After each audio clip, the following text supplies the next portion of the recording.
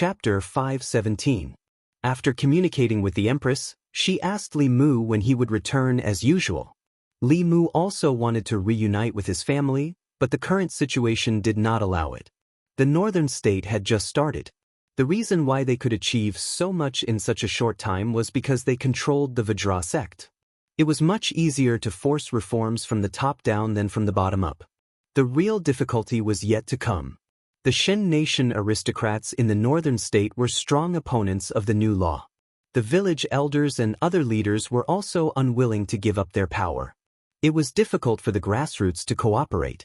Although they did not have much power, they still had the real rulers of the Shen nation behind them. Once they heard the news and reacted, they would definitely send powerhouses to suppress the northern state. He did not expect that the Vajra sect's leader, a sixth realm powerhouse, would be so obedient. Sanggu's Vajra sect had done a great job this time. Li Mu had to make some preparations in advance. He summoned Sanggu and asked directly, "How many seventh realms do you have in the Shen nation?" Sanggu glanced at Li Mu and said, "Nirvana sect, Suffering sect, and Yen sect each have a wisdom realm powerhouse." Ancient Shen nation was the origin of Buddhism. Although ancient Buddhism had disappeared, it still evolved into a few branches. Among them, the Heart sect was a product of Buddhism that spread to the Great Zhou hundreds of years ago. It had nothing to do with the Shen nation's Buddhism. Nirvana sect, Suffering sect, and Yen sect were all in the Shen nation. The Shen nation was the foundation of their believers. Once these three sects interfered, Zhou Zhong alone would not be able to resist three seventh realms. Li Mu still had to make a trip to the Yao nation. The Lord of Illusions had been recuperating for so long. Even if he could not recover to his peak, he had already returned to the seventh realm. The Green Wolf King was no longer a threat. Phantom Princess left a seventh realm demon corpse with her. With the Lord of Illusions, it was enough to protect the Thousand Fox Nation. With the northern states Zhou Zhong and himself, even if the Shen nation's royal family invited the powerhouses of the three sects, it would be useless. When he returned to the Yao nation this time, Phantom Princess was already in seclusion. Li Mu did not let Hu Lu disturb her. He quietly took a seventh realm demon corpse and returned to the northern state. Li Mu controlled the airship to fly high in the sky. At a certain moment, he suddenly looked down. Below the clouds, on the ground, a figure was frantically fleeing. Several white-robed men chased after him.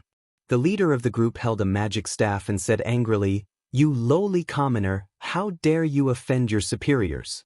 After I catch you, I'll let you suffer 108 punishments before you die." Iago flew at full speed.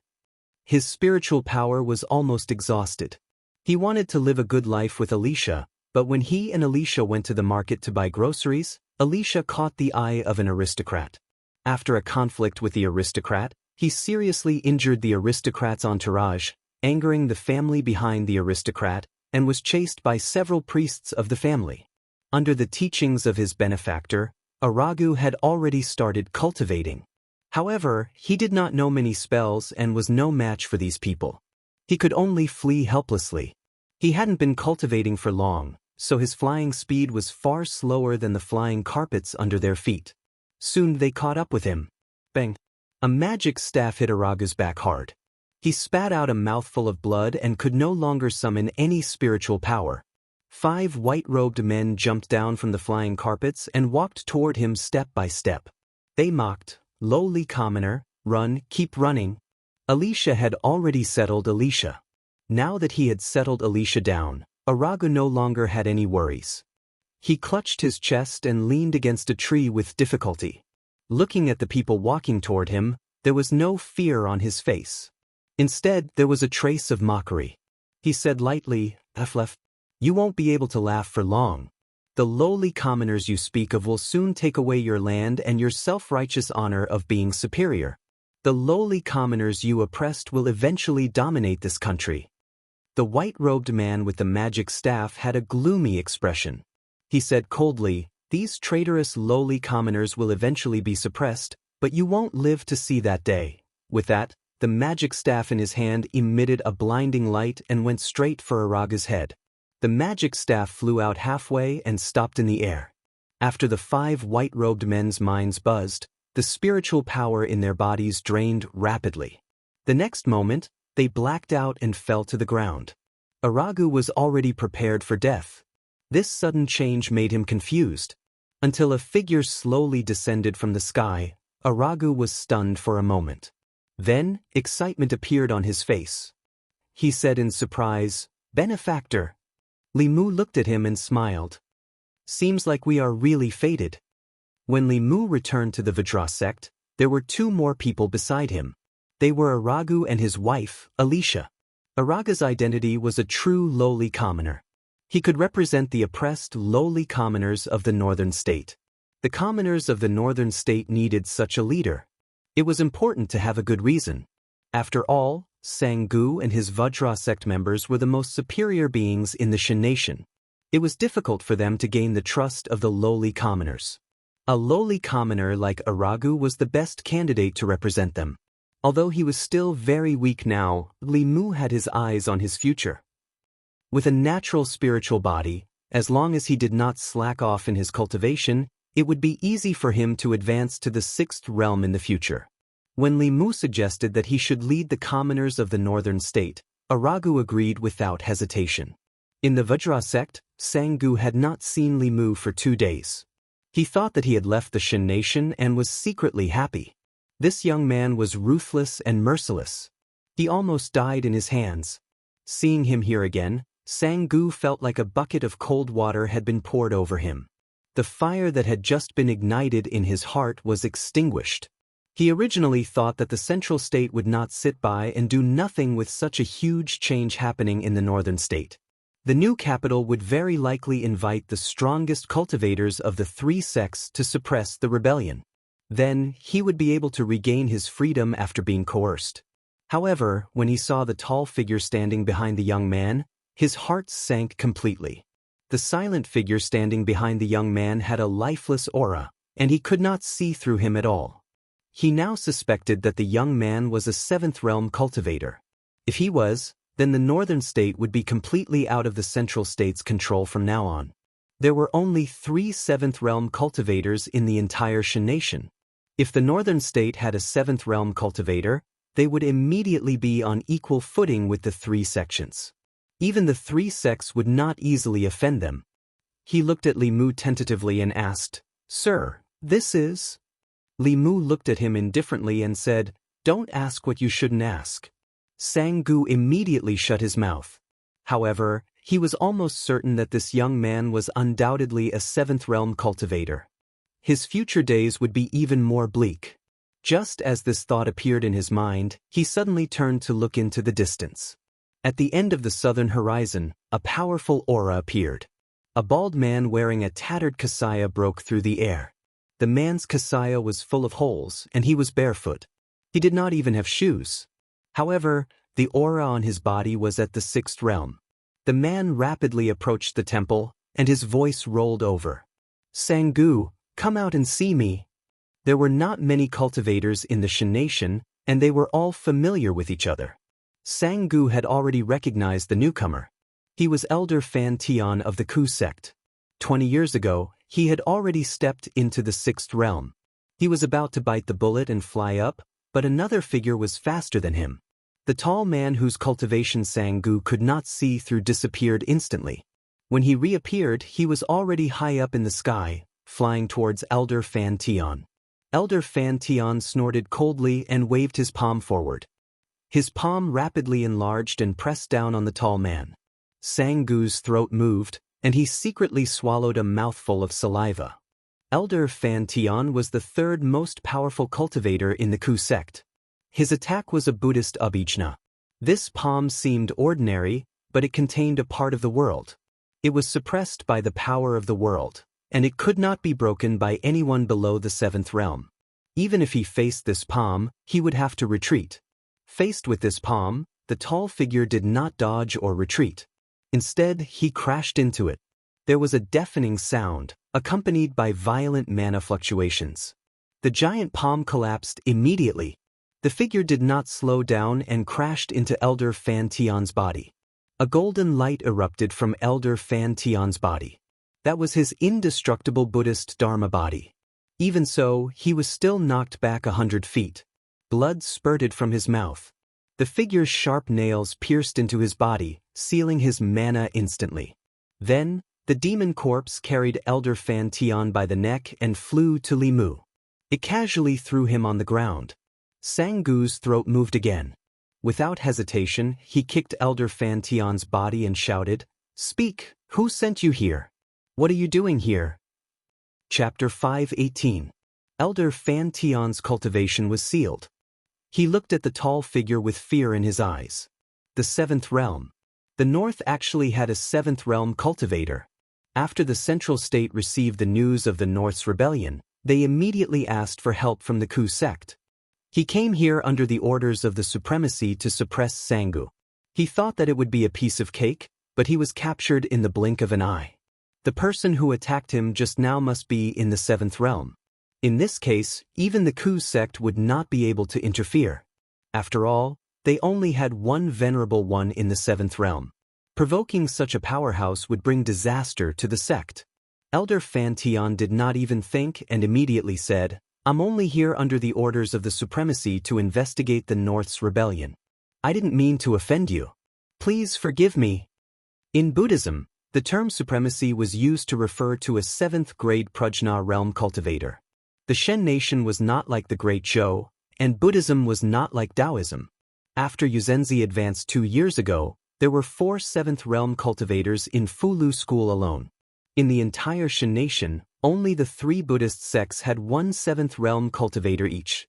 Therefore, the appearance of a seventh-realm cultivator in the Shen nation was enough to change the entire situation. This was also the reason why Li Mu brought the demon corpse here. His existence could make the 3 top cultivators in the Shen nation not dare to act rashly. Before Li Mu could speak, Sangu asked, "Sir, he's the 3rd strongest cultivator in the Ku sect. His name is Fan Tian. How should we deal with him?" After the demon corpse revealed its strength, Sangu was obviously more perceptive. Li Mu looked at him and said, "Let him go." Sangu was stunned and asked, "What?" Li Mu waved his hand and said, "Since he didn't mean to offend you, give him a chance. Go back and tell your Supremacy to stop interfering in the North's affairs. Otherwise, we will personally visit your Supremacy and talk to him." He let the demon corpse remove the restriction of Brahma's mana. Brahma climbed up from the ground. He already knew who was in charge here. He respectfully gave Li Mu a Buddhist salute and said, "Junior will take his leave." Seeing Brahma leave, Sangu asked in confusion, "My lord, he is an important figure of the bitter sect. Why did you let him go?" He knew very well that after this 7th realm powerhouse appeared, the Central State would no longer be able to do anything to the Northern State. For a very long time to come, his fate would be tied to these people. Under such circumstances, he had to start making plans for himself. Li Mu looked at Sangu in surprise. These days, when he was asked to do things, he was always unwilling. This time, he actually took the initiative to think for them. He then explained, "The Shen nation's problem is in the bones, not the skin. To change the Northern State, it will take at least a few decades. We have no enmity with the bitter sect, so we don't have to become enemies with them." To be honest, Li Mu did not have a good impression of the Shen nation and had no intention of changing it. His great ambition was to bring peace to the Great Zhou, not the Shen nation. However, the Shen nation and the Northern State shared a border with the Great Zhou.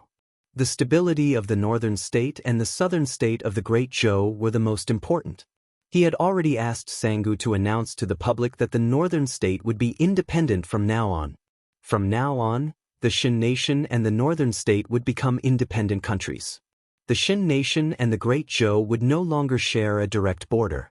The soldiers of the Southern Army could also live a peaceful and stable life. Since Li Mu had already spoken, Sangu could not say anything else. He inadvertently glanced behind Li Mu and realized that a young man behind him was looking at Li Mu with an extremely respectful gaze. From his clothes and skin color, he should be a lowly citizen of the Shen nation. Sangu's gaze moved away from him and quickly returned back. He was shocked. He stepped in front of Aragu and grabbed his wrist. He muttered, "Such a physique, such a physique." Aragu was shocked. At this moment, Sangu spoke urgently, I am Sangu. Are you willing to acknowledge me as your master? Everyone in the northern state knew of Sangu's name. He was the belief of the Vajra sect. However, Aragu, whose thoughts had changed, did not respect him. Instead, he was somewhat repulsed. He knelt in front of Li Mu and said, I want to acknowledge you as my master. Li Mu did not even think about it. He waved his hand and said, I don't accept disciples. If you are willing, you can acknowledge Sangu as your master. He is more than capable of teaching you. His benefactor was already a godlike existence in his heart. Although he could not acknowledge him as his master, which disappointed Aragu, he did not dare to ask to become his benefactor's disciple. He knelt in front of Sangu and said, Greetings, master. Everything he had experienced made him understand that he had to have enough strength to protect himself and his loved ones. Only then could he do what he wanted to do. Sangu looked at Li Mu gratefully. Li Mu turned and walked out of the hall. Sangu did not have much lifespan left. To them, no matter how powerful they were when they were alive, it was inevitable that they would return to dust after their lifespan was exhausted. When there was no hope of breaking through in their later years, many people's greatest wish was to find a disciple to pass on their lifelong knowledge. With Araga's physique, even a 7th-level cultivator would not be able to resist snatching him, let alone a 6th-level cultivator. It was good to have a cultivator like Sangu teach him. It would save him a lot of detours on the path of cultivation. Zhou Zhong walked over from afar and said, I'm not used to the Vajra sect's people. When you return to Shendu, transfer Wei Peng over. Li Mu nodded and said, There's no need to return to Shendu. I can do it now. He took out the spirit snail. After dialing, a sweet voice came from the spirit snail. Daddy, when are you coming back? Linger misses you, Li Mu smiled and said, Linger be good. I'll be back soon. Give the spirit snail to your mother. I have something to tell her. Hearing the sound coming from the other side of the spirit snail, Li Mu said, Your Majesty, when you're free, give a decree to send Wei Peng, the head of the Ministry of Justice, to Shen Country's northern state. After talking to the Empress and chatting for a while, Li Mu put away the spirit snail. However, he noticed that Zhou Zhong was looking at him strangely. Li Mu asked, What are you looking at? Zhou Zhong shook his head and said, Nothing, Your Majesty. Shen Country, Central State. On a flattened mountaintop, there was a group of magnificent temples that occupied a large area. On the top floor of the tallest pagoda in the group of temples, Brahma put his hands together and said, Venerable One, this is what happened. If it wasn't for the mercy of that senior, I would have passed away. An old monk sitting cross-legged on a lotus throne with his eyebrows hanging down to his chest slowly opened his eyes and said, Our foundation isn't in Northern State. Since that's the case, we don't have to care about Northern State anymore. The Ku sect only had one Venerable One and couldn't afford to offend a 7th realm cultivator. There was no need to offend a 7th realm cultivator for the imperial court. Brahma asked, If that's the case, how do we explain it to the imperial court? The old monk said, Tell them the truth. Brahma bowed and said, As you wish. Shen Country, Central State, new capital. In the palace hall, the young emperor of Shen Country gathered the important officials to discuss the rebellion in Northern State. Your Majesty, don't worry. Elder Brahma has already gone to Northern State.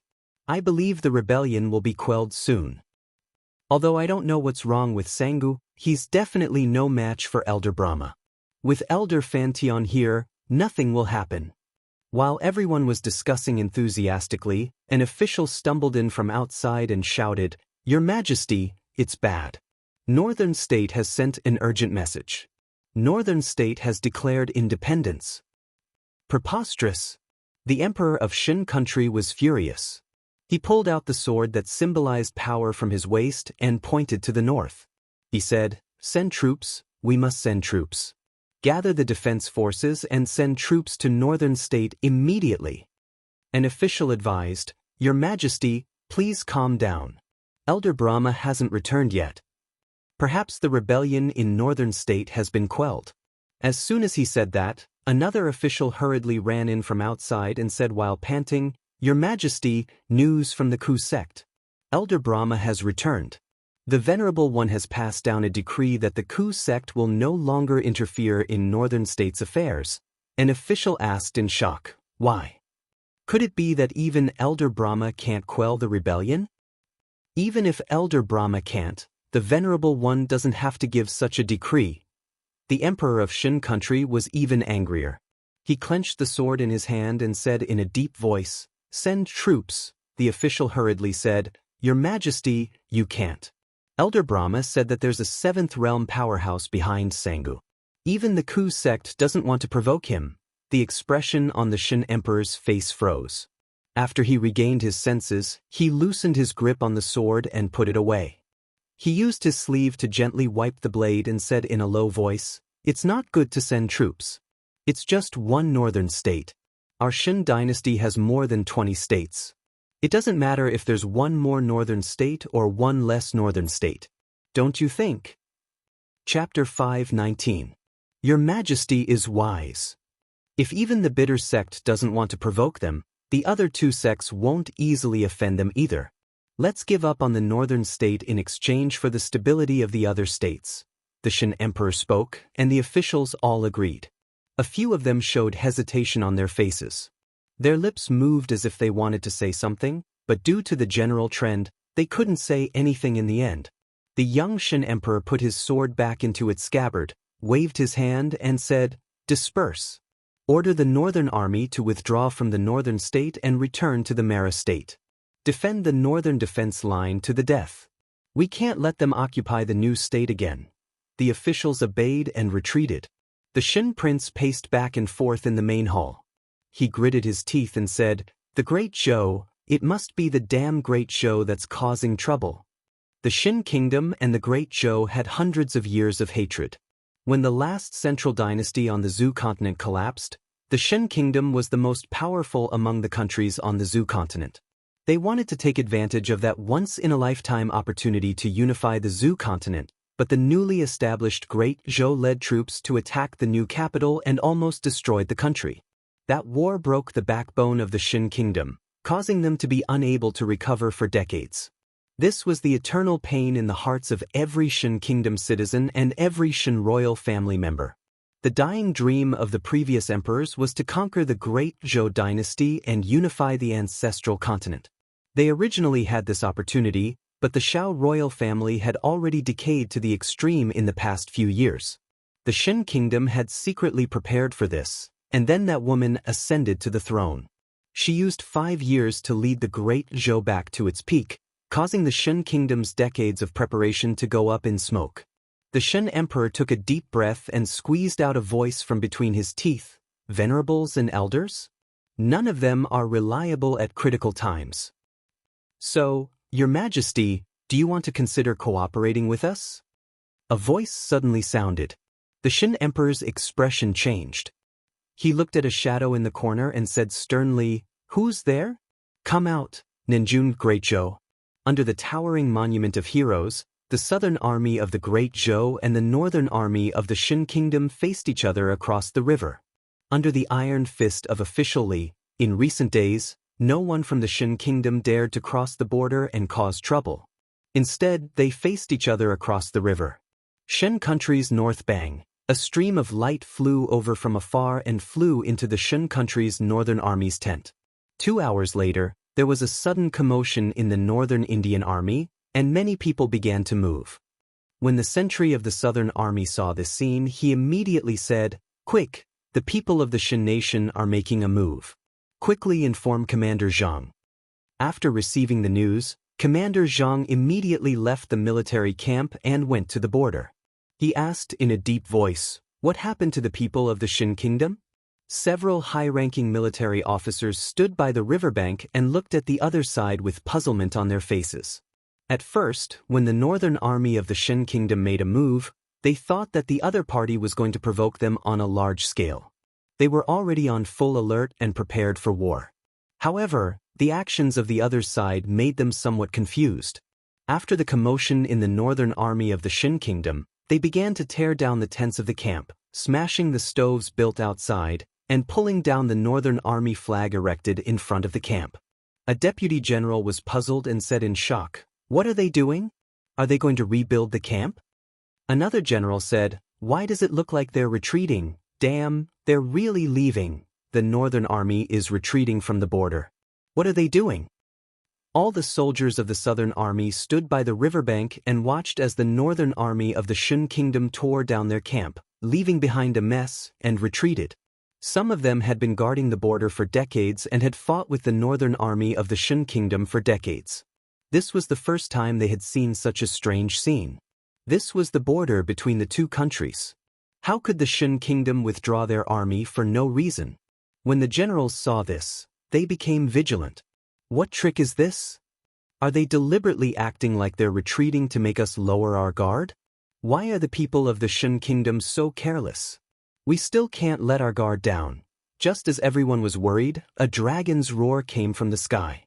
2 streams of light landed in the crowd. Commander Zhang walked forward and cupped his hands. "Lord Li, the northern army of the Shun kingdom suddenly retreated for no reason.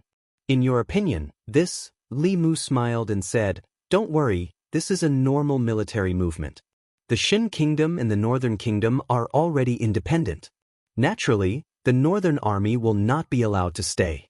From now on, the Great Zhou will no longer border the Shun kingdom. The soldiers of the southern army can live in peace." What? The Shun kingdom and the northern kingdom are independent? How is this possible? When the generals heard this, they all exclaimed. The northern kingdom was a part of the Shun kingdom, just like the southern county would always be an inseparable territory of the Great Zhou. Whether it was an external invasion or internal strife in the southern county, the imperial court would not sit idly by. Think about it, would the Great Zhou allow the southern county to be independent? Only Commander Zhang was shocked. He looked at Li Mu and asked, "Lord Li, did you do this?" Li Mu waved his hand and said, "I only did a little work. It's not worth mentioning." "All right, I'll have to trouble Commander Zhang to go to the county office and let them tell the public about this matter so that the people of the southern county can rest assured." Commander Zhang came back to his senses after a long time. He cupped his hands and bowed deeply to Li Mu. He said, "I admire Lord Li from the bottom of my heart. The people of the Shun kingdom provoked the Great Zhou at the border of the northern kingdom. They thought that Lord Li would beat the northern army of the Shun kingdom until they were afraid, and that would be the end of this matter. They did not expect that he would directly take drastic measures to make the northern kingdom of the Shun kingdom independent. The northern kingdom of the Shun kingdom would become an independent country. This way, the Great Zhou and the Shun kingdom would no longer be neighbors, and the southern county would no longer be harassed by the Shun kingdom." He did not know how Lord Li did it, but there was no doubt that from now on, the soldiers of the southern army would have a good life. Once this news was spread, the entire southern army was excited. When the people of South County heard about this exciting news from the officials, Li Mu had already ridden on Xianxia and was on his way home. As for Ao Run, because of his recent good performance, he was given a long vacation by Li Mu and returned to the eastern county to reunite with his wife and concubine. On this day, when the officials of the Great Zhou were attending the morning court, a strange phenomenon suddenly occurred in the ancestral temple of the imperial palace. Golden light shone out from the ancestral temple and could be seen clearly everywhere in the divine capital. Mr. Mei hurried to the ancestral temple to check and soon returned to the Ziwei palace. He said, "Your Majesty, for some reason, the psychic power of the southern county's psychic power cauldron in the ancestral temple suddenly increased. The golden light of the ancestral temple was emitted by this cauldron." When the officials heard this, they were both happy and suspicious. They were happy because the increase of any county's psychic power was beneficial to the condensation of Emperor Qi. Soon, the Great Zhou would have another 7th realm powerhouse. They were suspicious because the southern county and the Shun kingdom bordered each other. The people of the southern county were often harassed by the people of the Shun kingdom. Their psychic power had always been ranked last among the 36 counties. Why would it suddenly increase? The originally quiet imperial court immediately became noisy. What happened in the southern county? Psychic power wouldn't increase for no reason. Could it be related to the Shun kingdom? But the imperial court hasn't taken any action against the Shun kingdom recently. This matter is really strange. Assistant Minister of the Secretariat Lu Yi suddenly thought of something and muttered, Lord Li seemed to have gone to the southern county a few days ago. When the official beside him heard this, he immediately guessed, could it be that Lord Li did something? Another official said decisively, it must be. If Lord Li isn't in the divine capital, then he must have gone on a secret mission. Silence. A voice came from behind the curtain, causing the originally noisy court to instantly quiet down. Her Majesty the Empress now had absolute authority in the imperial court. No matter how many people talked about her behind her back, there was an undeniable fact that she was the ruler of the Great Zhou's resurgence.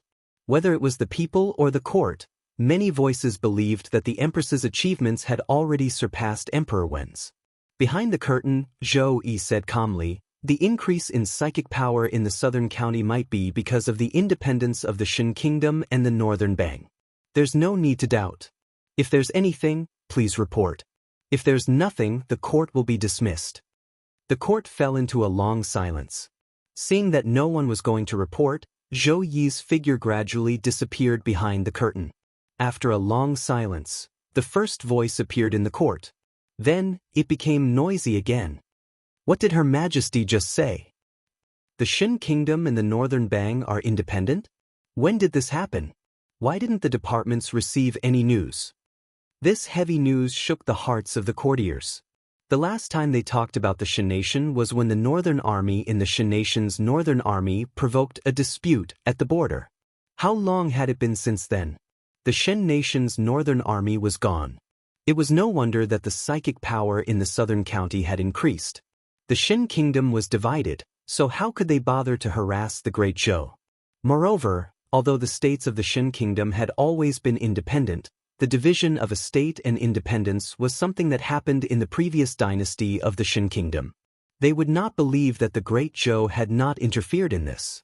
After hearing this news, they recalled what had happened recently and found some clues. The Assistant Minister of the Ministry of Justice said, I was still curious.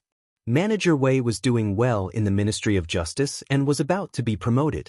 Why did Her Majesty suddenly send him to the southern county? I think he didn't go to the southern county of the Great Zhou, but the northern Bang of the Shin Kingdom. Brilliant, this move is really brilliant. After losing the northern Bang, if the Shin Kingdom wants to provoke the Great Zhou again, they can only bypass the Ghost Realm from the west. From now on, the southern border of the Great Zhou will be free of worries. After the morning court dispersed, the officials discussed for a long time in the Ziwei Hall before returning to their respective offices. Soon, the news of the northern Bang of the Shin Kingdom's independence spread to the ears of the people of the divine capital. The people were still puzzled by the golden light emitted from the palace just now. When they heard the news, they were all excited. Because of the previous emperor's decree, they did not have a good impression of the people of the Shin Kingdom. In addition, the people of the Shin Kingdom provoked them at the border, causing the people to hate them even more. They were very happy to see the Shin Kingdom on fire. Li Mu was 10 miles away from the divine capital. He asked Xianxia to transform into her human form and fly into the city at a low altitude. Ever since she entered the divine capital, Xianxia's eyes had been looking around. Clearly, for a little female dragon who had grown up in the sea and had only been to the Shin Kingdom with Li Mu, the divine capital of the Great Zhou was the real world of flowers to her. Everything here was so new and interesting. Looking at the children on the street happily licking sugar-coated haws, she casually took one from the haystack on the shoulder of a passing sugar-coated haws vendor. She put it in her mouth and took a bite. The sweet and sour taste made her eyes turn into crescents. Seeing that she was about to leave after eating the sugar-coated haws, the vendor suddenly became anxious. He hurriedly chased after her and said, "Hey miss, you're so beautiful. Why don't you pay for your food?" Li Mu took out a few copper coins and handed them to him, saying, "I'm sorry. Is this enough?" "It's enough, it's enough." The vendor nodded. Just as he was about to take the coins, he looked up and saw Li Mu. He was stunned for a moment and then said happily, "Lord Li, when did you come back? I haven't seen you in a long time." Li Mu said, "I just entered the city." The vendor immediately said, "Then I can't accept this money. This little thing isn't worth much. I'll just take it as a gift to this miss. I wish Lord Li and this miss a long and happy life together and have a child soon. In the hearts of the people of the divine capital, his image as a lecher could not be changed. Li Mu forced the payment and did not explain to him. He took Xianxia to the Li mansion. Along the way, there were many people who greeted him warmly. In the crowd, one of the people seemed to have realized something and whispered, "The Xin Kingdom and the Northern Bang didn't become independent earlier or later. They just had to become independent when Lord Li wasn't here." He looked at Li Mu's back and asked loudly, "Lord Li, where have you been these days?" Li Mu looked back at him and said, "South County." Looking at his back, the man slapped his thigh and said repeatedly, "I knew it, I knew it." After Li Mu entered the city, it took him a long time to reach the door. In the Li mansion, when Xiaobai happily ran over to open the door and Lu Hanyan and the others walked to the door, they all looked at Ao Xianxia who was behind Li Mu. In order to give the Empress a surprise, Li Mu did not tell her about Xianxia. Of course, he also did not tell Lu Hanyan and the others. Lu Hanyan pulled Li Mu to the side and asked in a low voice, "What's going on?" Before Li Mu could explain, Lu Hanyan pinched his waist.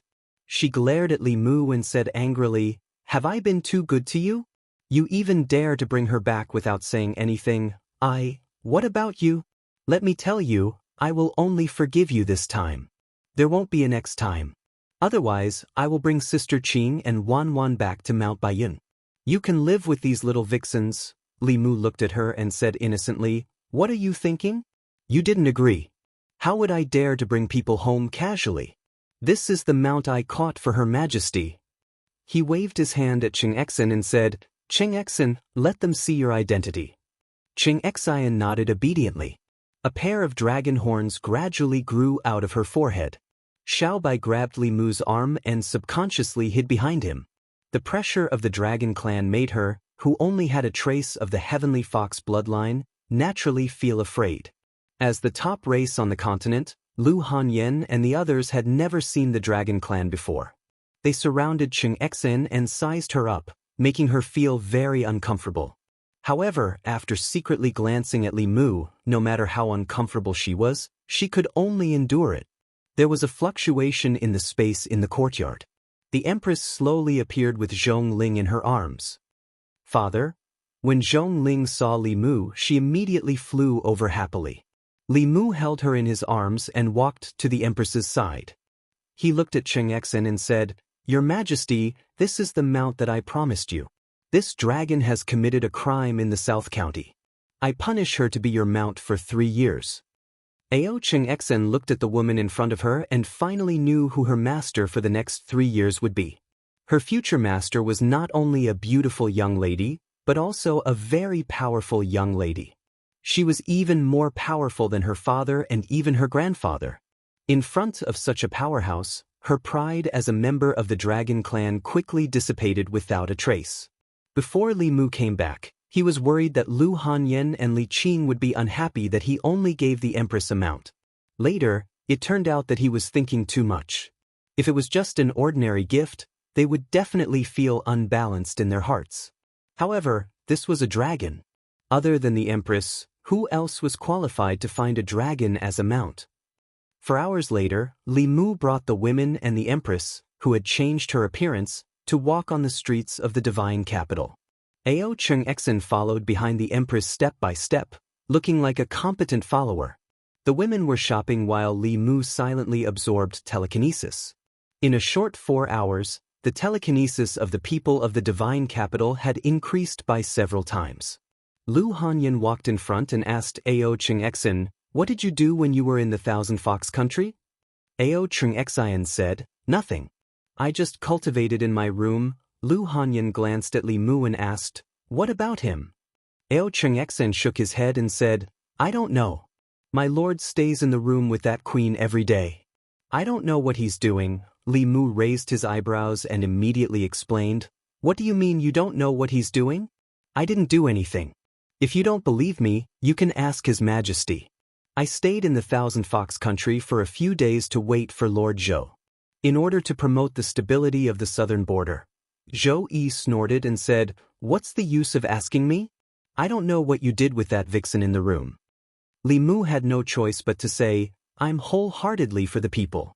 Even if you don't believe me, you should listen to the voices of the people.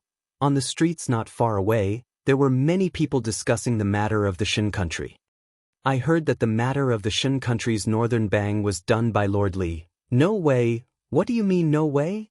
Shin country's northern bang became independent, and Lord Li just happened to come back from the southern county. Even if you think with your feet, you know why Lord Li went to the southern county. With Lord Li around, it's a blessing for the people and the great Zhou. The people chatted for a while, and the topic gradually changed. Didn't they say that Her Majesty and Lord Li have a child? When does Her Majesty plan to make Lord Li the Empress? I want to know too. We're so anxious. But if that's the case, what about Lord Li's wife? That's true, but if Lord Li can't be with Her Majesty, I'm afraid everyone will be upset. Soon, no one beside Li Mu spoke. Lu Hanyan was expressionless. Li Qing lowered her head and did not say anything. Wanwan was at a loss. Xiaobai looked at Li Mu and then at Zhou. Li Mu and Zhou Yi looked at each other, and the Empress immediately looked away. Chapter 520. Li Mu heard the cries of the people, but so did Lu Hanyan and the Empress. The Empress was the first to break the awkwardness. She glanced at Li Mu and said, I still have a few reports to deal with. I will return to the palace first.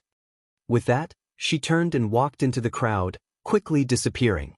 Lu Hanyan also glanced at Li Mu and said, Go back. Why are you still standing here? Do you want to hear the cries of the people again? Life was full of surprises. If Li Mu knew that this would be the case when he returned to Shin capital, he would rather stay in the Shin kingdom for a few more days and do his part to liberate the oppressed people of the world. As expected, Lu Hanyan went to sleep with Li Qing that night. This meant that Li Mu would have to sleep alone in the study. In Li Qing's room, the two of them were still awake. They called Wanwan and Xiaobai to play cards together. Ever since they no longer needed to cultivate, they had more things to do for entertainment. Li Qing glanced in the direction of Li Mu's study and then looked at Lu Hanyan. She hesitated and said, He just came back. It's not good for us to do this, is it? Lu Hanyan looked at her and asked, He is our husband. Why would the people say such things? Are you not angry at all that you want them to be together? Li Qing only smiled and said, Sister, didn't you accept Her Majesty long ago? Why don't you tell him directly? Lu Hanyan snorted and said, Wouldn't that be letting them off easy? I won't say anything. I want to see how long they can pretend to be stupid for. Anyway, it's quite fun to watch the show. Then she glanced at Li Qing and said, You are not allowed to say it either. You are not his leader now. Don't try to protect him every time. Li Qing could only nod. Lu Hanyan then looked at Xiaobai and Wanwan. The two girls immediately promised. Li Mu was lying on the bed in the study. He had a lot on his mind and couldn't fall asleep. Suddenly, he heard a creak in his ear. The window of the study room was pushed open, and a petite body got into his bed. Xiaobai mysteriously whispered into Li Mu's ear, Benefactor, let me tell you a secret. Don't tell Sister Lu that I told you. Li Mu was puzzled. What secret? Xiaobai leaned close to Li Mu's ear and whispered, Sister Lu agreed to you and Sister Zhou a long time ago. She said that she wanted to see how long you guys could play dumb for. She wanted to watch the show. After Li Mu came back to his senses, he kissed her hard on the cheek. In this family, Xiaobai would always be his sweet little jacket. Although Lu Hanyan had expressed such thoughts several times, as the first wife of the Li family, if she didn't make it clear, no one would dare to act blindly without thinking. Since he knew what she was thinking, Li Mu didn't have anything to worry about. The next morning, he ate breakfast and went to Chang'e Palace as usual. The Empress wasn't there. Only Mr. Mei was. Li Mu asked casually, Where's Her Majesty? Mr. Mei said, She's admiring the flowers in the Imperial Garden. Why are you looking for Her Majesty? Li Mu sat behind the table stacked with memorials and said, Nothing. I'm starting to get busy. Mr. Mei left Chang'e Palace and went to the Imperial Garden. He said to Zhou Yi, who was staring at a bunch of roses in a daze, Your Majesty, Li Mu is here. Zhou Yi didn't say anything. She picked a rose and peeled off the petals one by one. Mr. Mei and Shangguan Li looked at each other and saw the surprise in each other's eyes. Her Majesty loved and cherished flowers, but now she was picking flowers. This meant that she was in a bad mood. When she came back from outside the palace yesterday, she was in a bad mood. Without a doubt, someone must have provoked her again. Zhou Yi peeled off a flower until only the bud was left, then returned to Chang'e Palace. Li Mu was reading memorials. He looked up and said, "Your Majesty, yesterday on the street," without waiting for him to finish, Zhou Yi said, "The people speak without thinking. I didn't take it to heart. You don't have to worry about it. Just explain it to your wife." Li Mu shook his head and said, "Although they speak without thinking, this is the voice of the people. It represents the will of the people." Zhou Yi didn't expect Li Mu to say this. Her heart beat faster.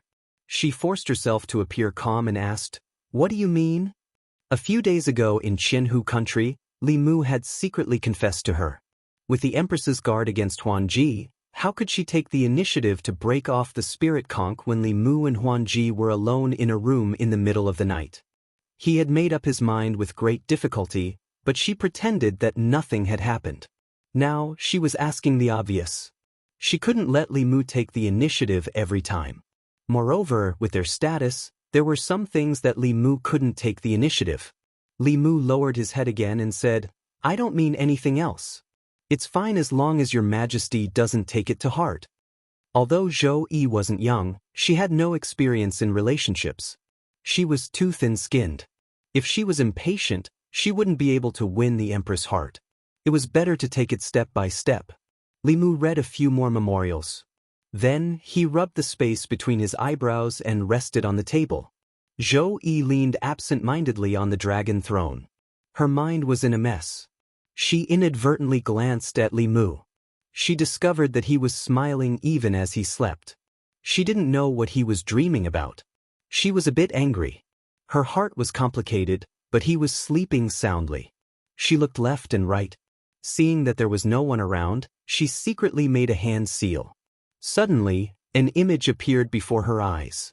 This was Li Mu's dream that she had seen through the dream peeping technique. Zhou Yi pursed her lips. "I want to see what you're dreaming about." She was very familiar with the place in the image. It was her imperial garden. In the midst of the flowers, Li Mu was holding a woman's hand. They were admiring the flowers. He dared to take another woman to her imperial garden in his dream. Zhou Yi was angry. She was about to disturb Li Mu's beautiful dream. However, when she looked up and saw the woman's face, her body couldn't help but tremble. The woman Li Mu was holding hands with in the imperial garden in his dream was none other than herself. The anger in Zhou Qiong's heart instantly disappeared without a trace. His eyes were filled with joy and anticipation as he stared at the scene in the sky. Even his breathing slowed down. At this time, the sound of footsteps came from outside Chang'e Palace. Mr. Mei and Shangguan Li walked in. Zhou Yi immediately dispelled the image and sat up straight. However, her eyes swept over Li Mu from time to time. She was extremely curious about what he was dreaming about. Mr. Mei and Shangguan Li walked into Chang'e Palace. The sound of footsteps suddenly woke Li Mu up. He sat up straight and looked at the Empress guiltily. He was about to continue reading when Zhou Yi suddenly asked, "I saw that you were sleeping soundly. What did you dream about?" Li Mu shook his head and said, "I didn't dream about anything." Mr. Mei glanced at him and said, "Ah, Li and I were standing outside the hall. We saw you smiling. How could you say you didn't dream about anything?" Li Mu smiled embarrassedly and said, "I dreamed about my wife." Zhou Yi's face turned red for no reason. She quickly returned to normal and said, "Chang'e Palace is stuffy. Come with me to the Imperial Garden. Ali Mei Wei, you two stay here and tidy up." Li Mu stood up and said, "As you wish." Shangguan Li took a few deep breaths as she tidied up the imperial desk. She asked, "Is it stuffy here? And His Majesty just came back from the Imperial Garden?" Mr. Mei glanced at her and said, "Hurry up and do your work. Why do you have so many questions?" In the Imperial Garden, Zhou Yi walked in front. She was in a good mood and had a smile on her face. Li Mu followed behind her with a faint smile on his face. Chapter 521. In the inner mansion department, Shangguan Li and Mr. Mei each came out with a box of high-quality incense. Shangguan Li was puzzled. That's strange. When did Her Majesty like to use incense? Didn't she hate these things before? She said that this kind of fragrance makes it difficult to concentrate and makes one sleepy. Mr. Mei shrugged and said, "It's not just Her Majesty who is strange. Li Mu has already treated Changle Palace as his sleeping place. He doesn't read many reports every day and has to lie down and sleep for at least 4 hours. It seems that having too many women at home isn't always a good thing." Changle Palace. Several burners of incense were burning. Daoist leaned against a pillar and dozed off. There was a trace of crystal at the corner of her mouth and a happy smile on her face. The fate of being someone's mount was completely different from what she had imagined. She thought that she would be ridden every day in the future, going through wind and rain, waking up early and sleeping late. She didn't expect that the life of a mount would be to live in a large and luxurious palace. She had nothing to do every day except wait for 3 meals in the morning, afternoon, and evening. There were countless delicious dishes here, unlike the Dragon Palace, where there were only lobsters and abalones. She had long been tired of eating them. Opposite Daoist, Li Mu lay on the table and continued to weave his dream. With the Empress peeping from outside, he didn't dare to have any adult scenes in his dream, but occasionally holding hands and hugging was still okay. Although his relationship with the Empress hadn't developed further in reality, in the long run, it could always melt the defenses in her heart. On the dragon throne, Zhou Yi was holding a book upside down. The content of the book wasn't words, but a dynamic scene. She used the book to cover it so that only she could see it. In the scene, Li Mu was planting vegetables on the grassland beside the lake. In the flower field not far away, another Zhou Yi was holding a pair of scissors and trimming the flowers. Leaning on the dragon throne, Zhou Yi's face was hidden behind the pages of the book. A look of longing appeared on her face. This was the life she longed for. Was this Li Mu's plan for the future? A possibility suddenly appeared in her mind. What would she do if Li Mu told her what he thought? She had never experienced such a thing before. Just thinking about it made her feel a little helpless. These past few days, she had fantasized countless times. If there really was such a day, they could confess their feelings to each other. How would they get along in the future? Her heart was nervous and expectant. When Li Mu got up from the table and looked at Zhou Yi, she immediately put down the book in her hand and hurriedly stood up. She said, "I'm going to the Imperial Garden alone to relax." "Don't follow me." Of course, Li Mu knew that if no one wanted to follow them, it meant that he shouldn't. The Empress was really too much. When it came to relationships, she was so hesitant and wishy-washy. She was not straightforward and decisive at all. He had already made it so obvious in his dream, but she still pretended to be confused until the end. He was the Empress. Could it be that he should be the first to speak about this kind of thing? Ao Run had said something that was right. If you liked someone, you should fight for it. Only by fighting for it would you have a chance. The Empress obviously didn't take this advice to heart. However, this kind of thing couldn't be rushed. Li Mu planned to take a few days off and give her the cold shoulder first. He would see if she was anxious when the time came. He wasn't in a hurry to woo the Empress. The matters at home were more troublesome. He had already slept in the study for several days. As the first wife of the Li family, Lu Hanyan was very dissatisfied with the voices of the common people. Every time Li Mu wanted to coax her, he was rejected at the door by her. This couldn't go on. Just as Li Mu was thinking about this matter, in the Li residence, Li Qing said to Lu Hanyan, "Sister's anger has almost subsided. Don't tell me you're still planning to let him sleep in the study tonight?" Lu Hanyan glanced at Xiao Bai and said indifferently, "I think he's sleeping very comfortably in the study. Maybe he's already so happy that he doesn't want to go home. If he still doesn't take the initiative to come over today, he'll have to sleep in the study for the rest of the month." Xiao Bai, who was practicing magic, moved her ears and quietly slipped out. Not long after, in the Changle Palace, Li Mu asked in surprise, "She really said that?" Xiao Bai nodded and said, "Benefactor, you'd better go and find Sister Lu tonight. Otherwise, you'll have to sleep in the study for the rest of the month." Li Mu picked her up and spun her around. He said, "Hey Xiao Bai. From now on, you'll stay undercover by their side. If there's any news, report to me at any time. Xiaobai smiled and said, don't worry. I'll always be on benefactor's side. Only when she lowered her head did a trace of disappointment flash through her eyes. Actually, she preferred her benefactor to sleep in the study. This was because only when he slept in the study did he completely belong to her. However, she also knew that her benefactor didn't belong to her alone. As long as the other two sisters were happy, and her benefactor was happy, she would also be happy. It was nighttime. Li Mu pushed open the door to Lu Hanyan's room. She was reading when she glanced at Li Mu and asked, "What's wrong? You're finally willing to sleep on the bed in the study today?"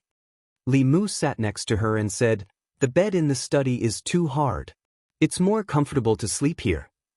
Lu Hanyan said, "Although the bed in the study is hard, Xiaobai's body is soft." Li Mu hugged her and said, "Don't be angry. That's just the nonsense of the commoners. I can't abandon you all to become His Majesty's Empress. Even if I agreed, His Majesty wouldn't agree. If you want to blame someone, blame me. Don't blame His Majesty." Lu Hanyan rolled her eyes at him and said, "His Majesty even plans to give us such a precious imperial qi. Why would I blame His Majesty? It's all your fault. While I wasn't here, you went around fooling around. Even His Majesty fell into your trap. And that fox from the Yao Kingdom, those two nieces, and that big sister Su. How come I haven't seen you mention her in a long time? Oh right, and that dragon you brought back," Li Mu said indignantly, "you're framing me. What could have happened between me and Xianxia? I swear to the heavens that there's nothing between us. Nothing happened at all. Then what about the others?"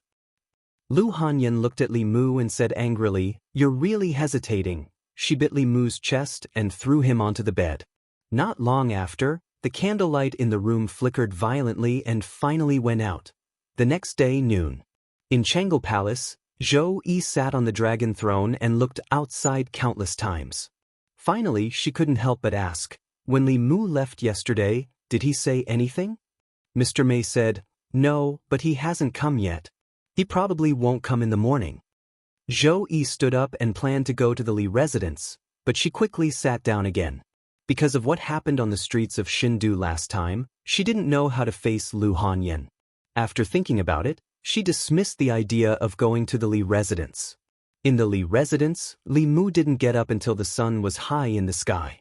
In fact, he planned to sleep a little longer, but the constantly vibrating sound transmission instrument forced him to get up. At first, he thought it was Ting Xen calling, but after finding the source, he realized that this time, it was the Fulu School's sound transmission instrument. It was used by Hyun Jinko to contact him.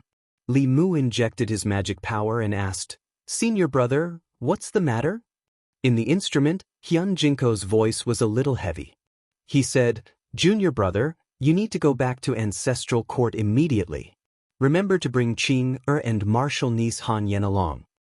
Chapter 522. Li Mu had never seen Xian Jizi speak in such a solemn tone.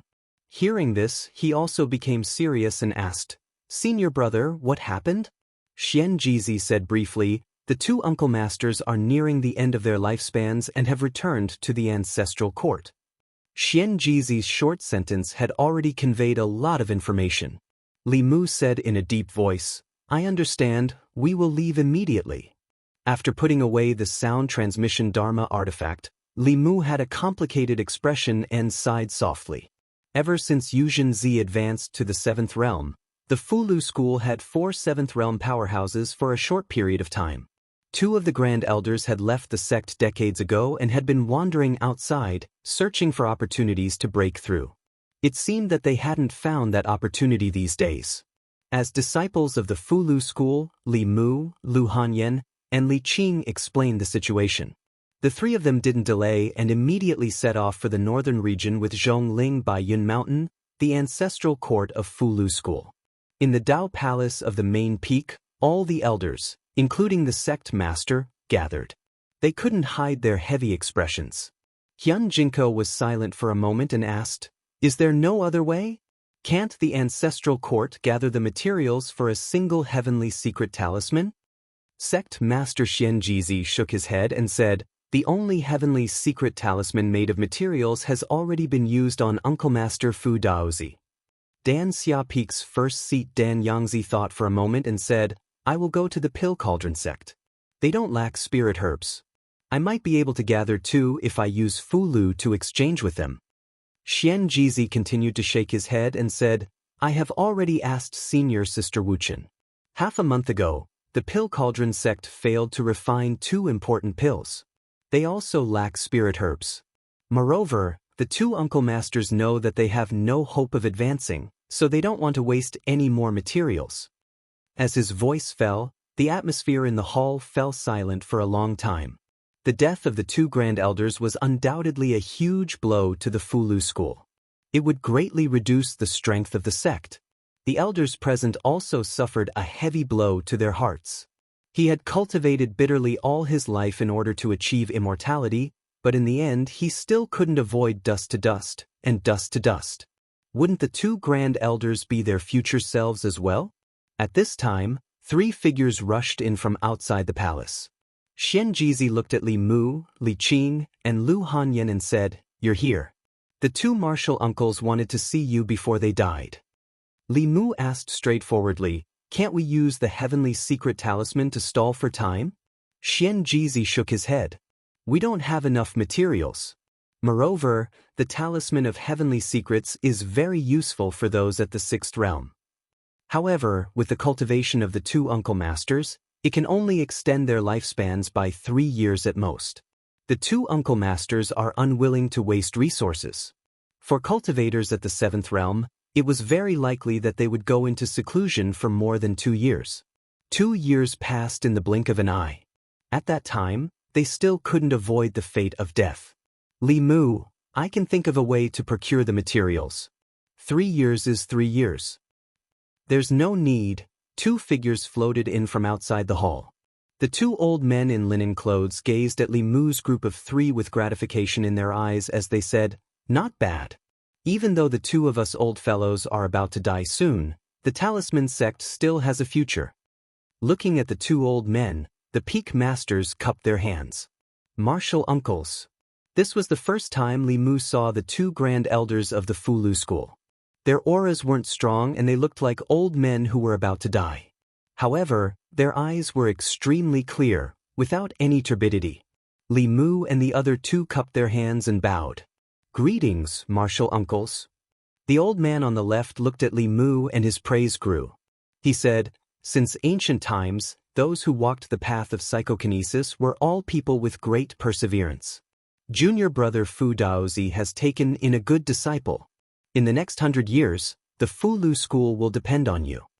Li Mu asked, How many years do you 2 martial uncles have left? Xianxia sighed and said, Martial uncles Tian Yangzi and Tian Qingzi are twin brothers. Their lifespans are close to 360 years. Now, they only have 2 years left. Li Mu, 2 years plus 3 years is 5 years. 5 years ago, I hadn't cultivated yet. Now, I'm only 1 step away from the 6th realm. Maybe in these 5 years, you 2 martial uncles have a chance to advance. Tian Yangzi smiled and said, We know our own cultivation better than anyone else. Not to mention 5 years, even if you give us another 50 years, we won't be able to touch the threshold of the path integration realm. In the entire Zhu province, only the Empress of the Great Zhou has a chance to advance to this realm in her lifetime. He glanced at Li Mu and the other heads and said, 360 years, 180 years. We've lived long enough. In the next 2 years, we'll record our lifelong understanding of talisman Dao and cultivation for our descendants. Our cultivation can help 2 disciples in the creation realm advance to Dongxian. You can also refine our corpses into corpses to enhance the strength of the sect and guard against the invasion of the devil path.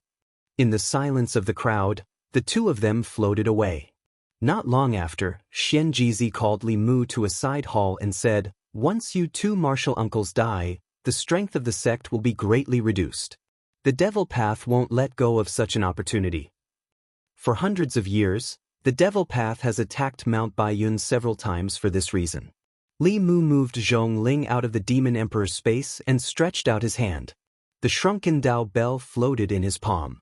He said to Xianxia, Zhongling has already transformed. I'll leave the body of the bell on Mount Baiyun. It's enough to deal with the devil path. If the devil path really makes a move, the great Zhou court won't just stand by and watch. Xianxia shook his head and said, Uncle Masters, you still have 2 years left in your lifespan. Keep junior brother Dao Zhong to protect yourself first. Your safety is more important. I summoned you back to the mountain this time for another important matter.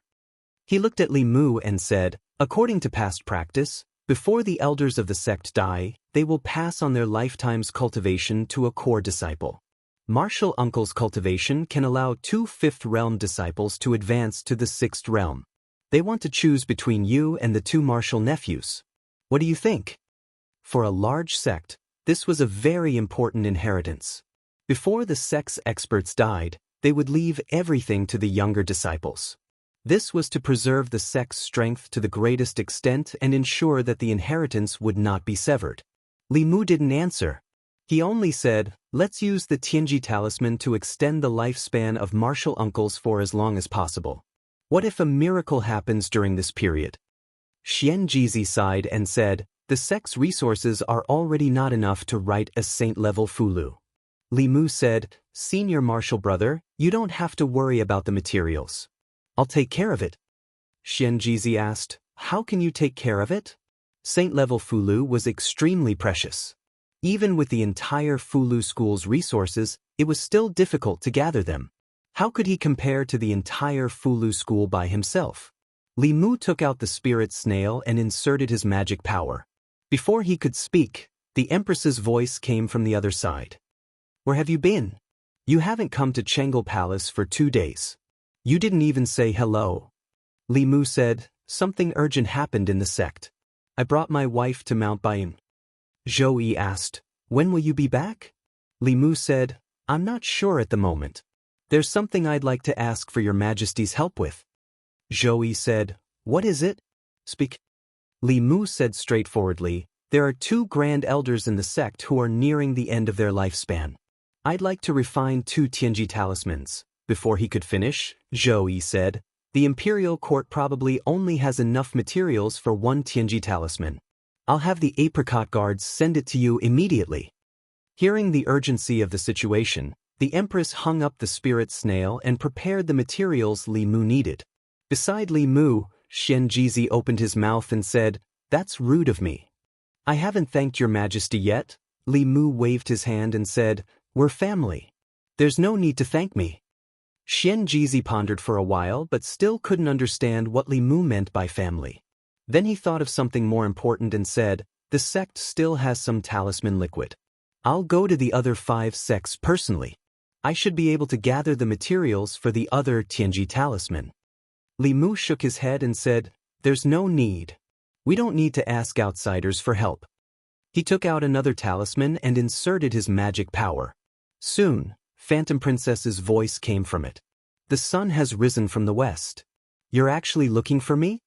Li Mu said embarrassedly, I have something I need your help with.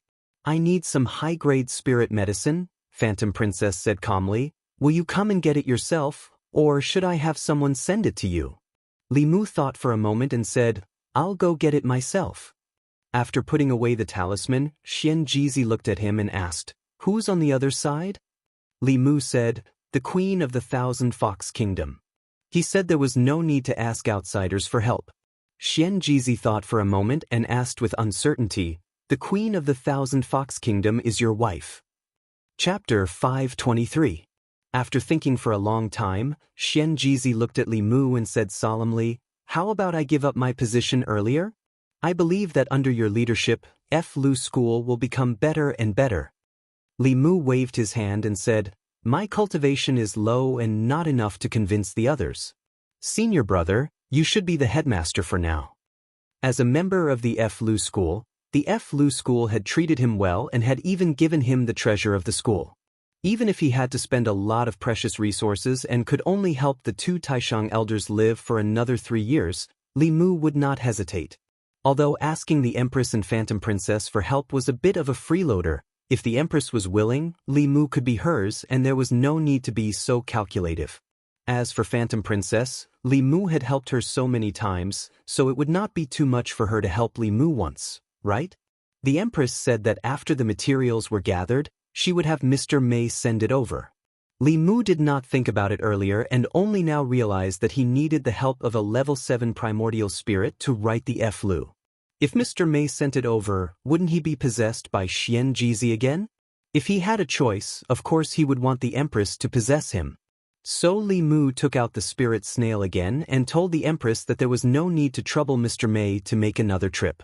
He would go back to Shen-Du to write the talisman himself. Before that, he had to go to the Yao Kingdom. Lu Hanyan and Li Qing stayed in the sect for the time being. Although the Empress had already reserved the Emperor's qi for them, not everyone could be like the Empress, who could rely on the Emperor's qi to reach level 7 when they were only level 5. Before her, the Shao royal clan had used large amounts of resources to forcefully push the Emperor or the Crown Prince to the 6th realm for safety reasons. Only then would they begin to inherit the Emperor's qi. The two Grand Supreme Elders' 7th realm cultivations were so majestic that even if only a tenth of their qi remained, they could still forcefully push the creation realm cultivator to the see-through realm. In the history of Fulu School, quite a few heads had been promoted this way. Although the two Grand Shang elders had the intention of passing on their power to Lu Hanyan and Li Qing, Li Mu still did his best to do what he should do as a disciple of the Fulu School. The North County was not far from the Demon Nation.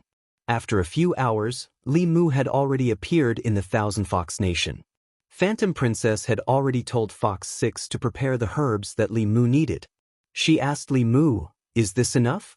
If it's not enough, you can go to the treasury and pick." Li Mu waved his big sleeve, and the pile of spirit herbs disappeared on the spot. He looked at Illusion Princess and said, "Thank you." Huanji rolled her eyes and said, "Why are you being so polite with me?" Li Mu said, "These things are very important to me. It's all thanks to you. Continue with your work. I'll go back first." Before he could fly up, Illusion Princess grabbed his wrist. She frowned and looked at him. She said, "You want to leave after taking things? How can there be someone like you? Also, it's already dark. Can't you stay for a night before leaving?" Li Mu thought about it carefully and realized that it was not very good for him to do this. After taking such precious things, what was the difference between saying thank you and those scumbags who took a girl's body and ran away? He looked at the completely dark sky and said, "Then I'll sleep for a night." It was Li Mu's room in the harem. Phantom Princess had Fox 6 bring in a few dishes. Li Mu had not eaten all day, but just as he picked up his chopsticks, the Empress's spirit snail vibrated again.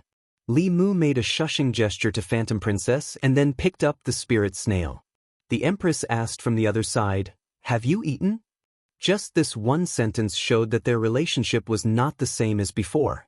The Empress used to use the spirit snail to summon him, and she would always find some excuse, such as discussing national affairs or giving advice on cultivation. But now she was so direct.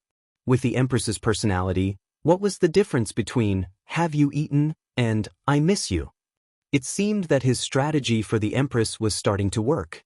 Li Mu smiled and said, "I'm eating." Phantom Princess suddenly felt that her throat was uncomfortable again. She covered her mouth and coughed a few times.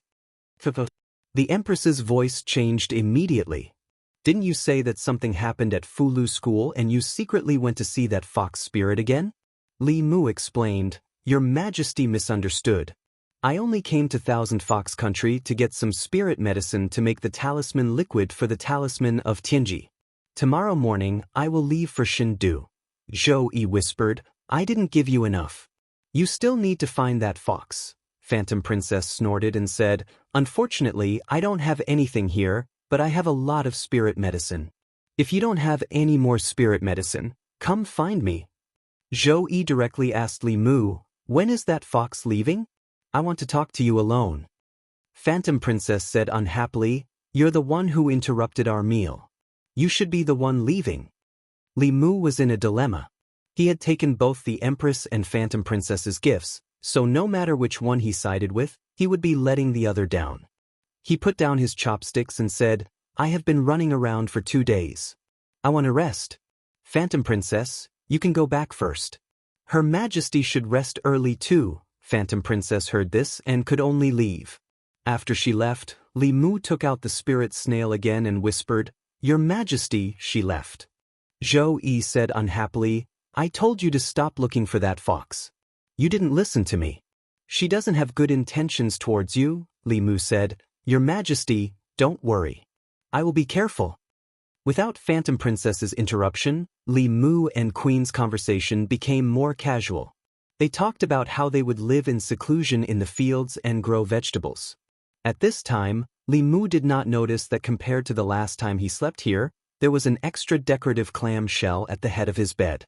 At the head of Phantom Princess's bed, there was also a clam shell that looked exactly the same. At this moment, she was sitting at the bedside and listening to the sound coming from the clam shell. However, the more she listened, the deeper her frown became. Li Mu and Zhou Qiong had actually decided to grow flowers and vegetables together in the future. What was their relationship? Could it be that Zhou Qiong had already obtained the advantage of being in a favorable position and had gotten Li Mu first? The more she thought about it, the angrier she got. When there was no sound coming from the clam shell, she immediately went back to the harem. Li Mu had just finished chatting with the Empress and was about to eat when Phantom Princess pushed the door open again.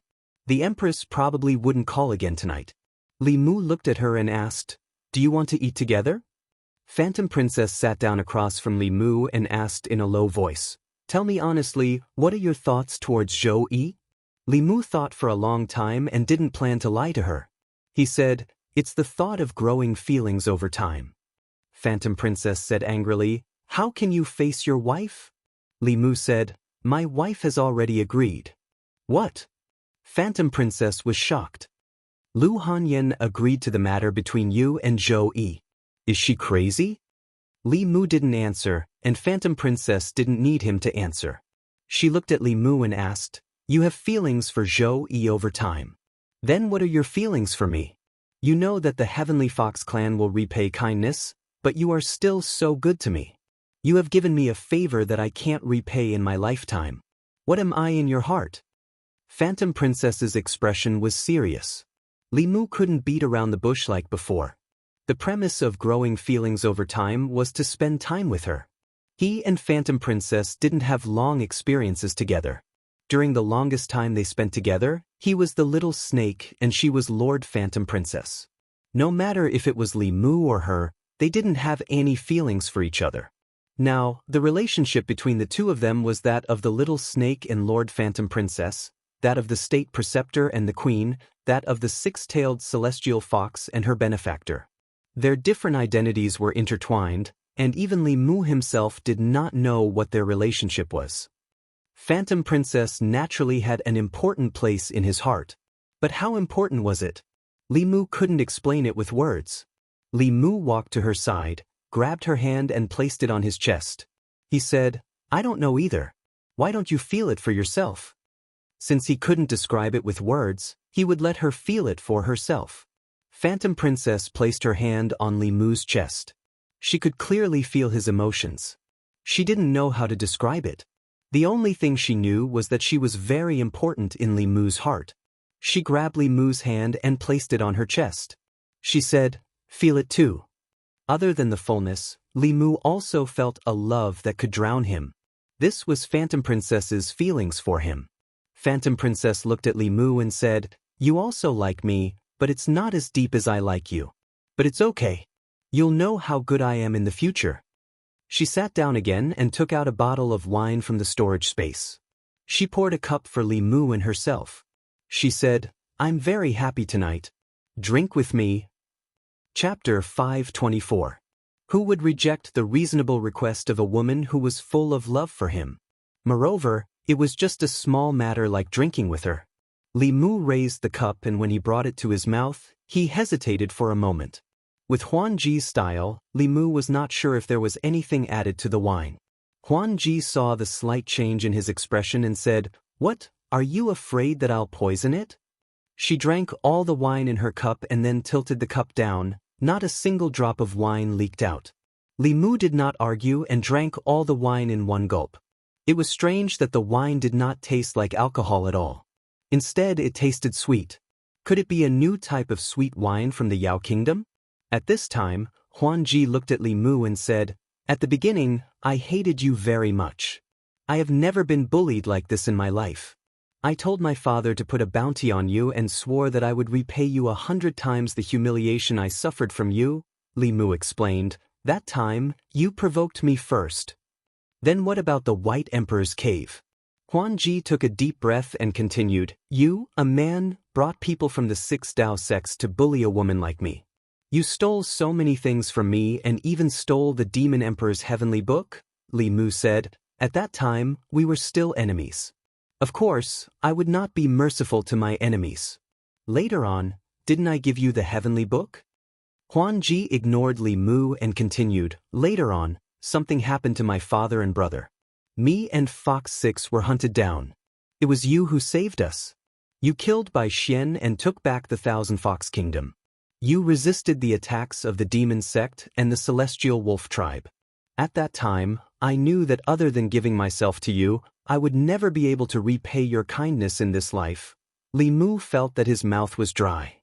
It was not because of Huanji's sudden confession, but because he was really thirsty and his body was hot. He poured another cup of wine and chilled it with his magic power. Then he drank all the wine in one gulp, hoping to sober himself up. Phantom Princess was still rambling. She took off her shirt and looked at Li Mu. "Don't you feel hot wearing so much?" Thousand Fox Country was in the middle of a mountain range, and the temperature was just right. With Li Mu and Huanji's cultivation, they were already immune to both heat and cold, so how could they feel the heat? He immediately realized where the problem was. He pointed at the jug and said to Huanji, "This wine?" Huanji looked at him with her charming eyes and asked, "Wine? What wine? Where is the wine?" Li Mu was stunned. "Then what's in the pot?" Huanji's face turned red as she lowered her voice and said, "This is our Fox Clan's acacia water. We drink it on the night of the Heavenly Fox Clan's wedding. Every time you come, you leave quickly. I don't have time to develop feelings for you, so I can only use this method." Li Mu was shocked. He lowered his head and chanted, "If the heart is as clear as ice, the sky will collapse. If the heart is as clear as ice, the sky will collapse." After chanting the clear heart chant, his heart quickly calmed down. However, his body was still unbearably hot. This chant had a miraculous effect on the heart, but it had no effect on the body. This heat and desire came from the depths of his body. Huanji took off her second layer of clothes and slowly walked towards Li Mu. She asked, "Since you also like me, why are you still resisting?" Li Mu clenched his teeth and said, "Feelings need to be cultivated." Huanji gently placed her hand on his chest and said, "It's not too late to cultivate in the future." Li Mu used his magic power to resist the desire in his heart. Huanji looked at him for a while and said, "I forgot to remind you. The more you use your magic power to resist, the faster the medicine will melt in your body. Feel it now, isn't your body soft?" She used her magic power that was far stronger than Li Mu's to push him onto the bed. She bit his ear and said with a seductive voice, "Just do it." Inside the palace, on the roof of a certain hall, Hu Lu murmured, "Lord Huanji should succeed. That's the joyous union pill, no one below the upper realm can resist it." Hu Jiu didn't say anything. She grabbed the wine jar with one hand and drank it in one gulp. Some people were happy while others were sad. Tonight was Lord Huanji's big day. Tonight, Thousand Fox Country had another sad person. Early in the morning, Li Mu woke up from the soft bed. Huanji was already awake. She sat on the bed and combed her long hair. She looked back at Li Mu and said, "Don't worry, I will be responsible for you. As long as you are willing, you can become my empress now." Ouch! Before she finished speaking, she was pulled onto the bed. Li Mu's face darkened. He clenched his teeth and said, "Fox Demon, you asked for it." Thousand Fox Country, Imperial Palace Hall. The demon officials who had been waiting for a long time didn't see Her Majesty the Queen, but only Commander Hu Lu. Hu Lu slowly walked into the hall and said to the dozens of demon officials, "The Queen won't have morning court today. Disperse." Chengdu Changle Palace. It had been a few days since Li Mu returned to Chengdu. He brought back the materials for the second Tianji talisman from Thousand Fox Country. The two talismans that he and the queen worked together to draw had also been taken back to Baiyun Mountain by Hyun Jinko. Lu Hanyen and Li Qing hadn't returned yet. Before the two grand elders died, they would pass on their life's knowledge and comprehension to the inner disciples. Other than Li Mu, all the core disciples of Fulu School had been summoned back to the mountain. Li Mu sat below the empress in his exclusive seat. He had already been reading a memorial for almost an hour. It wasn't that he had encountered a difficult decision, but he still couldn't accept that Huan Ji had forced him to lose his virginity. The queen had warned him many times to be careful of Huan Ji, but Li Mu didn't take it to heart. It was too late to say anything now. He hadn't made any substantial progress with the queen, but he had already done it with Huan Ji. Li Mu hadn't told Lu Hanyen and Li Qing about this yet, because it was embarrassing. The biggest problem now wasn't Lu Hanyen and Li Qing. If the queen knew about this, the consequences would be unimaginable. She and Huan Ji were like fire and water. She would definitely think that Li Mu had betrayed her. Li Mu secretly glanced at the queen and lowered his head to continue reading the memorial. Zhou Yi also glanced at Li Mu and asked, "How did your cultivation level increase again?" "Were you?" Li Mu immediately stood up and said, "I didn't betray your majesty. The Grand Elder of Fulu School imparted his power to me." Zhou Yi finished speaking and looked at Li Mu again. "What did you say you betrayed?" Li Mu slowly sat down and lowered his head. "Nothing." Zhou Yi frowned and said, "I've already noticed. After returning from Thousand Fox Country, you've been absent-minded. Is that fox so attractive to you?" Li Mu's expression didn't reveal anything. He said seriously, "Your Majesty, you've misunderstood. I was just thinking that reality is so cruel. Even a 7th Realm Grand Elder can't avoid reaching the end of his lifespan." Zhou Yi said, "What's there to think about? Everyone will die one day. 180 years is already a lot. A meaningful decade is better than a century." Li Mu said slowly, "Although that's the case, isn't cultivation for longevity? Most cultivators fight for their lives and only live a few years longer than normal people. What kind of cultivation is this?" Zhou Yi didn't agree with Li Mu's words. He said calmly, "Longevity isn't necessarily a good thing. If I had to choose, as long as I can spend my mortal life with the person I love, I'd rather not have a long lifespan." Li Mu said, "I think so too." The two looked at each other. Li Mu's expression was calm. Zhou Yi quickly looked away. Li Mu sighed. They were both rulers of a country. If the queen had half the initiative of Huan Ji, Ling, or would have a brother or sister by now. Chapter 525. After leaving Changle Palace, Li Mu went to the consecration department to take a look. Before he left, two high consecrators stopped Li Mu and asked, "Lord Li, there were two strange phenomena in the palace a few days ago." "What was that?" Li Mu answered honestly, "It was a strange phenomenon born from the talisman of heavenly secrets." The two rubbed their hands and asked nervously, "The two talismans of heavenly secrets?" Li Mu nodded and said, "That's right. They are for you. Do a good job here. When the time comes, the two talismans of heavenly secrets will be in your hands." Hearing this, the two heaved a sigh of relief and said solemnly, "Don't worry, Lord Li, don't worry, Her Majesty. We will do our best and love our job." There were still a few years before the two high consecrators' talismans of heavenly secrets were handed over. The Great Zhou was vast and rich in resources. A few years was enough for the imperial court to gather a few more materials, so there was no need to worry. For these high-level cultivators, the biggest enemy was their lifespan. Fu Daozi and Sanggu were in a hurry to take in disciples because they wanted to pass down their mantle and resolve their regrets before their lifespan ran out. After cultivating to the 7th realm, one's lifespan was only 180 years. Li Mu also felt that it was too short. However, the Empress was right. It was much more meaningful to spend the rest of one's life with one's loved one than to cultivate bitterly for a few years and then come out of seclusion. Lu Hanyen and Li Qing were not here. There were only Wan, Xiaobai, and a few maids at home. Li Mu usually did not have much time to accompany them alone. Today, he took the initiative to take them out for a stroll. He owed Xiaobai the most. As his spy, Xiaobai was so sensible that Li Mu's heart ached. She often suffered grievances herself and delivered important information for him. In the end, Li Mu still had another fox by his side. Xiao Bai still did not know. On the streets of Xindu, Li Mu was being held by the girls. Xiao Bai and Wan Wan were chatting along the way. Suddenly, Li Mu noticed that Wan Wan stopped in her tracks and stopped talking. Li Mu tilted his head and was about to ask her what was wrong when he noticed that Wan Wan was looking in a certain direction on the street. Her face was a little pale. Li Mu followed her gaze and saw a beggar couple begging on the street. The people of Xindu were kind and charitable. Occasionally, passers-by would take out 1 or 2 copper coins and put them in their bowls. Wan Wan stared at the beggar couple with tears in her eyes. Li Mu seemed to have realized something. He silently took Wan Wan's hand and held it tightly.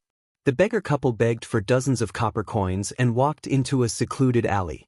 The beggar couple was clearly very familiar with this alley. After more than 10 turns, they finally came to a dilapidated courtyard. The walls of the courtyard were mottled and half collapsed. The courtyard was also overgrown with weeds. Clearly, no one had lived here for a long time. Only some homeless beggars in Chengdu would use this place as a temporary residence. The two walked in through the collapsed wall. In the courtyard, a skinny young man in tattered clothes took the bowls from their hands. He poured the copper coins into his clothes and curled his lips. He said, "They say that the people of Chengdu are generous, but this is all there is to it. It took us so long to get this much." The woman said, "It's already quite a lot to get this in 2 hours. Don't gamble with it." The young man waved his hand and said, I know. I'll go out for a while. You can go to another place. Chengdu is so big, it's enough for us to curry favor for a few months." Watching the young man leave, the man said, "I told you not to give the money to him. He went to gamble and lost it again." The woman waved her hand and said, "If it's gone, then go ask for more. The people here are so generous, we're not afraid of not getting enough. We only have 1 son and will need him to send us off in the future." The man sighed and didn't say anything else. At this time, the woman said with some regret, "We shouldn't have lost that useless thing. If we had kept him until now, he would have been able to be sold for a high price, at least 100 taels. The man waved his hand and said, "Let's not talk about this. While it's still early, we can still get some more money today." The two walked out of the abandoned courtyard and walked back to the main street. At the entrance of the courtyard, 3 figures that they couldn't see stood there. Wan Wan's face was pale and her eyes were empty. More than 10 years ago, she was abandoned once. More than 10 years later, she was reunited with her biological parents. More than 10 years later, the wound in her heart that had almost healed was torn open again. Li Mu and Lu Hanyan had always doted on Wan Wan like a child and never let her come into contact with cruel things. Li Mu couldn't imagine how much pain her biological parents had caused her. He took a deep breath and pulled Wan Wan into his arms. He said, "Don't forget, you still have me in Mississippi." Xiao Bai also hugged her from behind and said, me too. We'll always be by your side." On a street somewhere in Chengdu. "Everyone, please do a good deed. Give us a copper coin to eat." Do a good deed, do a good deed. A beggar couple was begging on the street. Beggars were rare on the streets of Chengdu. There were opportunities everywhere. As long as they worked hard, they wouldn't have to beg on the street. Although the people felt that they were reaping without sowing, there would still be people who would be sympathetic and reward them with some money. The couple stood on the street and were whispering. The people on this street weren't as generous as the people on the previous street. 3 figures stopped in front of them. Standing in the middle was a man, and on either side of him was a beautiful young lady. The 3 of them were dressed luxuriously, and their auras were extraordinary. Such people were either rich or noble, and the 2 of them subconsciously bowed. The girl with an oval face on the right took out a banknote from her sleeve and put it in their bowl. Her gaze lingered on the beggar couple's faces for a long time. Then she turned and left, never looking back. The 2 of them didn't dare to look at the girl from the beginning to the end. Their eyes were fixed on the banknote of 100 taels in the bowl. Their throats moved and they swallowed hard. Did I see wrongly? This is 100 taels. Although they heard that the people of Chengdu were generous, They didn't expect that someone would be so generous as to give 100 taels to beggars. After coming back to her senses, the woman grabbed the banknote and hid it in her sleeve. Then, the two of them knelt down in front of the three figures who were already far away. They said joyfully, "Thank you, young master. Thank you, young miss." After the three of them walked past them, they didn't turn back to look at them. Not long after Li Mu, Wan, and Xiao Bai returned home, Mr. Mei came to invite them to the palace. The empress wanted them to eat in the palace today. Wan had always been very enthusiastic about eating in the palace. However, today she only took the plate of vegetables in front of her. She only ate a few mouthfuls of the rice that she usually ate with 3 bowls. Only Ao Qingshin ate happily. Seeing that Wan didn't eat much, he took the initiative to take her bowl and said, "You don't like rice? I'll help you eat." The empress obviously also noticed Wan's abnormality. After eating, she asked Li Mu to stay in Chang'e Palace and asked, "What's wrong with Wan? Did you bully her?" Li Mu shook his head and said, "Wan met her parents in Chengdu today." Zhou Yi asked doubtfully, "Shouldn't she be happy about this?" Li Mu told her what happened today. Zhou Yi suddenly stood up and said angrily, "How can there be such parents in this world?" Li Mu looked at her. The empress's parents weren't much better than Wan's parents. The empress, who felt sorry for Wan, went to comfort her. Before she left, she told Li Mu to let Ao Qingshin go. She usually stayed in Chengdu and didn't go out. There was no use in keeping this dragon in the palace. There was indeed no use in keeping him. The only use was that after he entered the palace, the empress never left behind 3 meals a day. Li Mu looked at the little female dragon who was still sitting at the table and said, "You can go back to the South Sea." Ao Qingshin raised his head. His mouth was still stuffed with food, and he looked at Li Mu with a doubtful gaze.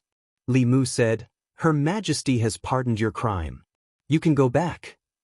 Ao Qingshin swallowed the bulging food in his mouth, and then said, "I can't go back. Our dragon race's promise is worth 1,000 gold. We said 3 years and it's 3 years. Not a day less." Chapter 526. Li Mu didn't want to leave, so he didn't force her. He only warned her, "You can eat whatever you want from now on, but don't steal Wan's food. Otherwise, I'll send you to the border to guard South Lake. You can eat the fish and prawns in the lake." Seeing her nod, Li Mu turned and left. Wan stayed in the palace for the time being. Xiao Bai thought of ways to make her happy. Li Mu left the palace and came to the consecration department. 2 great consecrators came out to welcome him personally and asked, "Lord Li, do you have any orders?" Li Mu waved his sleeves and an image appeared in the air. There were 3 figures in the image. Li Mu looked at them and said, "Send someone to P Square. Find these 3 beggars and send them out of the divine capital. I don't want to see them in the divine capital for the rest of my life." 15 minutes later. High up in the sky of the central region, a beggar couple and their son curled up in the corner of the flying boat. They were shocked and shivering. Great Consecrator Chen stood at the bow of the boat with a calm expression. Lord Li said he didn't want to see them in the divine capital for the rest of his life. Naturally, he would send them as far away as possible. He looked back at the 3 of them and said, "The 3 of you remember, don't step into the central region for the rest of your life." Otherwise, he didn't finish his sentence. The 3 people at the end of the boat also repeatedly kowtowed and promised. Everything that happened today was too inconceivable for them. They were already scared out of their wits and didn't even dare to ask a single question. Great Consecrator Chen didn't know what happened. He looked at the 3 of them and calculated with his fingers. He could only calculate that the 3 of them had missed a great opportunity. This opportunity was most likely related to Lord Li. If they could form a good relationship with Lord Li, even if these 3 beggars didn't have great power for the rest of their lives, they could still be very rich. Unfortunately, they didn't know what they had done to cause Lord Li to hate them so much, so they missed this opportunity. Divine Capital. It had been a few days since that incident, but Wan was still unhappy. In the past few days, she had been silent and didn't eat much. Li Mu was very worried when he saw her. He had been thinking for a long time, but he still couldn't think of a good way to help Wan out of this state. At this time, A sound transmission magic treasure in the storage space vibrated. After Li Mu inserted his magic power, he asked, "Senior brother, what's the matter?" Xianxia's voice came from the sound transmission magic treasure. Half a month later, Xuanzong of the East Sea will be holding a Daoist exchange meeting. At that time, the 6 sects of Taoism will all participate. Junior brother, do you want to take a look and increase your knowledge? Li Mu was still worried about Wanwan. He was about to refuse when he suddenly thought of something and said, "Okay then." Although he had already ordered people to chase that family out of Fairy's capital so that Wanwan wouldn't be reminded of sad memories, the current Fairy's capital was a sad place for her. It was hard for her to be happy if she stayed here for a long time. He might as well take this opportunity to take them out for a walk. It would also be a good chance for Wanwan to relax. After that, Li Mu learned about the details of this exchange meeting from Xianxia. The Daoist exchange meeting was organized by the number 1 sect of Taoism, Xuanzong. It was held once every 5 years. At the beginning, the purpose was for Taoism cultivators to exchange their cultivation experiences and explore the mysteries of cultivation. As the leaders of Taoism, the 6 sects of Taoism would also have the powerhouses of their sects give lectures during the exchange meeting. They would selflessly contribute knowledge of weapon forging, alchemy, talisman writing, and so on. Of course, no one would reveal their cultivation experiences. The core secrets of the 6 sects were also tightly guarded and never leaked. Although it was called an exchange meeting, it was actually not very helpful for cultivation. This was for high-level cultivators. For low-level cultivators who had just entered the path of cultivation, especially those who didn't belong to any sects and were exploring alone, this kind of exchange meeting was a golden opportunity that could only be encountered by chance. The basic knowledge that the big sects disdained was also precious to them. The real reason why the 6 sects participated in the exchange meeting was not because they could exchange their cultivation experiences, but because they could exchange resources and take what they needed. The Fulu school didn't lack Fulu, but it lacked alchemy pills and magic treasures. It was the same for the other sections. In the process of trading with each other, they could also improve their relationship. In the Changel Palace, Li Mu explained the situation to the Empress. Ao Qingxin had been listening for a long time. He stood up and volunteered, "Take me with you. You can ride on me. It's more convenient and comfortable than taking the flying boat." This little female dragon who had never seen the world obviously wanted to take the opportunity to see the colorful world. However, what she said was not wrong. Riding on her was much more comfortable than taking the flying boat. Moreover, it didn't consume their own magic power. It only took a meal to fly 1,000 miles. There was another advantage to taking her. Xuanzong was on the East Sea. With her, they could also see the underwater world with Wanwan and Xiaobai. As long as Li Mu didn't go to the Demon Nation, the Empress had no objections. Moreover, the main purpose of this trip was to take Wanwan to relax and help her resolve the knot in her heart. She approved Li Mu's leave without any hesitation. Half a month later, in the East County of the Great Zhou. Since a month ago, many cultivators had begun to gather in the East County. Xuanzong held the exchange conference every 5 years. For these individual cultivators, it was a once-in-a-lifetime opportunity. They either hoped to hear the teachings of the powerhouses from the 6 sects or wanted to exchange for some useful items for cultivation. Xuanzong was on the East Sea, nearly 1,000 miles away from the East County. Cultivators above the 4th realm could cross this distance with their magic power. For those below the 4th realm, even if they learned how to fly, their magic power couldn't sustain it. Most of them chose to travel by boat. Some merchant ships in the East County didn't waste such an opportunity. They carried these cultivators between the coast of the East County and Xuanzong. Not only could they make a lot of money, but they could also get a group of guards with powerful magic power for free to protect them from the invasion of the pirates. The exchange conference was about to begin. On the East Sea, there were more than 10 times more merchant ships than usual. The sun was shining brightly, and the sea and sky were the same color. Several figures stood on the deck, their faces full of longing and excitement.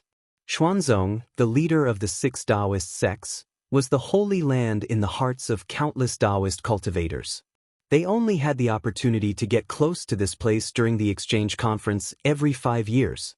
In the crowd, a middle-aged man looked to the east and murmured, "I've been in the Jushen realm for 5 years. I hope I can encounter an opportunity this time and reach the transcendent realm." A young woman hugged a small bag tightly, hoping to use this precious spiritual medicine she found by chance to exchange for a protective immortal robe from the market. Another man held a broken flying sword in his hand. He breathed a sigh of relief and said, "I've finally gathered enough spiritual jades to exchange for a flying sword." On the surface of the sea, merchant ships sailed slowly. Occasionally, streams of light would streak across the sky and pass over their heads. Soon, they disappeared from sight. The people on the merchant ships looked at the figures in the streams of light with envy in their eyes. Those were the true powerhouses of the cultivation world. The realm of those seniors was the goal of most of them. "Look, what's that?" Suddenly, someone pointed to the sky. Everyone looked in the direction of his finger and saw a huge spirit ship sailing across the sky. There were many figures on the spirit ship. The speed of this spirit ship was much faster than their merchant ships. Soon, it disappeared into the horizon. Someone who was knowledgeable immediately recognized the origin of the spirit ship. He said, "It's the spirit ship of the northern sect." The northern sect's refining technique is the best in the Daoist sections. I hope to buy a high-grade Dharma treasure from the northern sect in this exchange conference. In every exchange conference, other than being able to listen to the Dao lectures of powerhouses for free, the thing that these itinerant cultivators looked forward to the most was being able to exchange for Fu Lu, pills, Dharma treasures, and other items from the 6 Daoist sects. The names Fu Lu School, Elixir Sect, and Northern Sect were a guarantee of quality. Everyone was on the merchant ships. Along the way, countless powerhouses flew over their heads. The light from their Dharma treasures was an eye-opener for them. Many of the youths who were participating in the exchange conference for the first time had a strange look in their eyes. At a certain moment, another ray of light appeared at the end of the horizon behind them. Under the gazes of the crowd, a huge white dragon roared from behind. Immediately, a series of exclamations erupted on the merchant ships. "Oh my God, what am I seeing? The dragon race! It's actually the dragon race. I've only seen the dragon race in books. Look, there are figures on the dragon race." When the huge dragon flew closer, they were shocked to discover that there were 3 figures standing on the huge dragon's head. From afar, they should be a man and 2 women. When everyone saw that, they were all stunned. Along the way, they had seen people riding swords, people riding boats, people flying in the sky, but they had never seen anyone riding a dragon. The dragon race was the most powerful and arrogant race in the world, yet it was used as a mount. Then, what kind of identity and strength did the person who rode a dragon as a mount have? The huge dragon flew over their heads. When it reached a certain part of the sea, it dived back into the water and never appeared again. While the cultivators on the surface of the sea were discussing, a different kind of scenery was under the sea. The dragon race was the master of the water race. Under Ao Isen's summons, all kinds of creatures in the sea quickly gathered here. The huge whales swam slowly, the dolphins shuttled through the water, and the ferocious sharks became very obedient and swam around them. Li Mu looked at Wanwan and Xiaobai who were playing with the fishes. When he saw Wanwan's face light up with a bright smile, he heaved a long sigh of relief. Chapter 527. On the surface of the East Sea, there was a gentle breeze. 4 figures emerged from the water without a single trace of water on them. Wanwan and Little White's faces were flushed.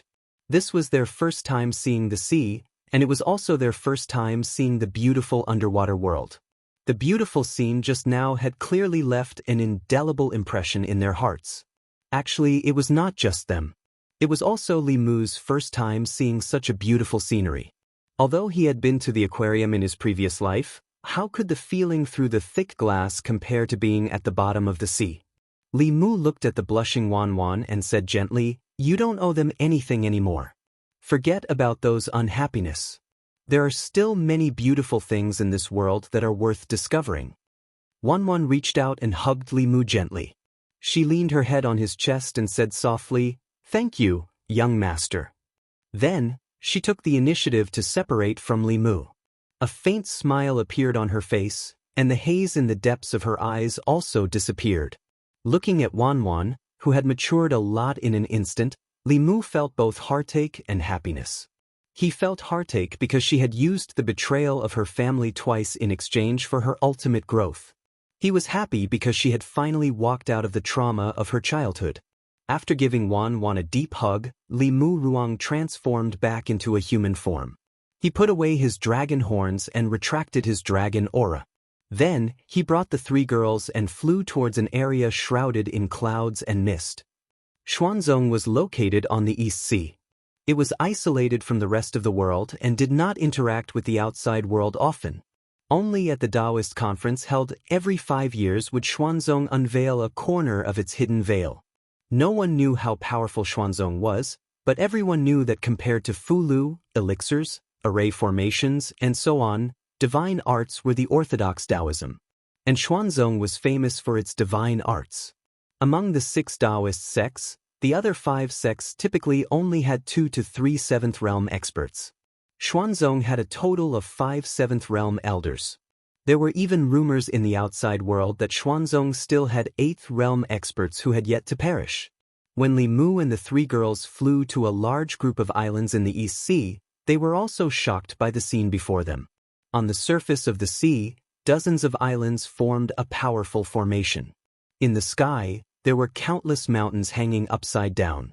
Between the mountains, there were 5 colored lights connecting them. Cranes were flying back and forth among them. Occasionally, there would be streams of light that emitted a powerful aura. The ancestral court of Fulu School looked very shabby compared to the Xuanzong ancestral court. As the future headmaster, Li Mu looked at the Xuanzong mountain gate from afar and blushed slightly. No wonder Xianxia didn't come. If Li Mu was the headmaster, he would be too embarrassed to come. Looking at other sects, and then looking at his own sect, when he returned to Baiyun Mountain, he would be too ashamed to see the ancestors who had dedicated their lives to the sect. Li Mu looked at the Xuanzong ancestral court and took a deep breath. One day, he would make Fulu School the #1 Daoist sect.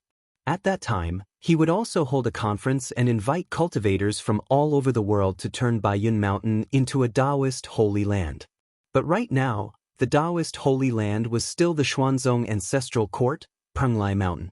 There were 10 continents and 3 islands in this world. Everyone knew the locations of the 10 continents, but the locations of the 3 islands weren't fixed. Legend had it that Fangzhang, Penglai, and Kunlun were carried by 3 giant turtles and moved on the sea. As long as one could find these 3 immortal islands, they would be able to see the secrets of immortality. Countless cultivators once went out to sea to search for these 3 immortal islands. Among them, there was no lack of 6th realm and 7th realm experts, especially those who were at the end of their lifespans and wanted to find a chance to live. However, no one had ever heard of anyone finding it. Xuanzong named their sect Mount Penglai because they considered themselves an immortal mountain to set off their status.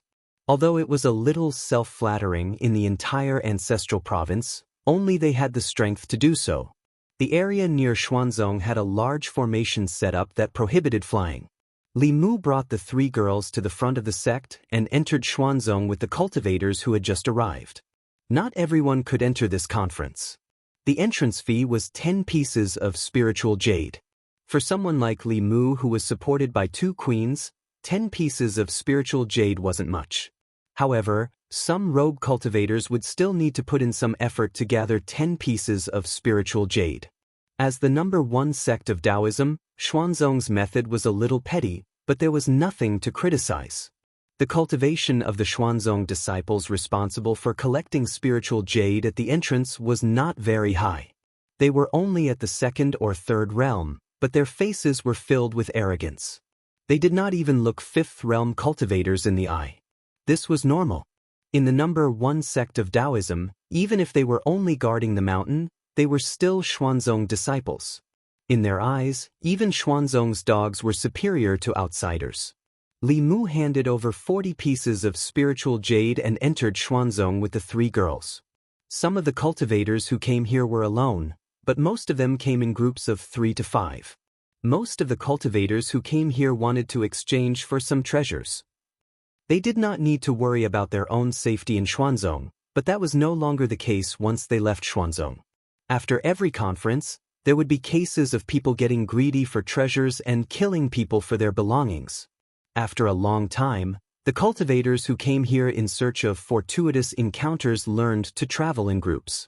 Even though the cultivators who came here came in groups, it was still very rare for a man to have 3 beauties by his side like Li Mu. This attracted the attention of many people. The male cultivators revealed looks of envy as they pointed at Li Mu's back. This person is so lucky. Apart from being a little handsome, he looks very ordinary. However, he has 3 beauties by his side. Could he be from some cultivation clan or the disciple of some large sect? The women of the cultivation world are not so superficial as to only look at the face. I think he must have an extraordinary background. Many female cultivators who walked through Xuanzong's entrance were also discussing softly. Look at his bearing. He must be the disciple of a famous sect. I don't think so. He's so handsome and fair. Maybe he's a Xiaobai who was raised by a high-level woman. Definitely not. If he was raised by a high-level woman, why would he have these 3 beauties by his side? It can't be that these 3 beauties are raising him, right? You don't understand. It's precisely because there are high-level women raising him that he can raise others.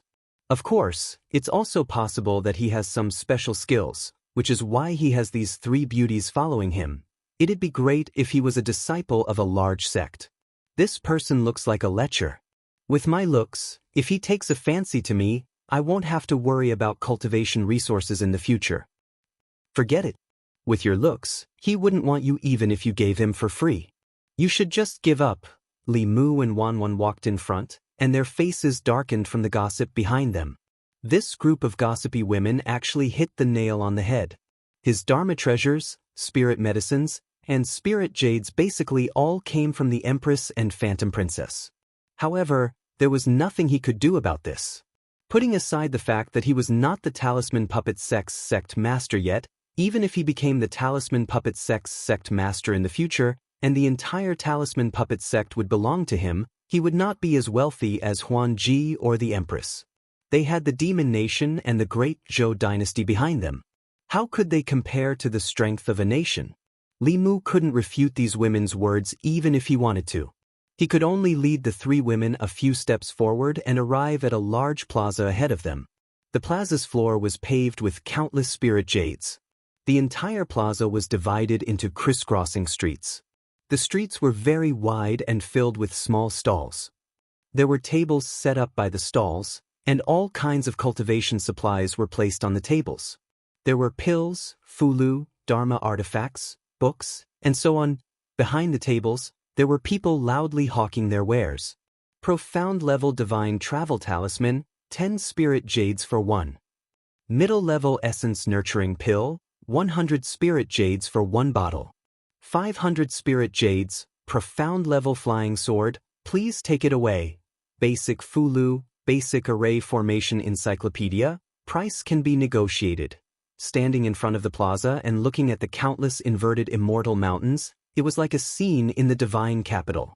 In Li Mu's heart, the Eastern Sea Xuanzong, the number 1 sect of Taoism, didn't seem like much. Chapter 528.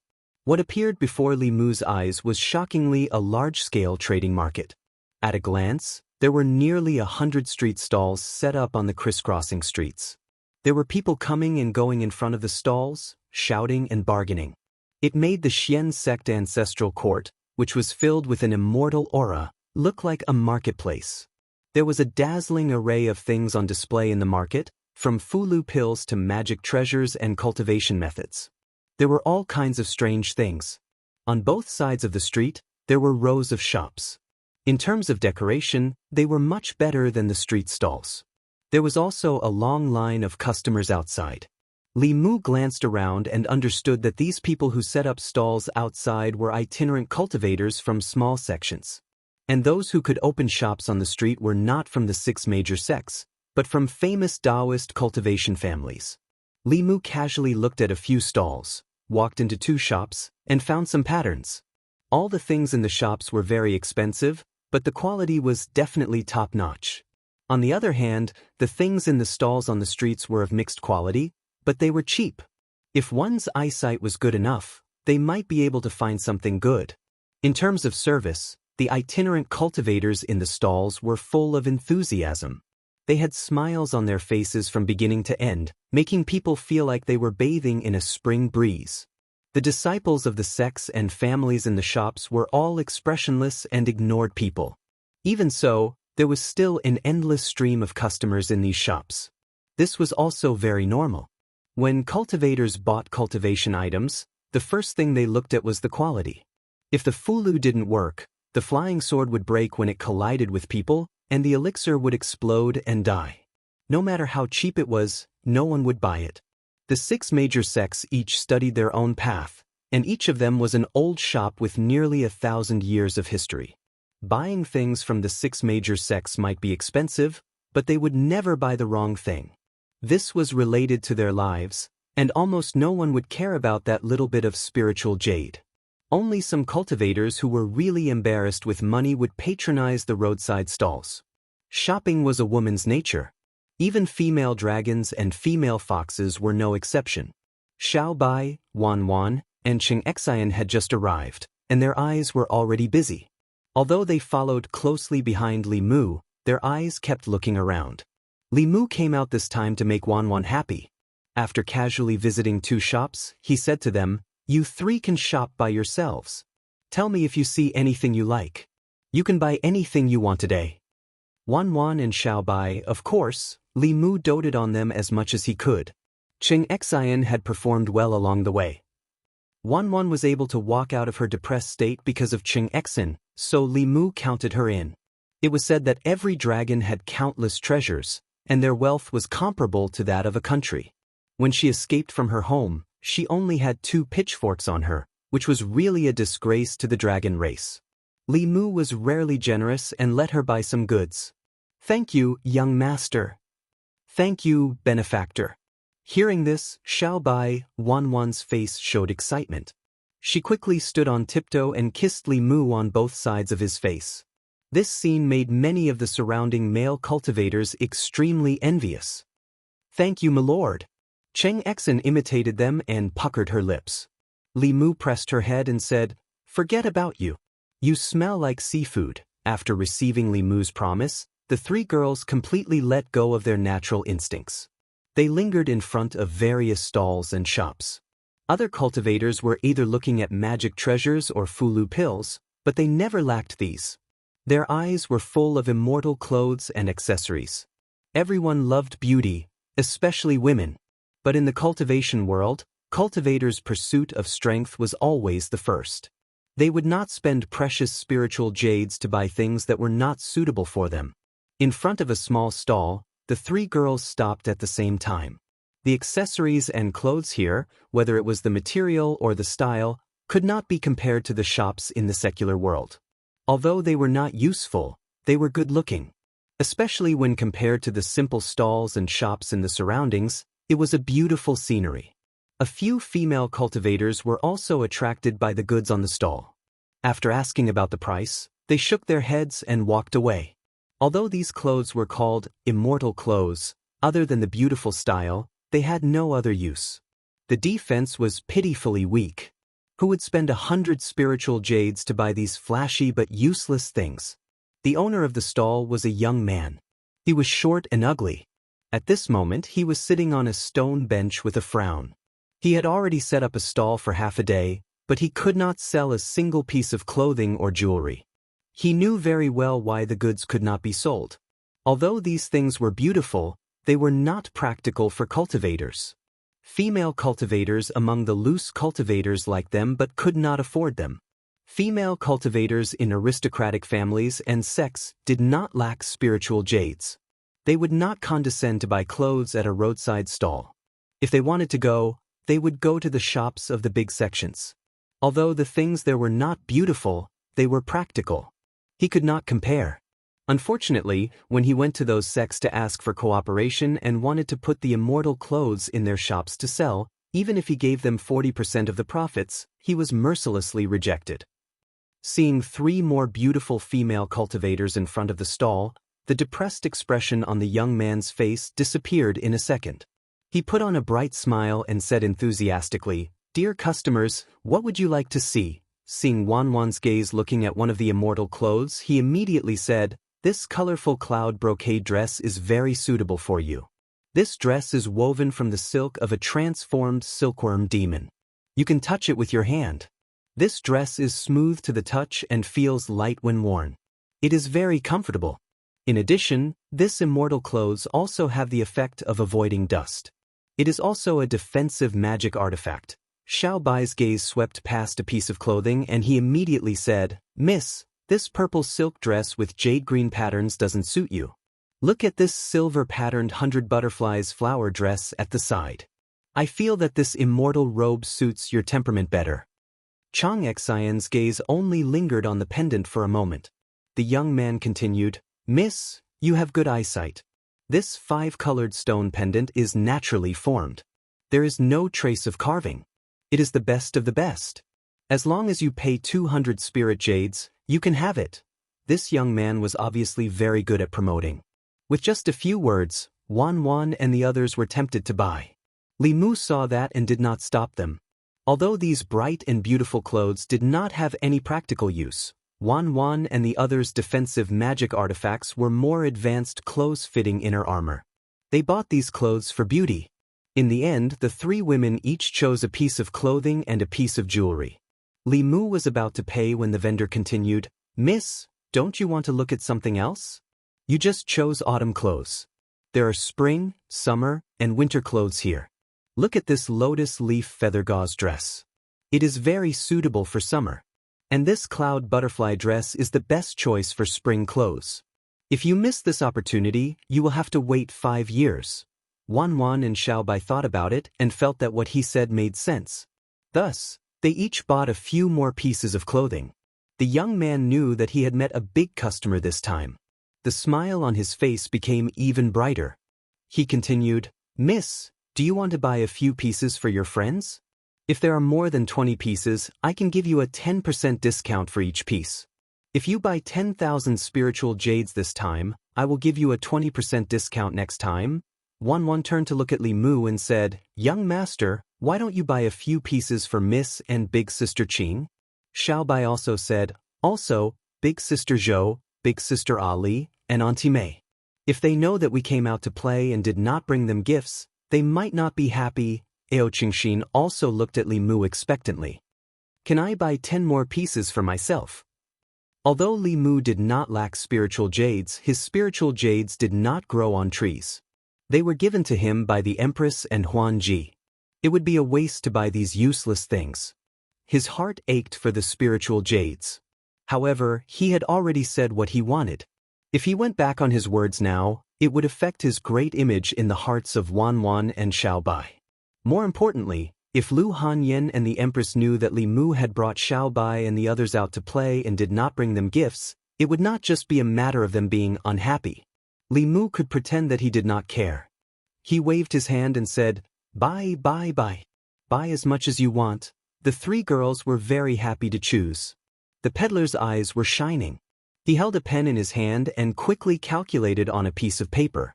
When Li Mu saw the final number, even if he was mentally prepared, he did not expect that they would actually choose something worth 20,000 spiritual jades. Wan also saw the final number. As if she had done something wrong, she tugged on Li Mu's sleeve and whispered, "Young master, why don't we not buy so many?" Before Li Mu could say anything, a voice came from behind him. "You are not even willing to buy such little things for the beauties. You are too stingy. Today I, Qing Xuanzi, will buy everything that these 3 beauties want. Just treat it as making friends." A handsome young man walked out from behind. The man was hugging 2 girls on his left and right, and there were another 2 following behind him. These 4 girls could not be considered as exceptional beauties, but their appearances were still outstanding.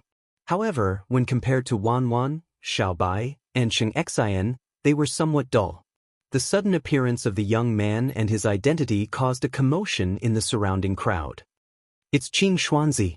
I heard that he is not even 30 years old. but his cultivation is already at the 5th realm. Among the young disciples of Xuanzong, his strength can be ranked in the top 10. Rumor has it that he cultivates the yin and yang dual cultivation technique. He has more than a dozen cultivation partners around him. I'm afraid he has taken a fancy to these 3 girls. Sigh, why didn't Master Qing Xuanzi take a fancy to me? I am also willing to be his cultivation partner. The young man beside the 3 girls also has an extraordinary aura. He doesn't look like an ordinary person. So what? Even if he has a small background, can he compare to the core disciples of Xuanzong? One who was unaccountably solicitous was hiding evil intentions. This guy who called himself Qing Xuanzi belittled Li Mu and raised himself up as soon as they met. His gaze did not leave Xiao Bai and the other 2 girls for even a moment. Li Mu looked at him indifferently, quietly waiting for his performance. Qing Xuanzi smiled at Xiao Bai and Wan Wan and said, I'm Qing Xuanzi, a 4th-generation disciple of Xuanzong. I don't have any other intentions. I just want to get to know the 3 of you. Without waiting for Xiao Bai and the others to speak, he looked at the young stall owner and asked, how many spiritual jades do the 3 beauties want? I'll pay for them. No matter who paid, the spiritual jades would be in his hands. The young man was overjoyed and immediately said, the total is 20,800 spiritual jades. I'll round it down, so 20,000 will do. Qing Xuanzi was startled and asked uncertainly, how much? The young man smiled and said, 20,000 low-grade spiritual jades. Qing Xuanzi's eyes widened a little. It's just a few pieces of clothing, and it costs 20,000 spiritual jades? Is this stall owner crazy? His face darkened and he said angrily, bastard, how dare you scam Xuanzong? What do you have here that's worth 20,000 spiritual jades? Although he had 20,000 spiritual jades, he was not so generous as to give it to a stranger he had just met. The young man pointed innocently at the nearly 100 pieces of clothing and all the accessories on the stall and said, these 3 ladies have bought almost everything here. Qing Xuanzi's face turned red and white. He turned to look at Xiao Bai and Wan Wan with a smile and said, ladies, why are you buying so many clothes? As soon as he finished speaking, Li Mu reached out his hand, and a pile of spiritual jades appeared in the void. He looked at the young stall owner and said, there are 200 mid-grade spiritual jades here. Keep them well. Spiritual jades were divided into different grades. A mid-grade spiritual jade was worth 100 low-grade spiritual jades. As the currency in the cultivation world, people were used to pricing things in terms of the lowest grade spiritual jades. Li Mu flipped his hand again, and all the clothes and accessories on the stall disappeared. Flask's sky treasure. Someone in the crowd cried out in surprise. Which cultivator didn't want to possess a flask sky treasure? It could be used to store items conveniently. However, only 7th-level cultivators could master the flask sky art. Even 7th-level cultivators would have to spend a lot of effort to create a flask sky dharma treasure that could be used for storage. This young man must have an extremely prominent background to be able to casually throw out 20,000 spiritual jades to buy some useless clothes and accessories with the flask sky treasure. At least, Qing Xuanzi could not be so generous. Under the strong contrast, the people who felt that Qing Xuanzi was quite charismatic just a moment ago now felt like a clown.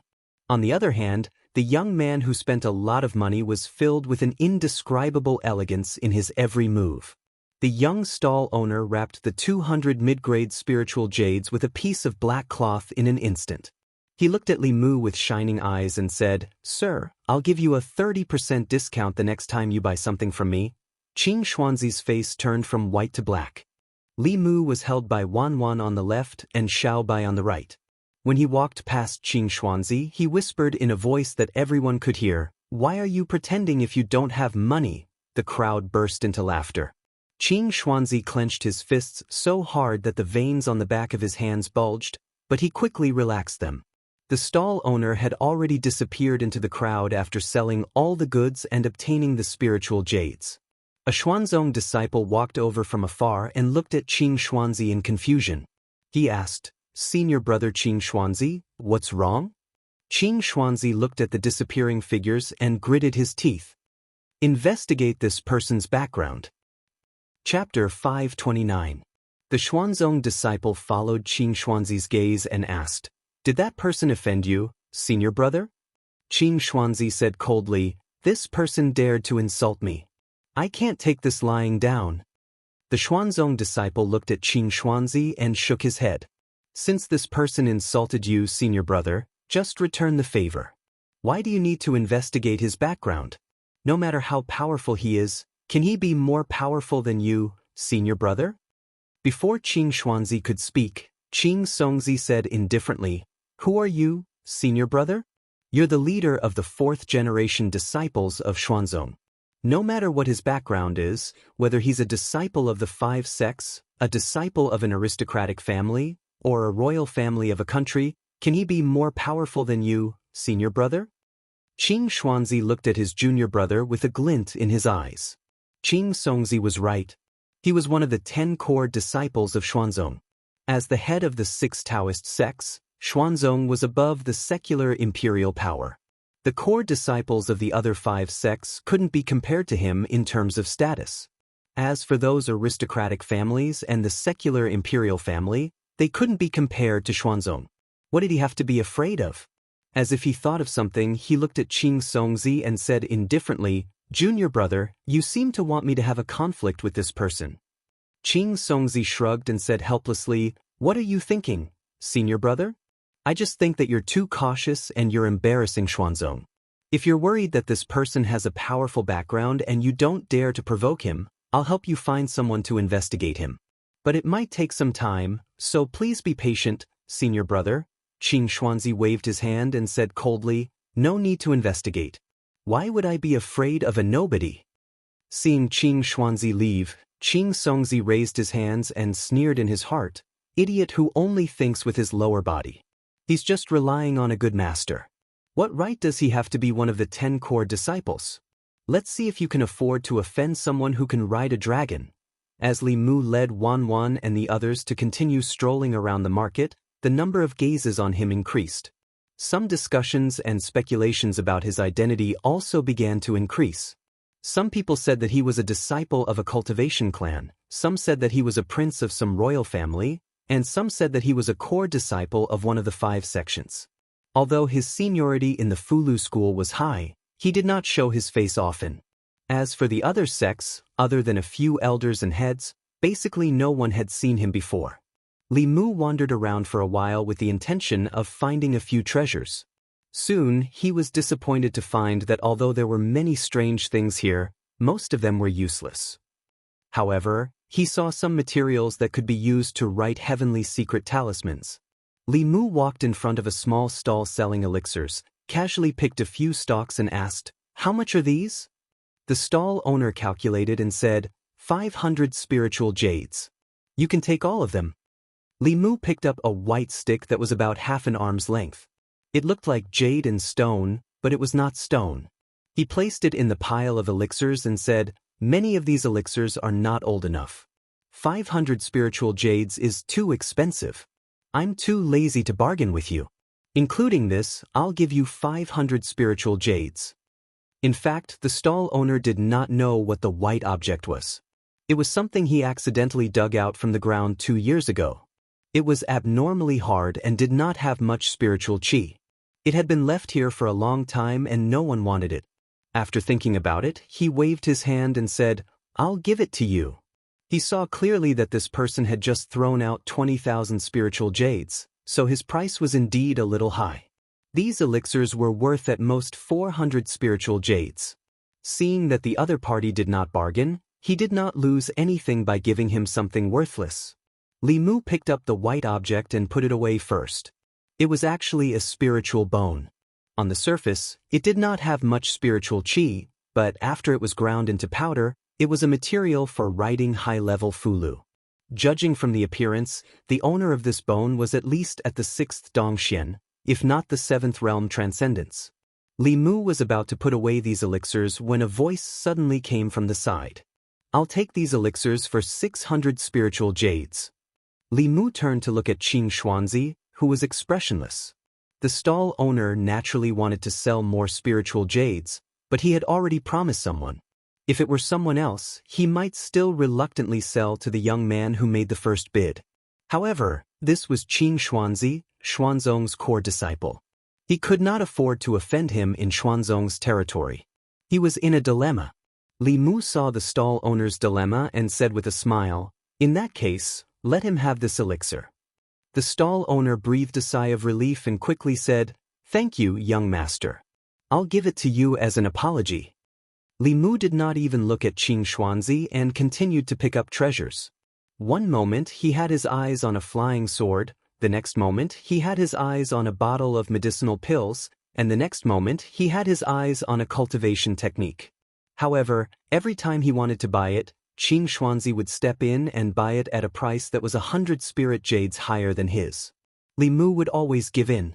Wan gritted her teeth and said, "This person is too hateful. He always steals what we want." Li Mu smiled and said, "It's okay. The highest bidder gets it. This is the rule. As long as he has enough spiritual jades, he can buy everything here." Many people in the market had already seen that Qin Xuanzi and the unidentified young man were fighting. Every time, the young man would snatch the items that the young man wanted. At first, they thought that the two of them would have a conflict because of this. However, the young man seemed to be very magnanimous. After being robbed by Qin Xuanzi several times, he was not angry at all. After watching for a while, everyone saw the clues. It was not that the young man was magnanimous. He was clearly toying with Qin Xuanzi. He deliberately pretended to be interested in those items. His goal was to waste Qin Xuanzi's spiritual jades. Qin Xuanzi was a core disciple of Xuanzong. Although his cultivation was high, he obviously did not know the ways of the world. He thought that he had benefited, but in fact he had been played like a monkey. Qin Xuanzi followed behind Li Mu and gradually realized that something was wrong. Seeing the expressions of the people around him and the whispers in the distance, his face became even gloomier. When he saw Li Mu pick up another flying sword and was about to pay the stall owner with spiritual jades, he did not make a move, which was rare. Seeing that Qin Xuanzi did not make a move, Li Mu put away the spiritual jades that he had already taken out and said to the stall owner apologetically, "I'm sorry, I suddenly don't want them." When Qin Xuanzi saw this, how could he not know that he had been toyed with? His face was livid, and he wanted to draw his sword and fight this person. However, he also knew that he was not in the right now. Once he made a move, even if he won, he would be talked about. He took a deep breath and forcefully suppressed his anger. Seeing that Qin Xuanzi did not fall for it, Li Mu walked to a small stall. The stall owner was a middle-aged man with a cultivation at the third realm. His hair was messy, and his beard was unshaven. He looked rather sloppy. Li Mu pointed at an item on the stone table in front of him and asked, "How much is this?" The stall owner was fiddling with a pile of items on the stone table. He looked up at Li Mu, then lowered his head again and said softly, 1,000 spiritual jades. As soon as he said that, there was a burst of laughter from the surroundings. He wants to sell this lousy item for 1,000 spiritual jades? He must be crazy for spiritual jades. I've already seen him selling here for 10 years. In the 2 exchanges, he didn't sell a single item. He's really determined to come again this year.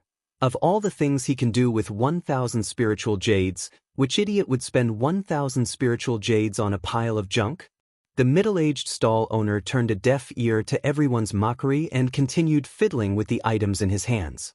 Li Mu picked up the item that he had his eyes on and continued to ask, "How do I use this?"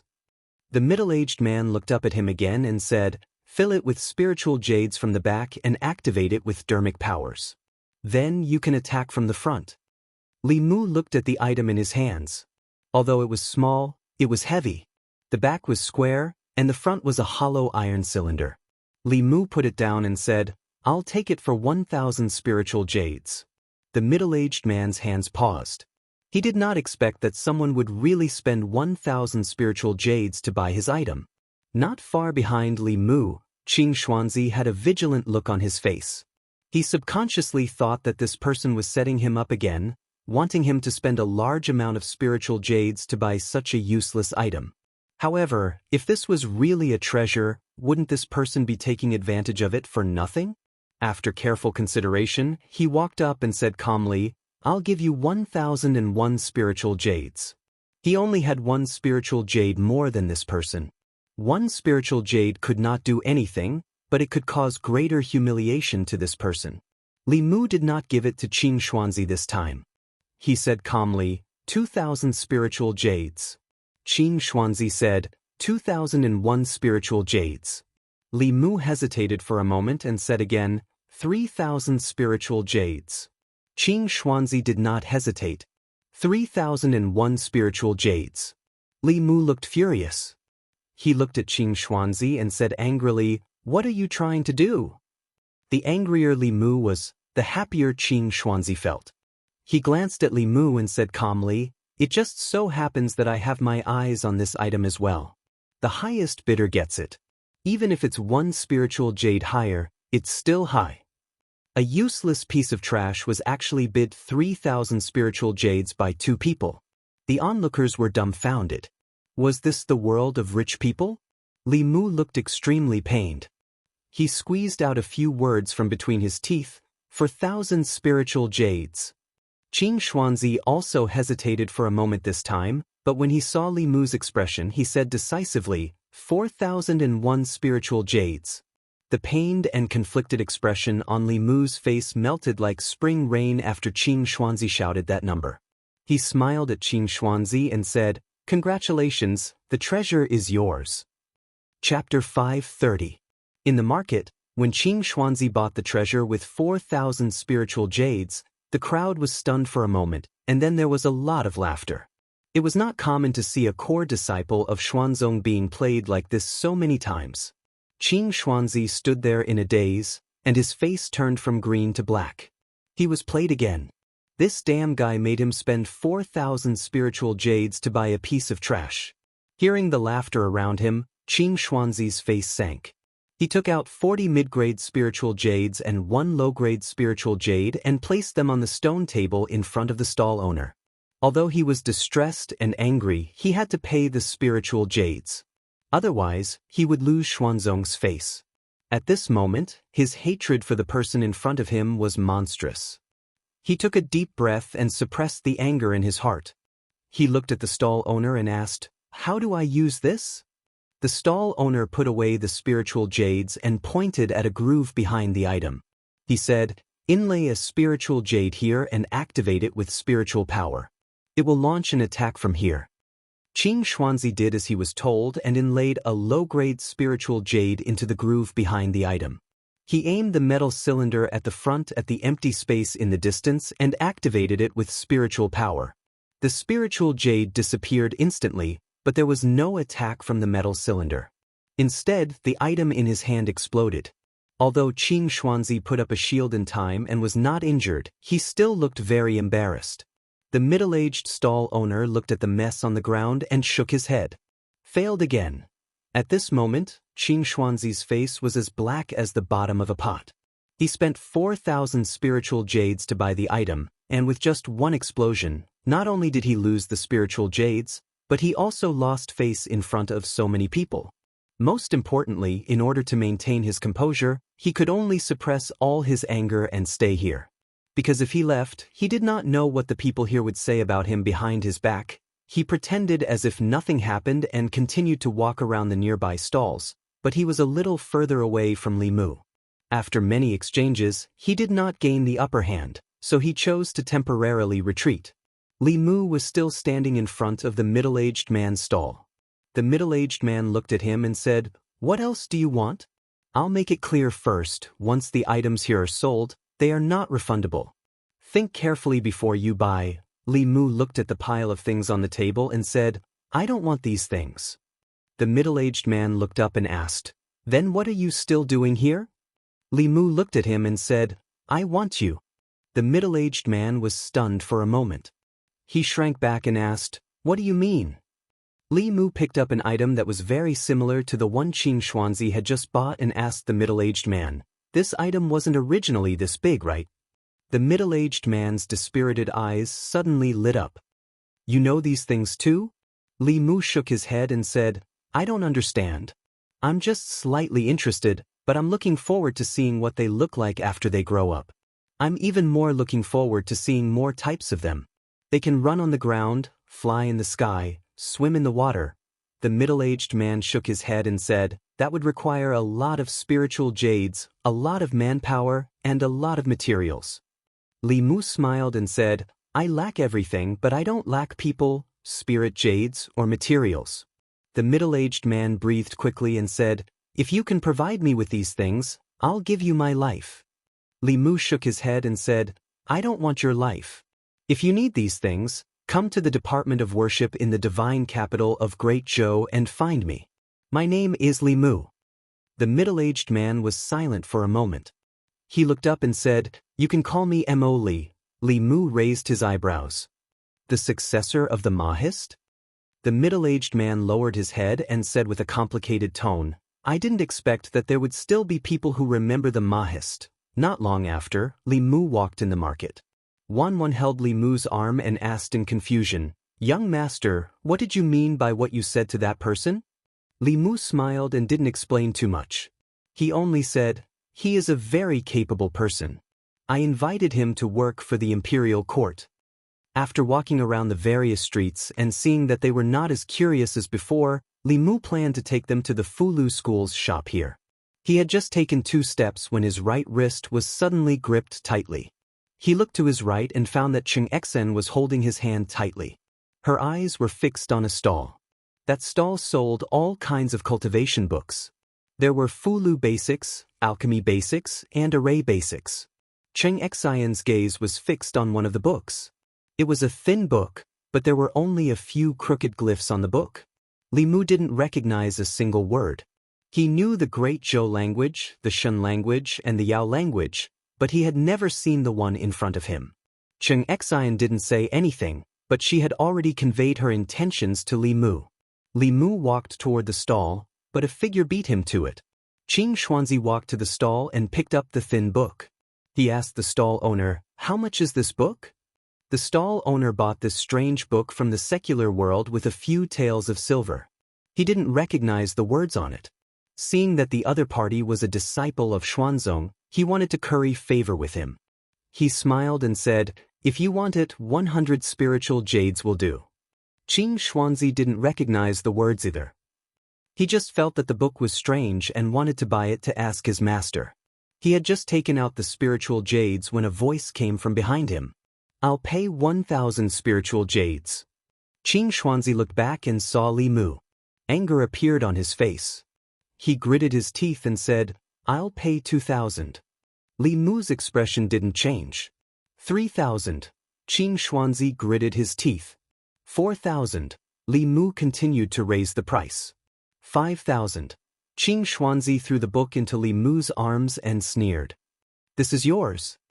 Earlier, this person asked him to pay 4,000 spiritual jades for a piece of trash. Now, he asked this person to pay 5,000 spiritual jades for something that was worth 100 spiritual jades. He was very happy, and even half of his anger disappeared. However, when he saw Li Mu pay the spiritual jades directly, he felt that something was wrong. He wasn't as excited as before. The stall owner didn't care about that. He liked these 2 guests too much. He got 5,000 spiritual jades for free. This trip to Xuanzong was complete. He was worried that the other party would go back on his word, so he immediately packed up and left as fast as he could. The people around shook their heads. Although this mysterious young man was smart, he still fell for Qing Xuanzi's trick this time and lost 5,000 spiritual jades for nothing. They had never seen 5,000 spiritual jades in their lives. Li Mu walked to Xianxia and asked her with uncertainty, are you sure this book is worth 5,000 spiritual jades? Can you understand it? Xianxia whispered, of course, this is the secret text of the dragon race. Li Mu was stunned for a moment, then asked, what's written on it? Xianxia didn't translate for him. Instead, she bit the tip of her finger and dripped a drop of blood on it. After her blood dripped on the page, it disappeared. At the same time, the thin book in Li Mu's hand suddenly emitted a strange aura. Li Mu was too familiar with this aura. This was the aura of the heavenly book. Almost instantly, he put the book into the pot. However, The moment the aura spread out, many people around still felt it. What's that? That aura is too mysterious. Treasure, it's actually a treasure. The cultivators in the market were shocked. They thought that the young man was tricked by Qing Xuanzi. No one would have thought that it was actually a treasure. The aura just now was so mysterious. This book must be a great treasure, and its value far exceeded 5,000 spiritual jades. Qing Xuanzi was completely dumbfounded. He was completely stunned on the spot. At this moment, he could no longer suppress the anger in his heart and vented it all out. With a thought, a flying sword floated above his head. The flying sword shone brightly and attacked Li Mu. Qing Xuanzi followed closely behind and roared, "Thief, give me back my treasure." Facing Qing Xuanzi's aggressive flying sword, Li Mu didn't do anything, but Xianxia beside him couldn't stand still. She took a step forward, and a giant dragon shadow rushed out of her body. The shadow let out a dragon's roar and collided with the flying sword. The flying sword was sent flying back, and the sword light immediately dimmed. Qing Xuanzi spat out a mouthful of blood. His eyes were wide open as he looked at Xianxia and said in horror, "Dragon race." The market was instantly in an uproar. Dragon race. That girl is actually a dragon. Oh my God, I actually saw a true dragon in my lifetime. I know, she's the giant dragon we saw at sea. That dragon is exactly the same as this shadow. Then this young master is the powerhouse riding the dragon. Who is he? He's so rich that he even has a dragon mount. After Qing Xuanzi and Xianxia released their auras without restraint, a few figures suddenly flew out from the Immortal mountain hanging upside down in the sky. Their voices were heard before they arrived.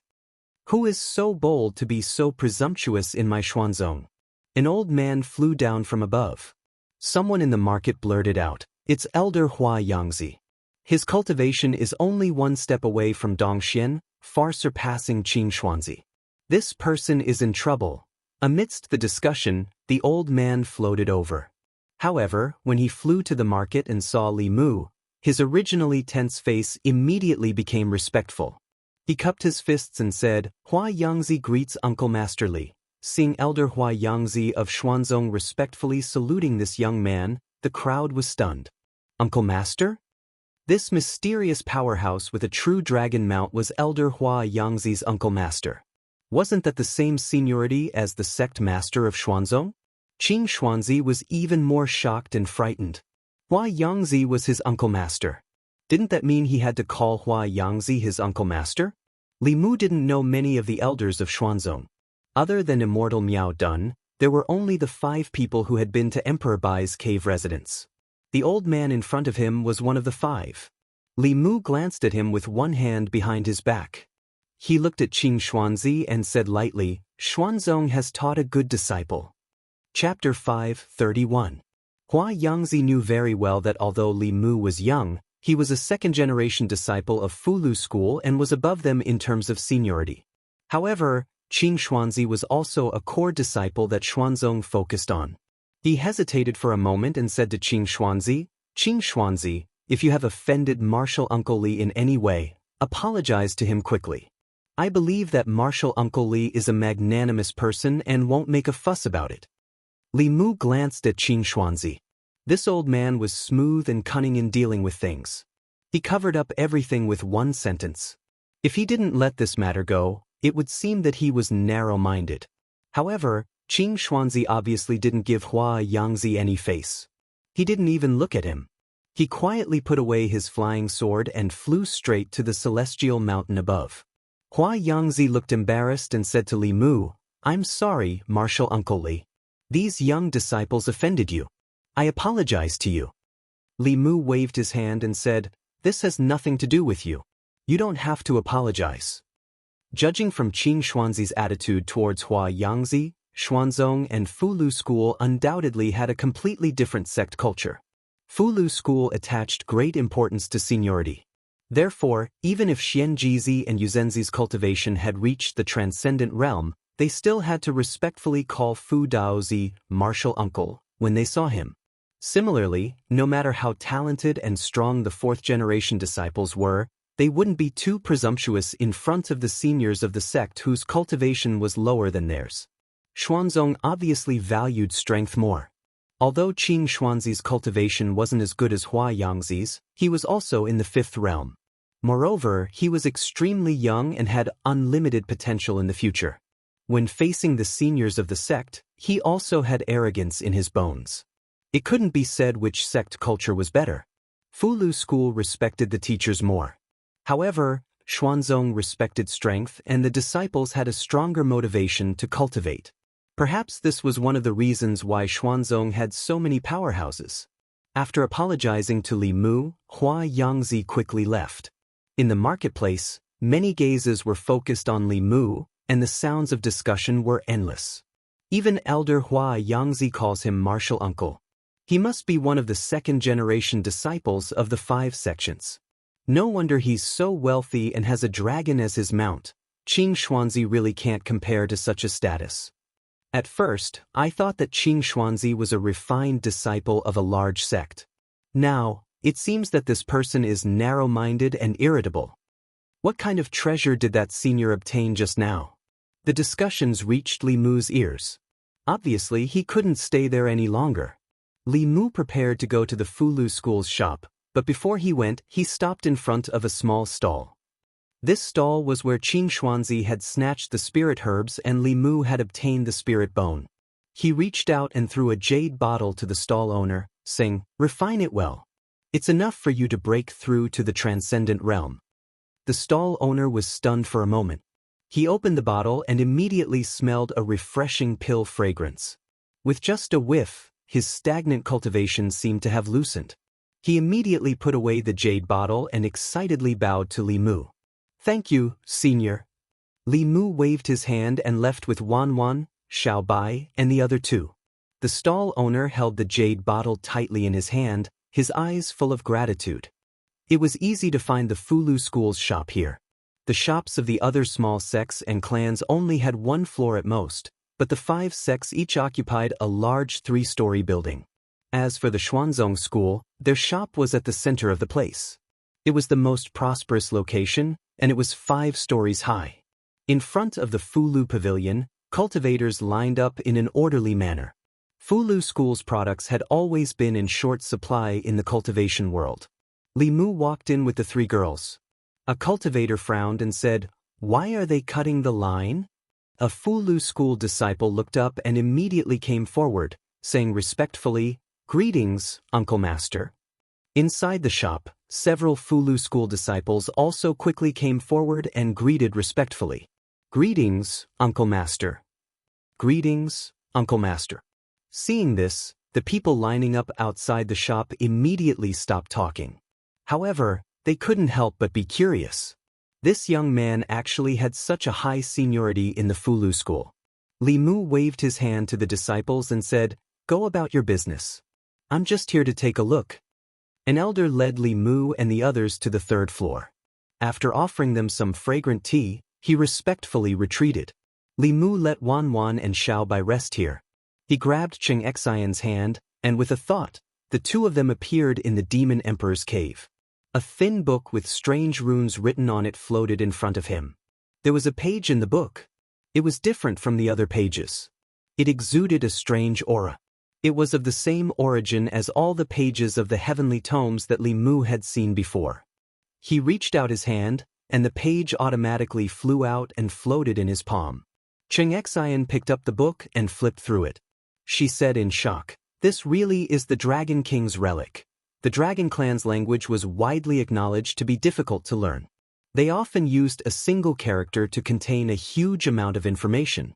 Sometimes, they used many characters to express a simple meaning.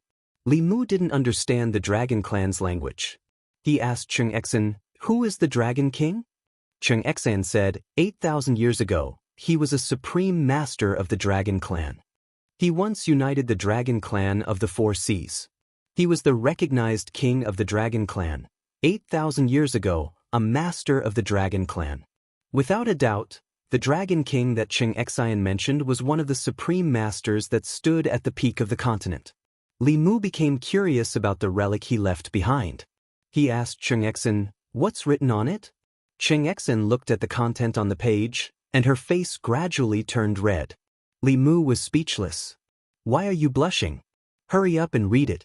What does this line mean? Cheng Exen lowered her head and whispered, the taste of the Snake Clan's women is not bad. Their long legs are too clingy. She also said that she would call her sister over tomorrow. I'm looking forward to tomorrow, Li Mu cursed in his mind. This can't be that dragon's diary, right?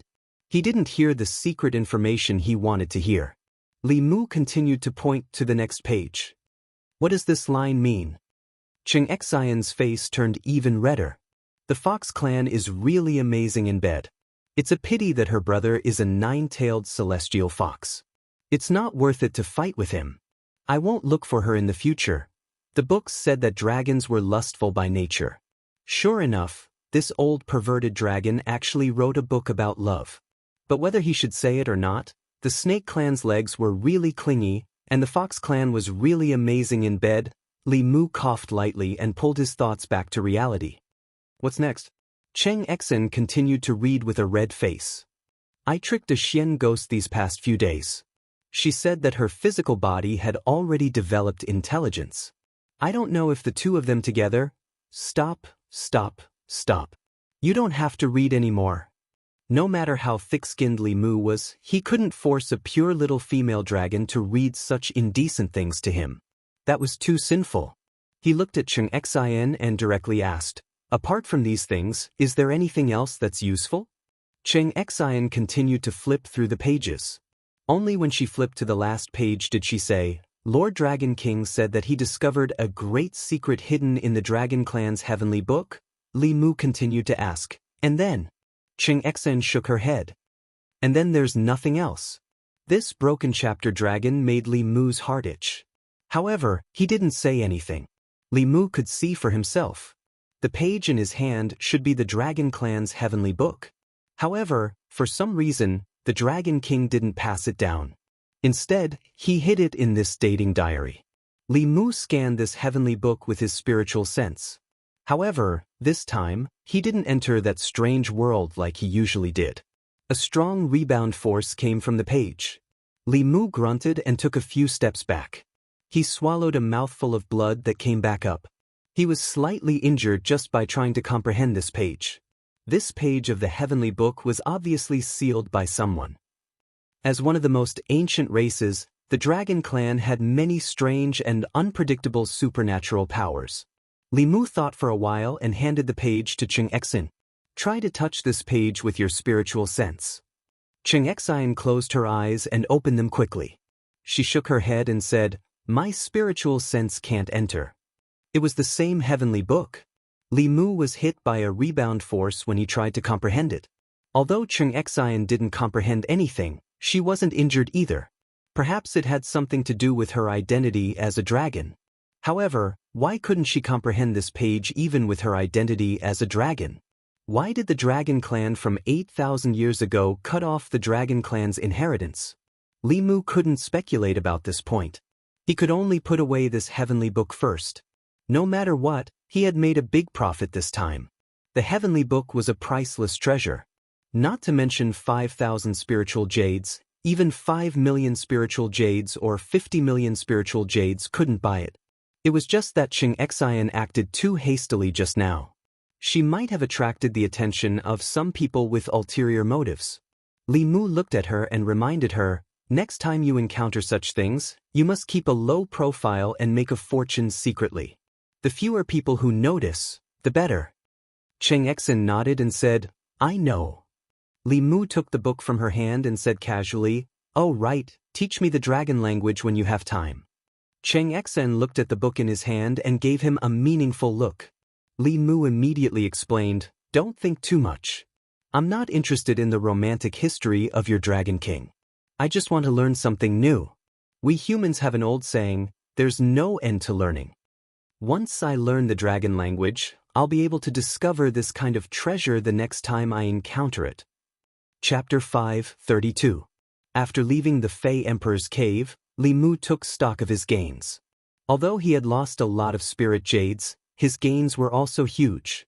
Not to mention the heavenly book, even if Li Mu couldn't comprehend it, it would still be a priceless treasure. As for the Maha's successor, it was an even bigger surprise. Even when the 100 schools of thought were flourishing, the Mahist was not unknown. Although the cultivation of the Mahist members was not high, their mechanical techniques were too powerful. Even the top forces of that time had to avoid them. Unfortunately, mechanical techniques required large amounts of precious materials and spirit jades. Not to mention small forces, even ordinary countries could not afford them. Over time, the Mahist disappeared in the long river of history. Great Zhou was strong, and with the Mahist, it was like adding wings to a tiger. Li Mu was looking forward to what surprises this person would bring him. In addition, the clothes and accessories that he spent a large amount of spiritual jades on might not be worth it to others, but Li Mu bought them purely because he wanted the women around him to look good in them. He also felt that they were pleasing to the eye, so the spiritual jades he spent were not in vain. Of course, although it was not in vain, he still felt heartache. The spirit jades he had, other than his own meager salary, the Empress's reward, and the Phantom Princess's forced gift to him, were all used up. He couldn't just ask them for more. Li Mu also had a man's dignity. If they took the initiative to give it to him, then so be it. If they didn't give it to him, then Li Mu wouldn't take the initiative to ask for it. As a man, earning his own money gave him a sense of security. Leaving the 3 girls to rest on the 3rd floor, Li Mu walked down the stairs alone. Fulu Pavilion had a total of 3 floors. The 3rd floor was not open to the public. The 1st floor was for goods, and the 2nd floor was used to entertain important customers. Although there were many Fulu on the 1st floor, it couldn't satisfy everyone's needs. Some customers would ask for custom-made Fulu for special purposes. Of course, the price would be more expensive.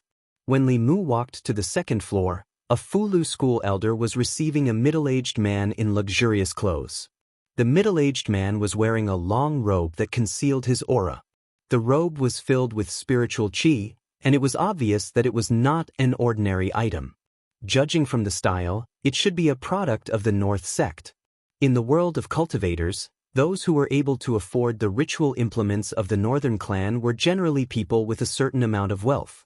The middle-aged man gazed at the elder of the Talisman Amulet sect and said, "To tell you the truth, fellow Daoist Qingjingzi, I came here this time for the sake of requesting a creation talisman for my son. I only have this one son, and I hope that this talisman can protect him." Creation talisman, Heaven rank Fulu. This talisman did not possess any offensive capabilities, but it could regenerate severed limbs and regenerate severed heads. Even if one's heart was crushed, it would regenerate in an extremely short period of time. Having a creation talisman was equivalent to having an extra life. Currently, in the world of cultivators, only the Fulu school was known to be able to draw a creation talisman. Qing Jingzi revealed a difficult expression. He looked at the middle-aged man and said, "Fellow Daoist Shin, you also know that the creation talisman is a heaven rank Fulu. Even in my Fulu school, only the headmaster and a few heads can draw a heaven rank Fulu. Moreover, the failure rate of a heaven rank Fulu is extremely high. Even the headmaster cannot guarantee that he will succeed." The middle-aged man said, "I am very clear about this point, or else I would not have come here. I have inquired about the rules of your school. We will prepare 10 portions of talisman liquid for the creation talisman, and we will also give you 100,000 spiritual jades as a reward." Qin Jingzi nodded and said, "There is something I have to say in advance. If the creation of the talisman fails, all the talisman liquid will be wasted. Out of the 100,000 spiritual jades, we can only return you 50,000. Although the middle-aged man felt the pinch, he also knew that in the world, only the Fulu school could draw a heaven rank Fulu. Hearing this, he nodded and said, "I understand the rules of your school. I have already prepared the talisman liquid and spiritual jades." Qing Jingzi was about to put away the spiritual jades when he heard a voice. "Qing Jingzi, come here." Qing Jingzi looked back and immediately stood up. He jogged to Li Mu and said respectfully, "Uncle Master, what are your orders?" Li Mu brought him to the 3rd floor and asked bluntly, "Is this how you treat your customers?" Qing Jingzi was confused. "Uncle Master, what's wrong?" Li Mu said, For a creation talisman, you want 10 portions of talisman liquid and 100,000 spiritual jades, and there is no guarantee of success. Do you think the reputation of the Fulu school is not collapsing fast enough?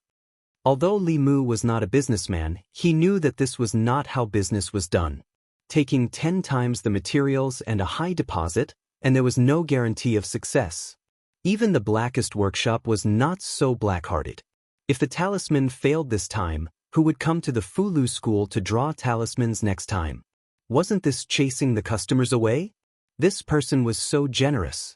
If he could spend 100,000 spiritual jades this time, he might spend 200,000 spiritual jades next time. This kind of high-quality customer naturally had to be kept. Xianxia, the headmaster, was already useless enough. His own Grand Elder's lifespan was nearing its end, and the entire school could not even gather the materials for a single heavenly secret talisman. Li Mu even had to ask for help from the Empress and Huangji. If the ancestral court of Fulu school was rich enough, why would Li Mu put down his dignity to live off a woman?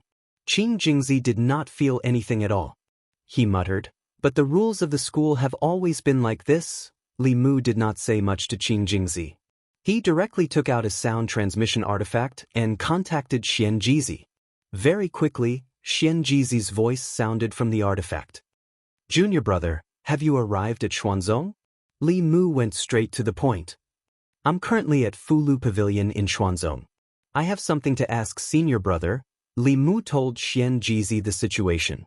On the other side of the artifact, Xianxia said helplessly, "Junior brother, you've misunderstood. It's not that we're deliberately making things difficult for customers. It's just that writing a heavenly secret Fulu is often 1 in 10. We can't guarantee success. Of course, if junior brother personally does it, it's fine even if you only take one set of materials from them." Li Mu thought for a moment and asked, "If I draw it, who will the spiritual jades go to?" Xianxia said, "According to the rules, 20% will be handed over to the sect. As for the rest, junior brother, you can handle it yourself." Li Mu decisively put away the sound transmission artifact and said to Qing Jingzi, "From now on, if anyone wants to draw a high-level Fulu, tell them to come directly to me." After saying that, he looked at the middle-aged man on the second floor and asked, "Who's that person?"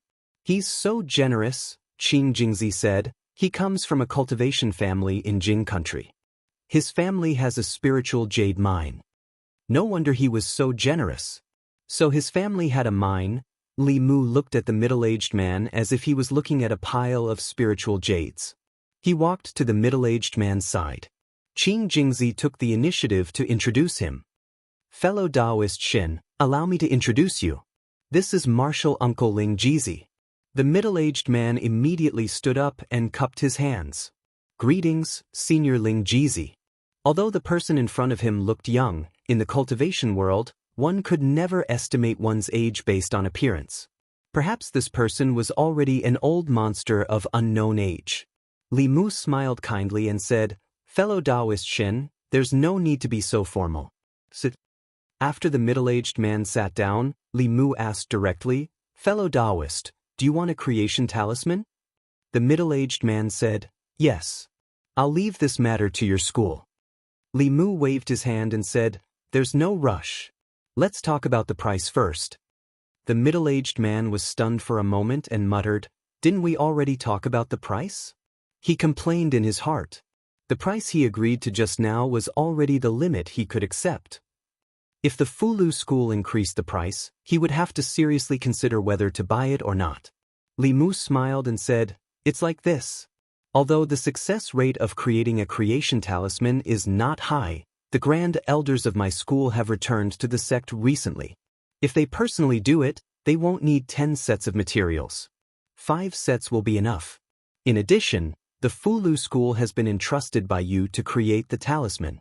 If the talisman fails, it will be the responsibility of the Fulu school. The 100,000 spiritual jades will be returned to you." The middle-aged man sat in his chair, wondering if he had heard wrong. Why did the Fulu school's price get lower and lower? Not only were the materials reduced by half, but if the talisman failed, the 100,000 spiritual jades would be returned.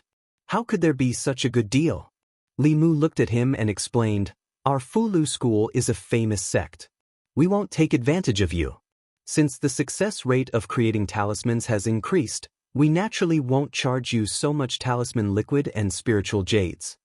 The middle-aged man came back to his senses and immediately said, "Oh, we'll do as senior says." Li Mu thought for a moment and said, "I don't know if this fellow Daoist has any friends who need a creation talisman.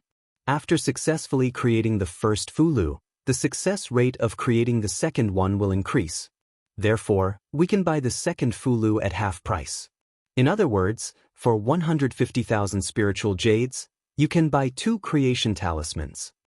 Although the middle-aged man didn't need it himself, if someone could buy another one, he would save 25,000 spiritual jades.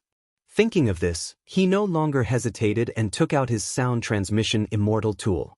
He immediately said, "Old Ma, where are you? I have a good thing here. Quickly come to the Fulu Pavilion." In the Fulu Pavilion, 2 aristocratic family heads who had traveled thousands of miles from Jing country to Xuanzong happily gathered 10 portions of spirit liquid and 150,000 spiritual jades. They planned to buy a creation talisman each and give it to their family's younger generation to protect themselves. The Fulu school was indeed a Fulu school. They had visited all the shops here and only the Fulu school could accept the business of the heaven-grade Fulu. Li Mu personally sent the 2 big clients out and said with a smile, "Fellow Daoists, take care. In the future, let's work together more often. Our sect accepts all kinds of Fulu and will give you preferential treatment. The price is negotiable." At the staircase on the second floor, Qing Jingzi revealed a smile and muttered, 150,000 spiritual jades. "If we give Xuanzong 45,000 spiritual jades, we'll make a net profit of 105,000. Li Mu sensed that something was wrong and asked with a frown, "Why do we have to give Xuanzong 45,000 spiritual jades?" Qing Jingzi said, "Martial uncle, don't you know? All the transactions that our 5 sects conduct here have to be given 30% to Xuanzong. This is also because the 6 sects are from the same sect, so Xuanzong gives us preferential treatment. The other small sects, aristocratic families' shops, and stalls outside have to give Xuanzong 40% or even 50%. Li Mu was stunned for a moment before he strode out of the shop and said to the 2 figures who were about to disappear, "Fellow Daoists, please wait." Chapter 5:33. In Fulu Pavilion, the 2 family heads returned to the shop and looked nervously at the spiritual jades returned by Li Mu. They asked, "Senior, if you think the price is too low, we can discuss it again." Li Mu returned the spiritual jades to them and said, "This is a new rule of our Fulu school. For valuable Fulu items of the heaven realm and above, after the writing is done, you must hand over the spiritual jades and talismans. This way, in a month, you can come to Great Zhou's Shindu to pick up the talismans." Hearing this, the 2 felt relieved and accepted the spiritual jades. They smiled and said, "That's good. We originally planned to go to Great Zhou's Shindu to take a look, so it's on the way." As they walked out of Fulu Pavilion, the 2 sighed in their hearts. Although they were both leaders of Dao, Xuanzong and Fulu schools' attitude towards small and medium-sized sects and families was completely different. Xuanzong was high and mighty. Their shop was opened here, and every time they sold a product, they had to give 40% of the income to Xuanzong. Compared to Xuanzong, Fulu school treated them especially well, living up to its name as the leader of Dao. After sending the 2 off again, Li Mu finally understood how Xuanzong's magnificent mountain gate and the spiritual jade plaza outside were built. Including the other 5 sects of Dao, the large and small sects of Zhu province, the cultivation families, and countless rogue cultivators were all contributing to Xuanzong's construction.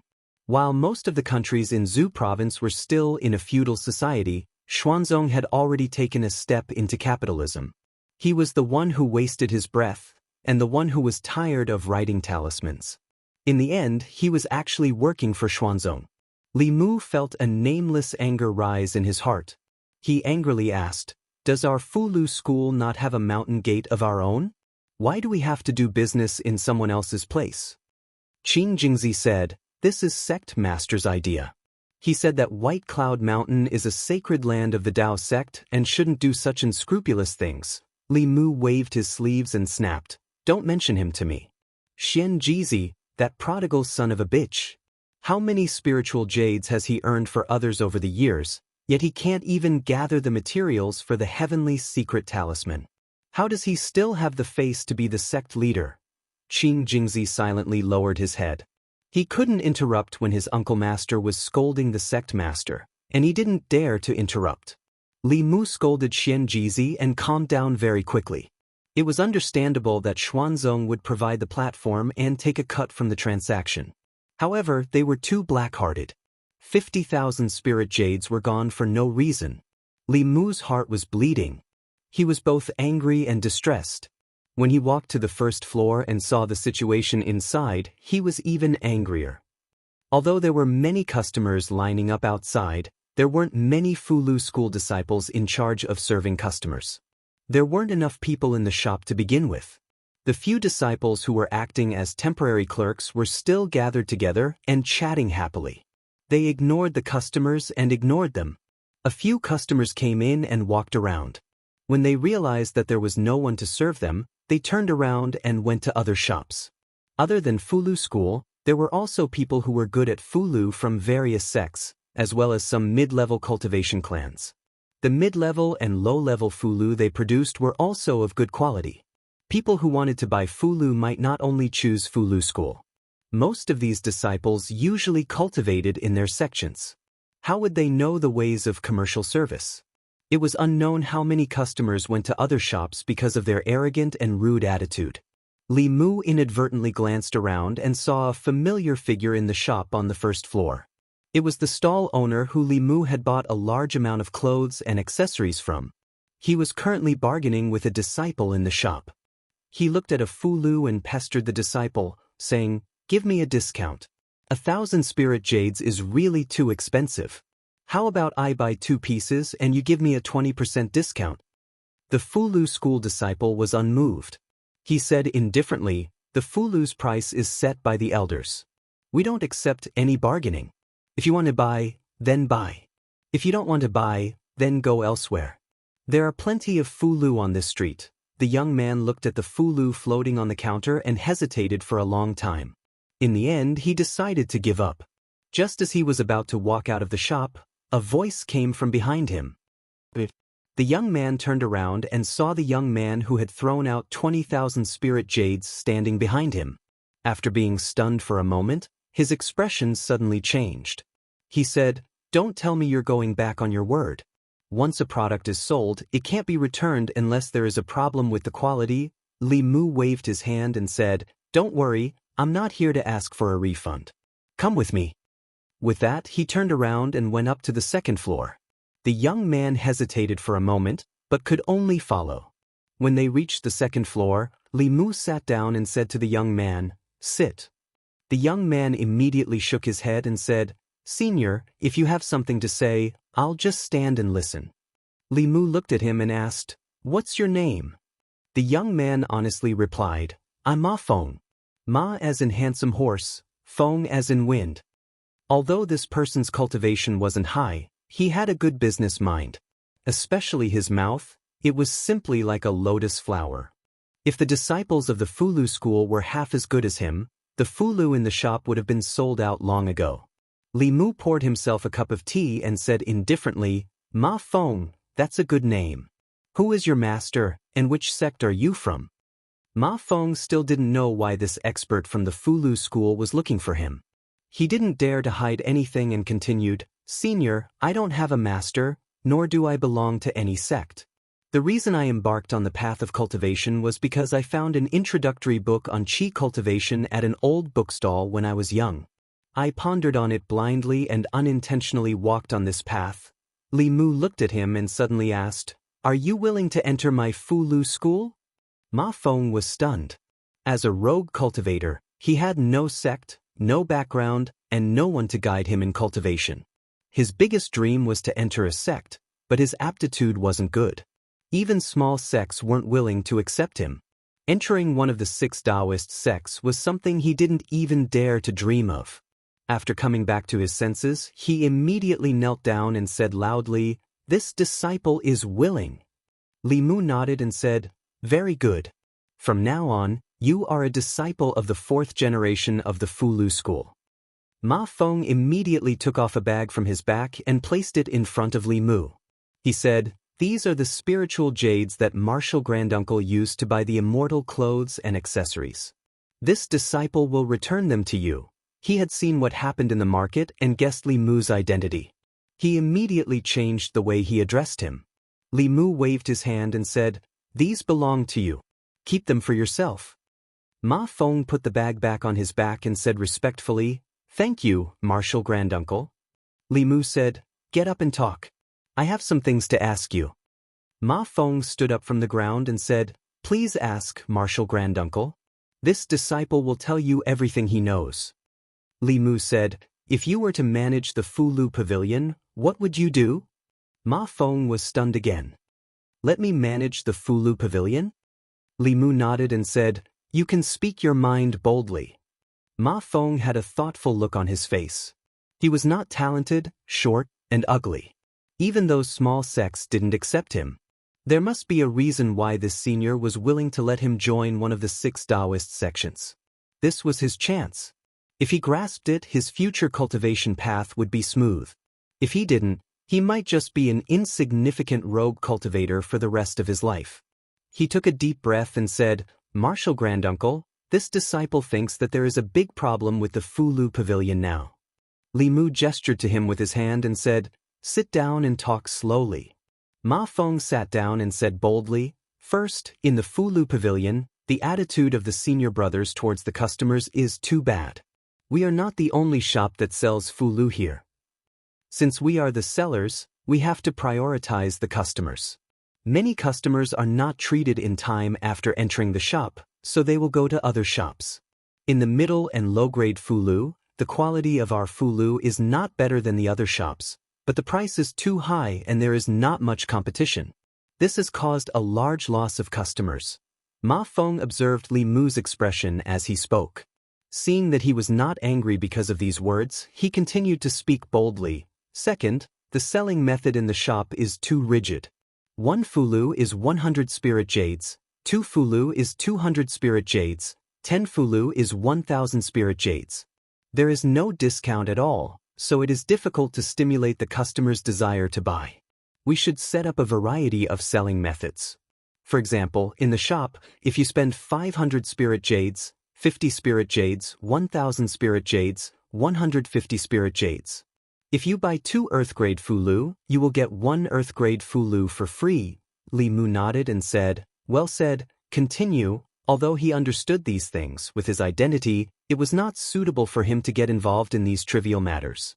He needed a capable assistant, and the young man in front of him was obviously the best candidate. His appearance was not impressive, but he was extremely business-minded.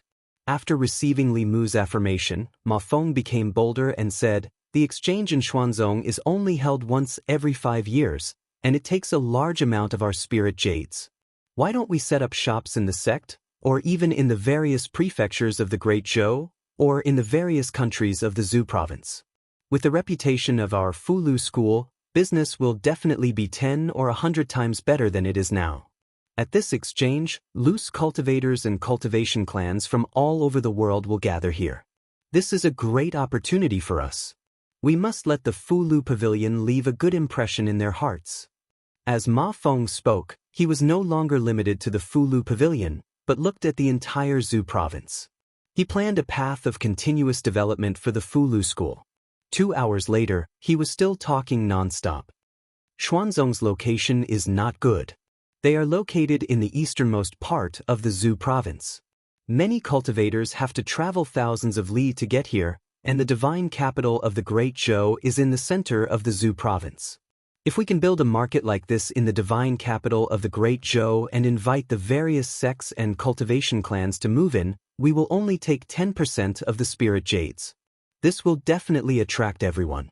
Unfortunately, this will offend Xuanzong and the Great Zhou court may not agree, although Li Mu also wanted to do this, and this would bring in a large amount of tax for the court. There was no doubt that this would cause Xuanzong to have no business at all.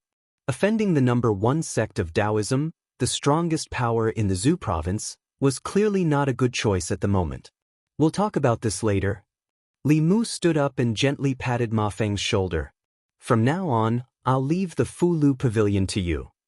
Chapter 5:34. Fu Lu Pavilion. Li Mu brought Ma Feng in front of Qing Jingzi and said, "This is Ma Feng, a new fourth-generation disciple." Ma Feng hurriedly bowed to Qing Jingzi and said, "Greetings, martial uncle." Now is not the time for the sect to recruit disciples, but the head martial uncle and martial uncle all had special privileges. Qing Jingzi was just surprised. This person's appearance was ordinary and could even be called ugly. His cultivation was pitifully low. Why did martial uncle make an exception and let him in? Thinking back to when he entered the sect, he had passed many trials and eliminated many opponents before successfully becoming a disciple of Fu Lu school. Li Mu continued to say to Qing Jingzi, "From now on, Ma Feng is the shopkeeper of Fu Lu Pavilion. You will assist him in managing Fu Lu Pavilion. The two of you will discuss the matters of the pavilion. If there is anything you cannot decide, then come find me." Qing Jingzi's face was filled with shock. He could not believe his ears. A new fourth-generation disciple had instantly replaced his position to become the manager of the Talisman Pavilion, and this caused him to be unable to accept it for a moment. But he couldn't disobey the orders of his martial uncle, so even if he was displeased in his heart, he could only nod and say, "Yes, martial uncle." Ma Feng took a deep breath and puffed out his chest. He said solemnly to Li Mu, "Disciple will do his best to not disappoint martial uncle." Qing Jingzi looked at Ma Feng with an unperturbed gaze. He wanted to see what ability this person had to be valued so highly by martial uncle. Even if he was dissatisfied, he still followed Li Mu's orders and cooperated with this person's actions. Ma Feng first found over 10 young and beautiful female cultivators in the market, and he used them to replace the few Talisman sect disciples in the pavilion before receiving the guests that came to the Talisman Pavilion.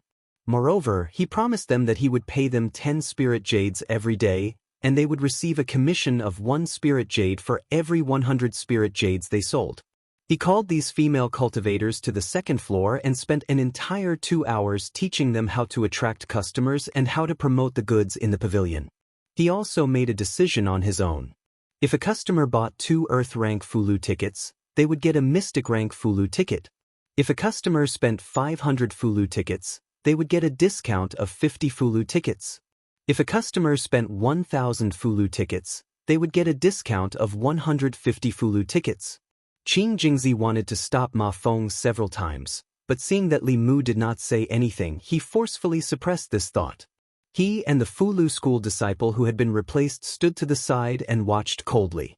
When this person's various mischievous actions ruined the Fu Lu Pavilion's business, martial uncle knew exactly what this person was capable of. Xuanzong's Daoist Exchange Conference, or Trade Conference, was held every 5 years and lasted for a month. It was a grand event in the cultivation world of the Zhu continent. During the conference, cultivators from all over the Zhu continent would travel thousands of miles to Xuanzong in the East Sea. Most of them were here to exchange for suitable cultivation resources. In the market, several men were walking together. One of them said, "Which one of you will come with me to the Fu Lu Pavilion? I want to buy some offensive Fu Lu tickets for self-defense." Someone beside him said, "If you want to buy low-rank Fu Lu tickets, don't go to the Fu Lu Pavilion. It's the same in other shops." The man asked in confusion, "Why? Shouldn't the Fu Lu school's Fu Lu tickets be the best?" The man said, "Low-rank Fu Lu tickets are not difficult. If Fu Lu school can draw them, other small sects and families can draw them too. There is no difference in effectiveness. Fu Lu school's tickets are more expensive. Moreover, the Fu Lu Pavilion's disciples are all arrogant.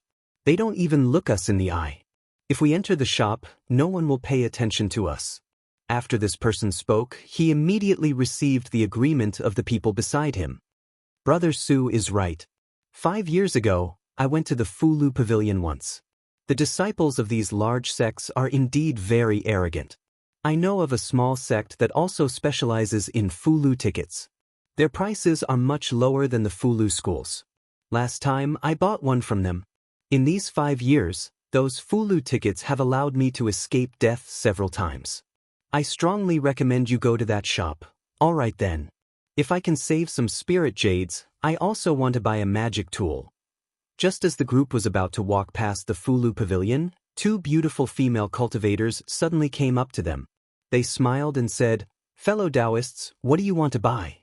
Our Fulu Pavilion has an event today. If you spend 500 spirit jades in the pavilion, you can return 50 spirit jades. If you spend 1,000 spirit jades, you can return 150 spirit jades." The smiles on the faces of the two female cultivators were extremely gentle and beautiful. The business of the Fulu Pavilion was closely related to their remuneration. The more customers they received, the more spirit jades they would receive. If rogue cultivators wanted to earn spirit jades to cultivate, they would have to risk their lives every time. How could it be as simple as this? In order to attract customers, they used almost all of their skills. The male cultivators originally didn't plan to come to the Fulu Pavilion, but they couldn't resist the enthusiasm of the two beautiful female cultivators and entered the shop with some reluctance. The situation inside the Fulu Pavilion was completely different from the last time they came. There were no longer stiff faces of the disciples of the Fulu school. Instead, there were beautiful female cultivators with sweet smiles. The two female cultivators first brought them to a resting area with tables and chairs. They poured tea for them and then asked with a smile, "Fellow Daoists, what kind of Fulu do you need? Do you need me to introduce it to you?" Sitting on comfortable soft stools and tasting fragrant tea, the male cultivators felt embarrassed even if they wanted to leave. One of the male cultivators' throat moved and he said, "I need some profound rank offensive Fulu." One of the female cultivators smiled and said, "Profound rank offensive Fulu. I recommend the Guiding Lightning Talisman, Fire Snake Talisman, and Icicle Talisman. The Guiding Lightning Talisman has a sale today. Buy one and get one free. The Fire Snake Talisman and Icicle Talisman can participate in the full discount." The man's companion tugged at his sleeve and said, "Buy one Lightning Talisman and get one free. This is much more cost-effective than other shops. I've used this talisman to kill several enemies."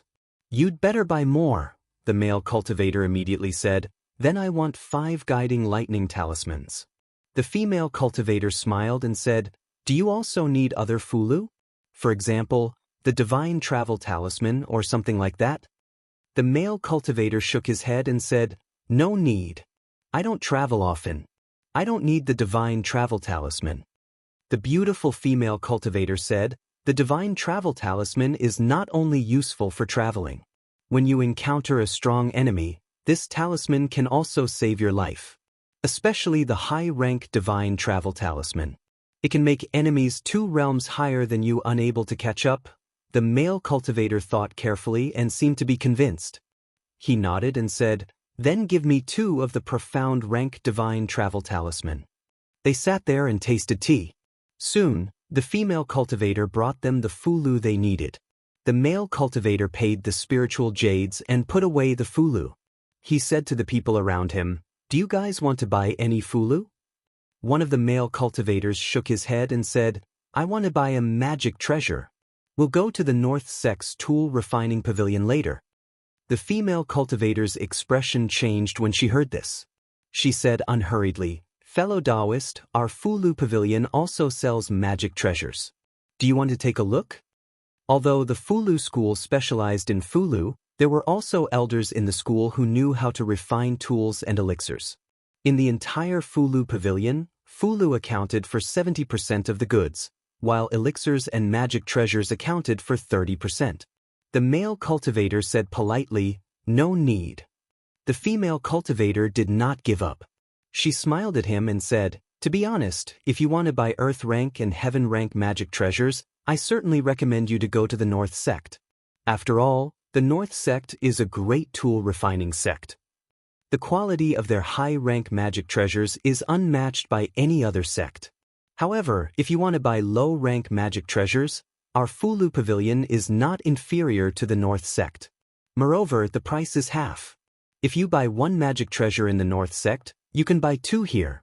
The male cultivator thought carefully and his expression changed. He did not go to buy Earth rank and Heaven rank magic treasures. He could not afford those magic treasures even if he sold himself. Just as they thought, In terms of low-rank Fulu, some small sects' Fulu quality was not inferior to the Fulu school. As for low-rank magic treasures, the Fulu school would not be inferior to the North sect. If it was not for the fact that magic treasures had to be produced by the North sect, then it was not bad to use the Fulu schools.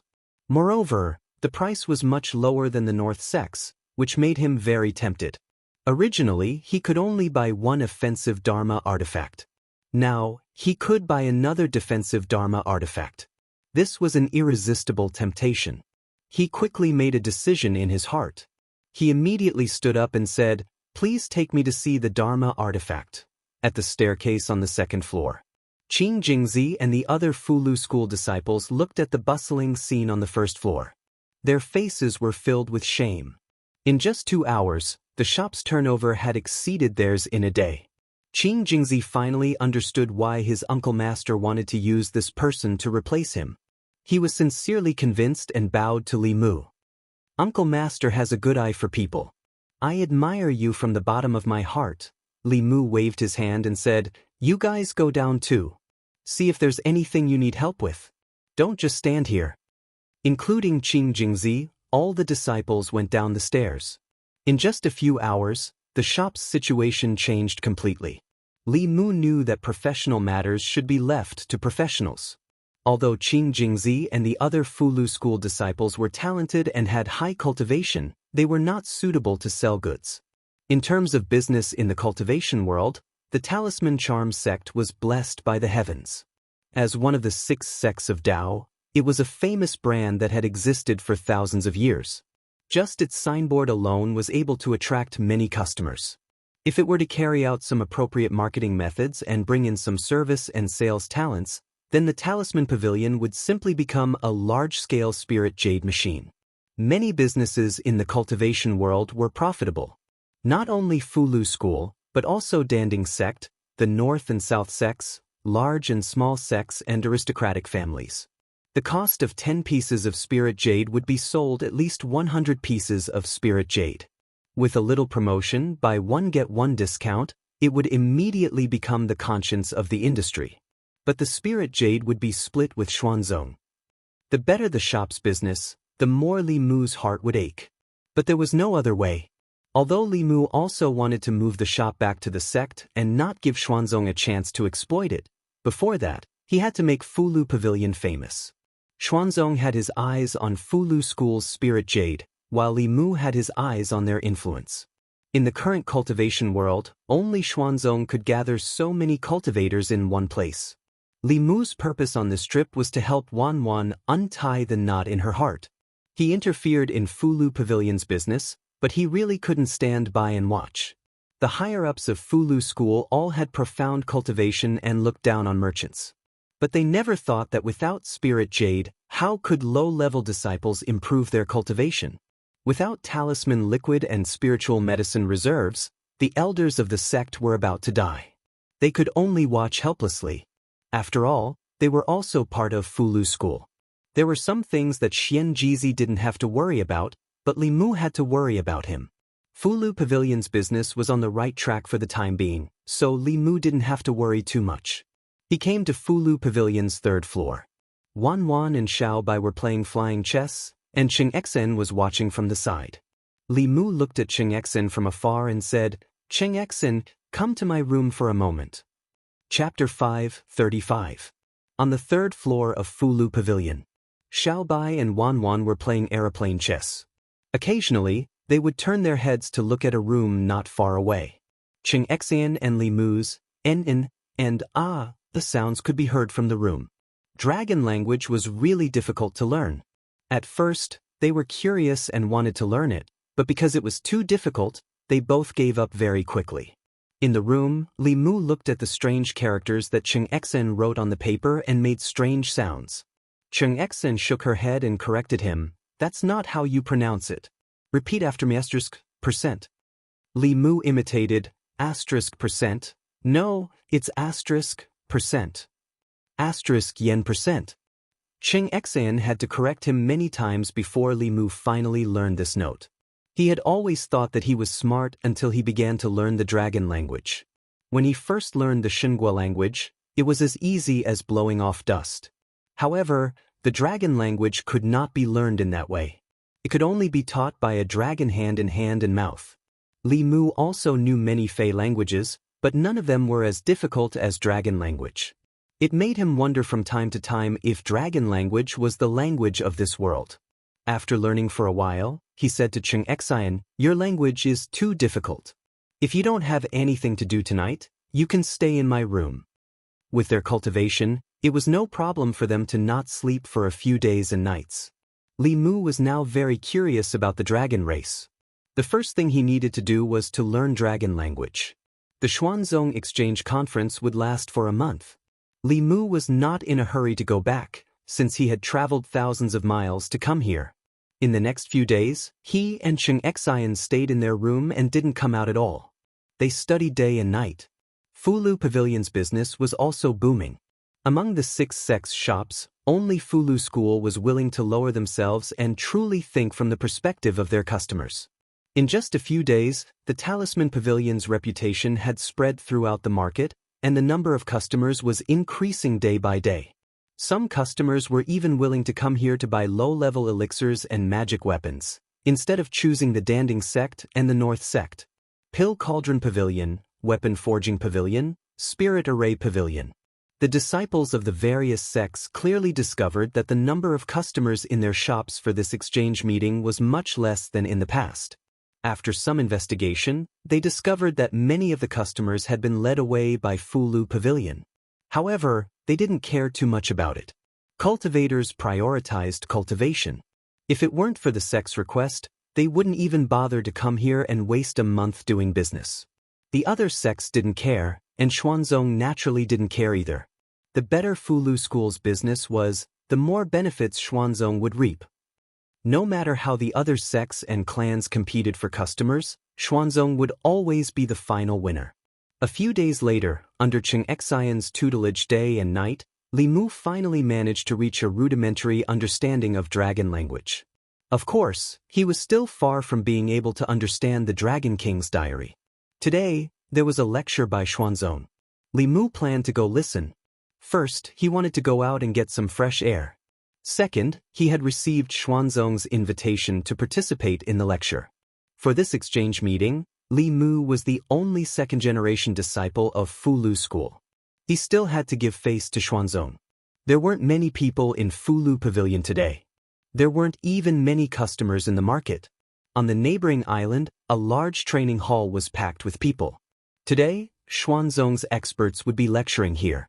They would also answer some questions about cultivation. It was possible that one sentence from them could save many people months or even years of cultivation. Even cultivators who came for business purposes wouldn't miss such a grand event. At the front of the training hall, there were several seats.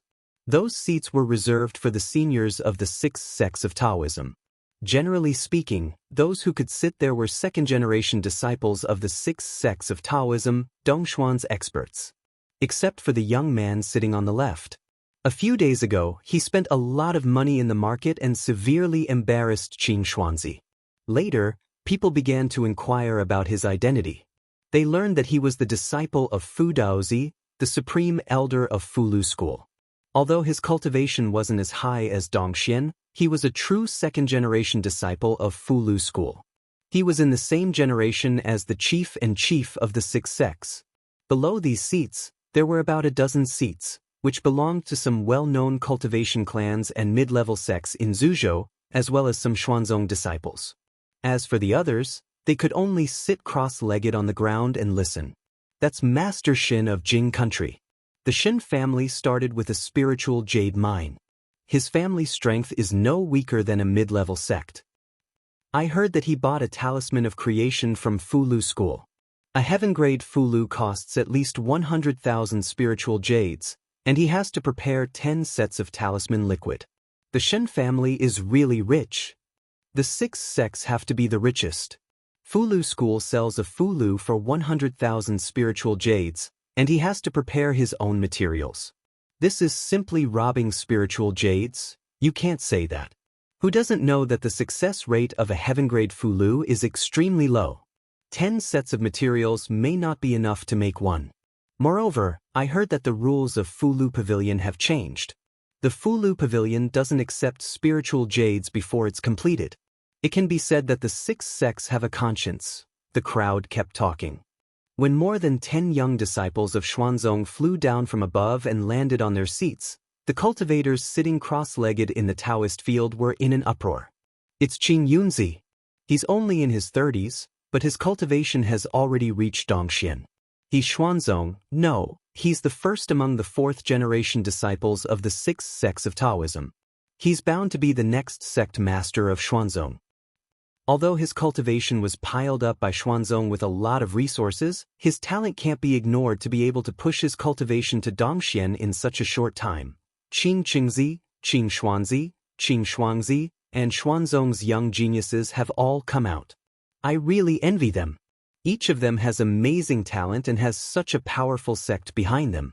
Sooner or later, they'll become the strongest in the world. Amidst the discussion, Li Mu's gaze swept across the young disciples.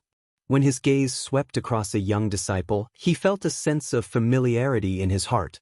That young disciple called Qing Qingzi gave him a sense of familiarity. However, Li Mu had never been to Xuanzong before, and he didn't know any Xuanzong disciples. He quickly searched through his memory, and soon, this person's figure overlapped with a shadow in Li Mu's memory. A few years ago, when Li Mu was still working in the North County, the wife of the Rat King under the White Demon King was once injured by a human cultivator. The human cultivator who injured the Rat King's wife was the one who killed Xiaobai's entire family. Xuanzong's Qing Qingzi looked exactly like that person. Not only that, but his aura also reminded Li Mu of the aura that remained in Xiaobai's grandmother and the Rat King's wife. Just as Li Mu confirmed this person's identity, a fierce shout came from a futon in front of the training hall. "Give me back my grandmother's life." A white figure flew up from the futon. The sword in his hand was already unsheathed, and the tip of the sword was pointed at Qing Qingzi.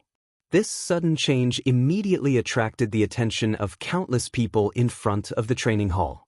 The cultivators in the training ground were extremely shocked. There was actually someone who dared to assassinate a disciple of the Xian sect right in front of the elders of the Xian sect. This kind of suicidal behavior could be considered crazy.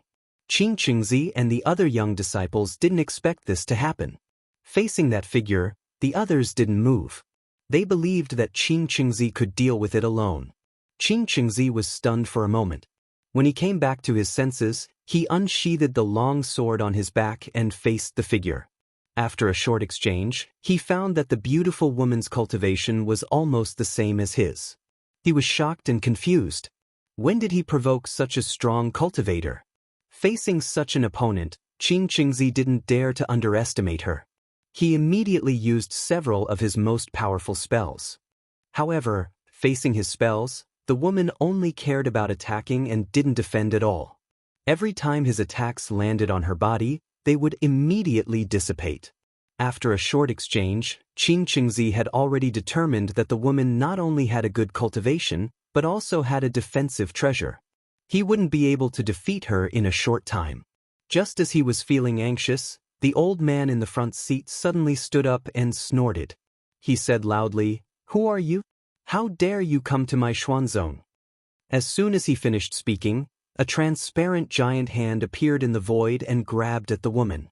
Under the pressure of the giant hand, the cultivators with low cultivation suddenly felt like Mount Tai was pressing down on them. They found it difficult to breathe. Even the strong cultivators in the creation realm found it difficult to breathe. They were shocked by the power of Dongxian. Under the pressure of the giant hand, Xiaobai couldn't move. She could only watch as the hand grabbed at her. In the next moment, a figure that wasn't very big but made her feel at ease stood in front of her. Li Mu floated in the void in front of Xiaobai. He didn't do anything. The aura in his body swept out, and the giant hand collapsed. After a moment of silence, there was another uproar. "Isn't that the senior from Fulu School? Why is he helping this assassin? Didn't you notice that this female assassin is the beauty who has been following the senior around? What's wrong with Qing Qingzi? He seems to have a death feud with this beauty. This is going to be interesting." The conflict between Fulu School and Xuanzong. As the crowd discussed in low voices, someone suddenly realized something and said in surprise, "The one who attacked just now was Senior Miao Yuanzi from Xuanzong. He has advanced to Dongxin many years ago. This senior from Fulu School is only at the 5th realm, but he blocked Senior Miao Yuanzi's angry attack so easily. It's unbelievable." Only then did the crowd realize this. They all looked at the figure floating in the void with shocked eyes. Among the disciples of Xuanzong, Qing Xuanzi's face was pale. If Elder Miao Yuanzi's palm strike had landed on him, he would have been seriously injured even if he didn't die. However, it was easily resolved by this person. Thinking of the conflict between him and this person, Qing Xuanzi suddenly felt a wave of fear. Li Mu slowly landed and looked back at Xiaobai. Xiaobai bit her lower lip and tears welled up in her eyes. She choked and said, "Benefactor." Li Mu held her in his arms with one hand and patted her back. He said softly, "I know. Leave the rest to me." Wan and Xianxia also left the crowd and quickly stood beside Xiaobai. Li Mu waved his hand and a golden light shot out. Qing Qingzi suddenly felt his waist tighten, and he couldn't circulate his spiritual power. Then he was dragged to Li Mu by a huge force. At the front of the training hall, Miao Yuanzi looked at Li Mu with a gloomy face and asked, "What is the meaning of this?" Li Mu shook his wrist, and the bound Qing Qingzi knelt on the ground. He looked at Miao Yuanzi with a gloomy face and said, "You connived with your disciples to bring disaster to the great Zhou and kill my sister's family. What right do you have to ask me?" The two looked at each other, and the atmosphere was extremely tense. Beside Miao Yuanzi, a female cultivator stood up and said, "Senior brother Miao Yuanzi, junior brother Ling Jizi, let's sit down and talk. There may be some misunderstanding. The 6 sects are one family. Let's not hurt each other." The people of the Danding sect stood up. Miao Yuanzi's face didn't soften. Instead, he looked at Li Mu and said, "Junior sister Jade, you all saw it. Today, it was Fulu School who provoked you first. It wasn't my Xuanzong that was rude." Jade's son walked in front of Li Mu and said, "Junior brother Ling Jizi, let this disciple go first. If there's anything we can talk about it slowly. After all, this was Xuanzong, and Li Mu wasn't an unreasonable person." He took back the immortal binding lock. Miao Yuanzi waved his sleeve, rolled up Qing Qingzi, and flew up to the Dao Palace. Li Mu followed with Xiaobai and Wanwan. Seeing this, Jade's son and the elders of the other 4 sects looked at each other and shook their heads helplessly. They also flew up. Even with the Xuanzong elders presiding, the training hall still became chaotic. What's going on? Xuanzong is a righteous sect. How could a disciple of Xuanzong do something like killing people? There must be some kind of misunderstanding. I also think it's a misunderstanding. The disciples of Xuanzong who stayed behind also sighed. Qing Songzi shook his head and sighed. "I've already advised senior brother Qing Qingzi not to be too eager for quick success, but he just wouldn't listen. He likes to kill demons for their demon cores and souls. Now they've come knocking on his door." Although Qing Songzi deliberately lowered his voice when talking to his fellow disciples, there were nearly 10,000 people in the training hall, and many of them had high cultivation. It was easy for them to hear what he said. What? Qing Qingzi likes to kill demons? Isn't this forbidden by the big sects? Besides, the great Zhou court doesn't allow this kind of behavior. Forbidden is forbidden. Killing demons isn't killing people. How could a core disciple like Qing Qingzi be punished by the sect for killing a few demons? So what that senior said is true. So what if it's true? So what if it's false? How can Fulu School's strength compare to Xuanzong? If you were Xuanzong's sect master, would you punish a core disciple for such a small matter and damage the sect's reputation? Hearing the discussion, a Xuanzong female disciple glared at Qing Songzi and said, "Qing Songzi, can you shut your mouth?"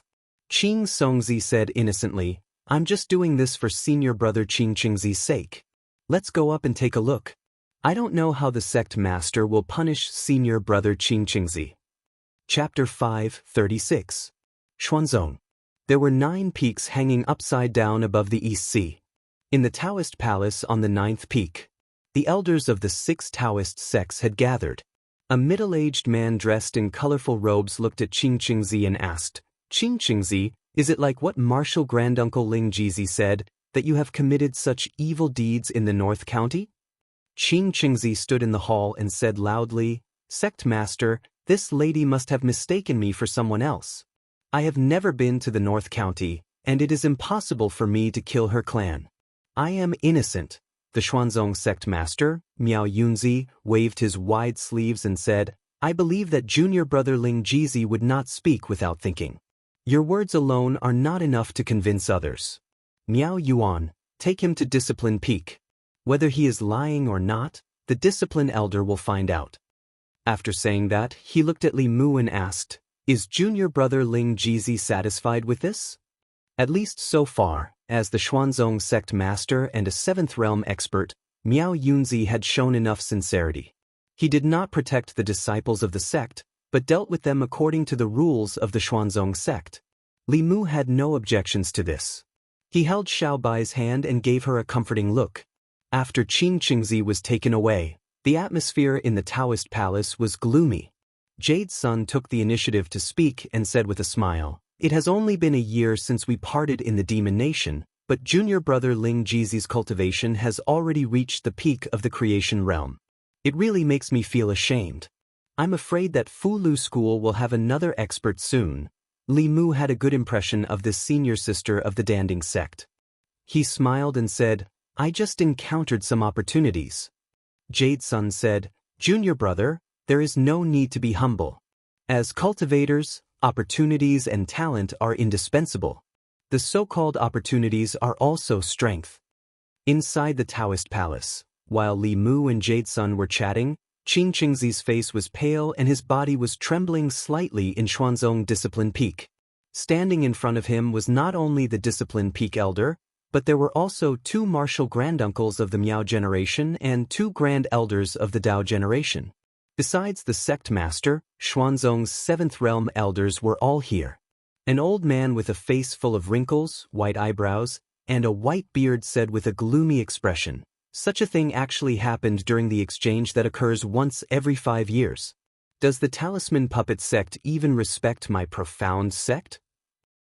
The other old man next to him narrowed his eyes and said, Maybe they think that because Fulu School has a 4th transcendent cultivator, they can compare to Xuanzong. If I remember correctly, the 2 from Fulu School have less than 2 years left. In 2 years, Fulu School will be the weakest of the 6 sects. They can't even compare to Danding sect and Spirit Formation sect. Only Daoist Miao Dun looked at Qing Qingzi and asked seriously, Did you really kill that fox demon? Qing Qingzi knew that he couldn't hide it in front of these elders. He said regretfully, I didn't know that the fox demon was the sister of the Fulu School's martial granduncles. Daoist Miao Dun said angrily, I didn't expect you to do such a thing. Come, let's go see the sect master. Elder Bai Mei looked at Daoist Miao Dun and said, Wait. Daoist Miao Dun frowned and said, Martial uncle, Qing Qingzi violated the sect rules. Elder Bai Mei looked at her and said, In the Miao generation, your talent is second only to your senior brother. Now, even Miao Xian and Fulu School's Yuzhen have already transcended. But you're still in Dongxian. Stay in the sect and cultivate. Break through as soon as possible. Don't worry about anything else. Martial uncle. You can leave. Daoist Miao Dun looked at Elder Bai Mei. After taking a deep breath, she bowed and said, This disciple will take her leave. After she left, Elder Bai Mei glanced at Qing Qingzi and said, It's just killing a few demons. Those who are not of our race must have a different heart. The great Zhou court is muddle-headed and treats demons as common people.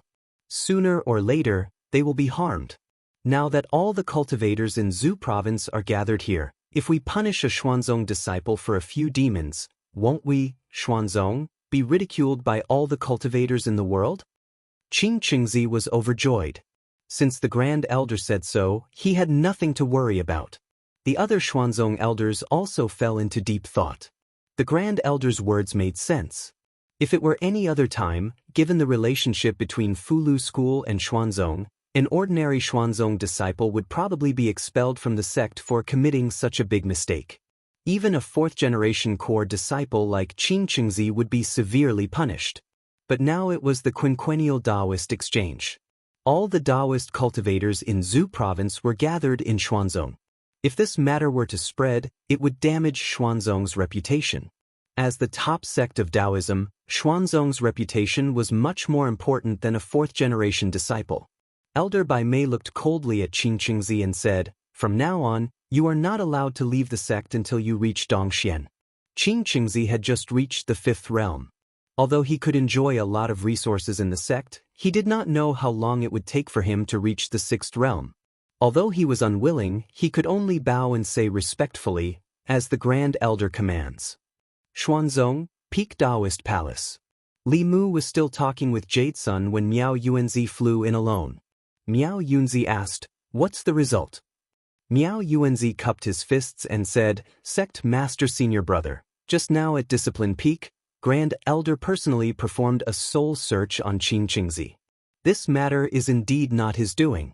There should be a misunderstanding." Miao Yuanzi frowned imperceptibly and asked, "What about Qin Qingzi?"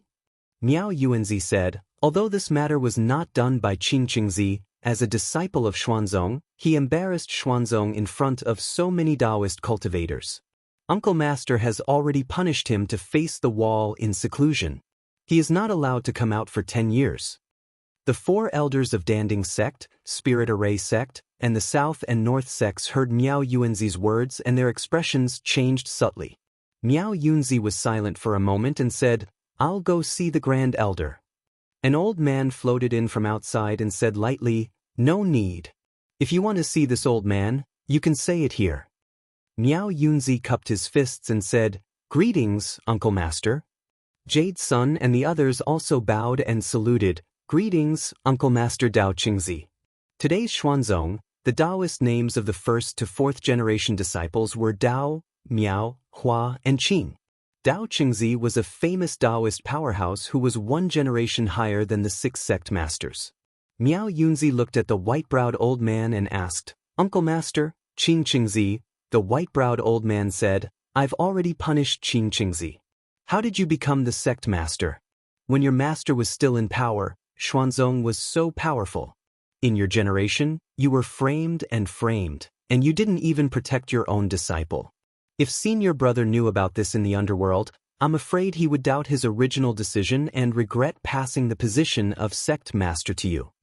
After reprimanding Miao Yuanzi, he looked at Li Mu and said in a deep voice, "You insulted my Xuanzong. For the sake of the Fulu school, I won't argue with a junior like you this time. If there's a next time, I'll destroy your cultivation and let Xianjizi come to Penglai Mountain personally to take you back." As his voice fell, he flicked his sleeves and left. Inside the Dao Palace, Miao Yuanzi's expression was complicated. He looked at Li Mu and his lips moved. "Junior brother," Li Mu smiled and said, "Fellow Daoist, there's no need to say more. Since it's a misunderstanding, I apologize to Xuanzong for my impulse just now. Goodbye." After that, he held Xiaobai's hand and strode out of the Dao Palace. Miao Yuanzi looked at Li Mu's back and sighed softly. One called him junior brother, and the other called him fellow Daoist.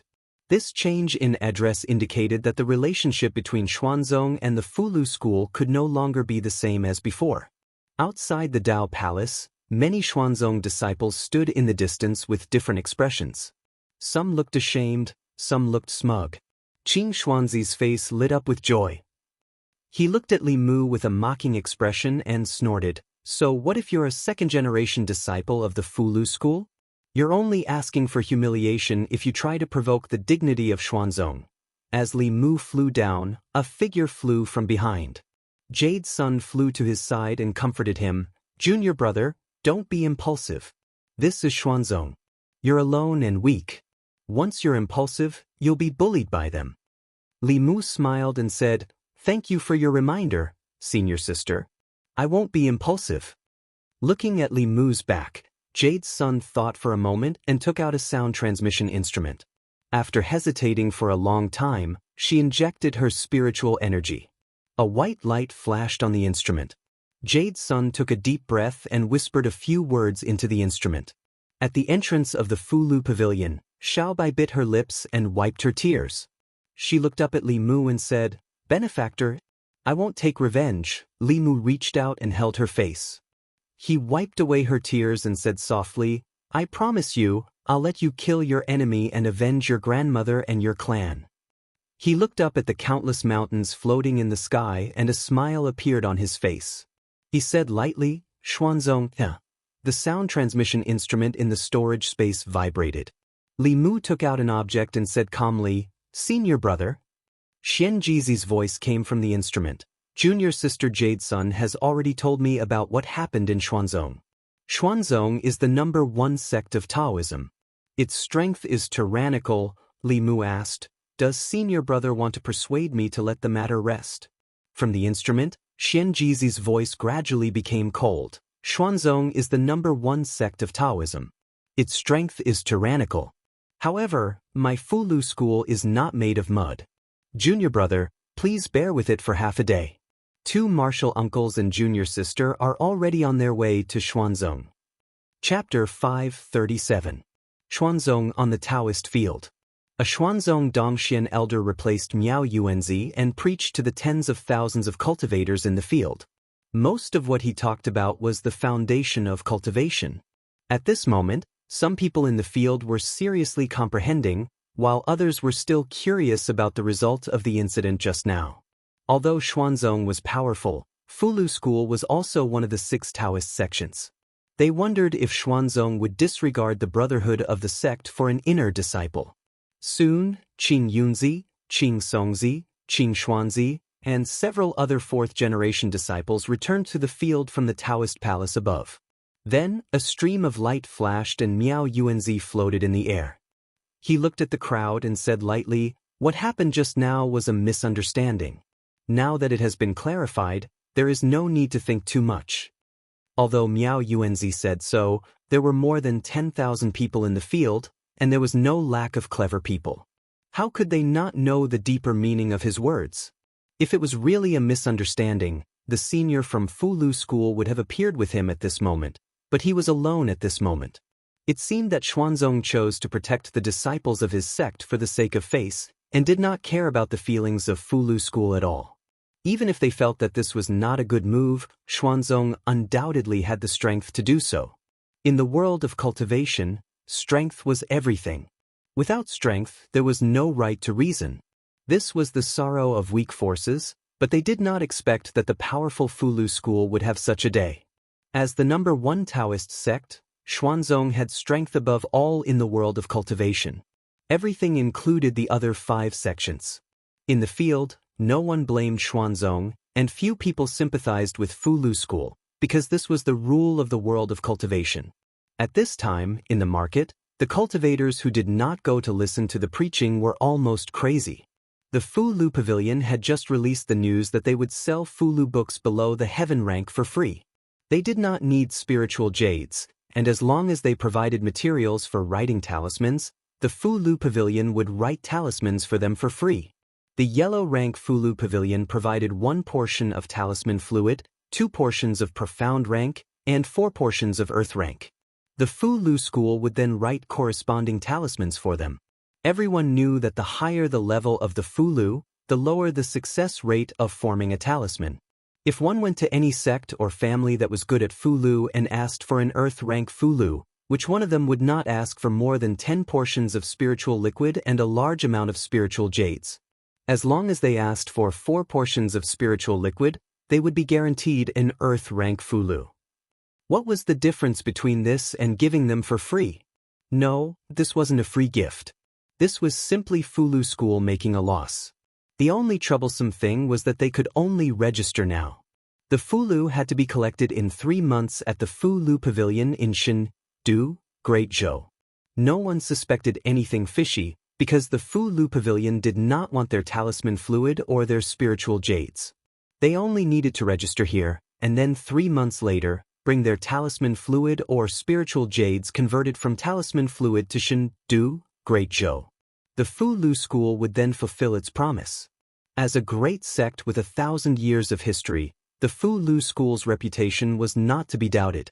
Although the process was a bit troublesome, the return was huge.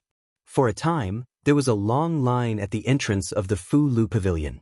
In the market square, no matter if it was the shops on the street or the small stalls in the square, There was not a single customer. Many stall owners and shopkeepers had already packed up their stalls and shops and formed a long line at the entrance of the Fu Lu Pavilion. Inside the Fu Lu Pavilion, the disciples and the cultivators who had come at the last minute were furiously writing down the information of the people who had ordered the Fu Lu. Ma Feng maintained the discipline of the crowd. He gritted his teeth and said, "Damned Xuanzong, I'm not giving you a single piece of spiritual jade." The cultivators in the line outside all had Dharma sound transmission artifacts and were constantly communicating. "Second uncle, hurry up and close the shop. Come to the Fu Lu Pavilion. Father, hurry up and prepare some spiritual medicine and spiritual jades. We're going to do great show right now. Old Ma, are you at the training hall? Don't listen. Why are you still listening to such useless things at a time like this? Hurry up and come to the Fu Lu Pavilion. There's a big bargain. Don't blame me for not reminding you if you're late." In the Xuanzong training hall, Miao Yuanzi was preaching. At some point in time, cultivators began to leave one after another. In the past, when he preached, this kind of situation would occur, but it was never on such a scale. Some of them left in a hurry after receiving the message from the Dharma sound transmission artifact. Some saw the people around them leave and also left after asking. When nearly 1,000 people left inexplicably, some Xuanzong disciples went to investigate and finally found the source of this matter. On the celestial mountain floating at the highest point of the sea, a Xuanzong elder said to Miao Yuanzi, "Sect master, the Fu Lu school's actions have broken the rules of the market. We can't allow them to continue like this." Miao Yuanzi felt guilty in his heart. When he heard this, he only waved his hand and said, "Let them be." The elder frowned slightly. "But sect master, this goes against the rules set by me, Xuanzong." Miao Yuanzi glanced at him and said, "I said, don't interfere in this matter." The elder looked up at him and slowly retreated. After leaving the Daoist palace, he flew to another mountain. In the Daoist palace, Taoist master Miao Dun looked at Miao Yuanzi and asked, "Senior brother, don't you think that Xuanzong has changed and is no longer the Xuanzong of the past?" Miao Yuanzi looked in the direction that the elder disappeared and sighed. In the end, he was indifferent and speechless. Not long after, accompanied by two elders, Daoist Xianxia flew out of the mountain and went straight to the market below. His face was gloomy and he said in a low voice, "It seems that the Fu Lu school really doesn't take Xuanzong seriously these years. Since that's the case, I'll teach this arrogant disciple a lesson on behalf of Fu Daozi."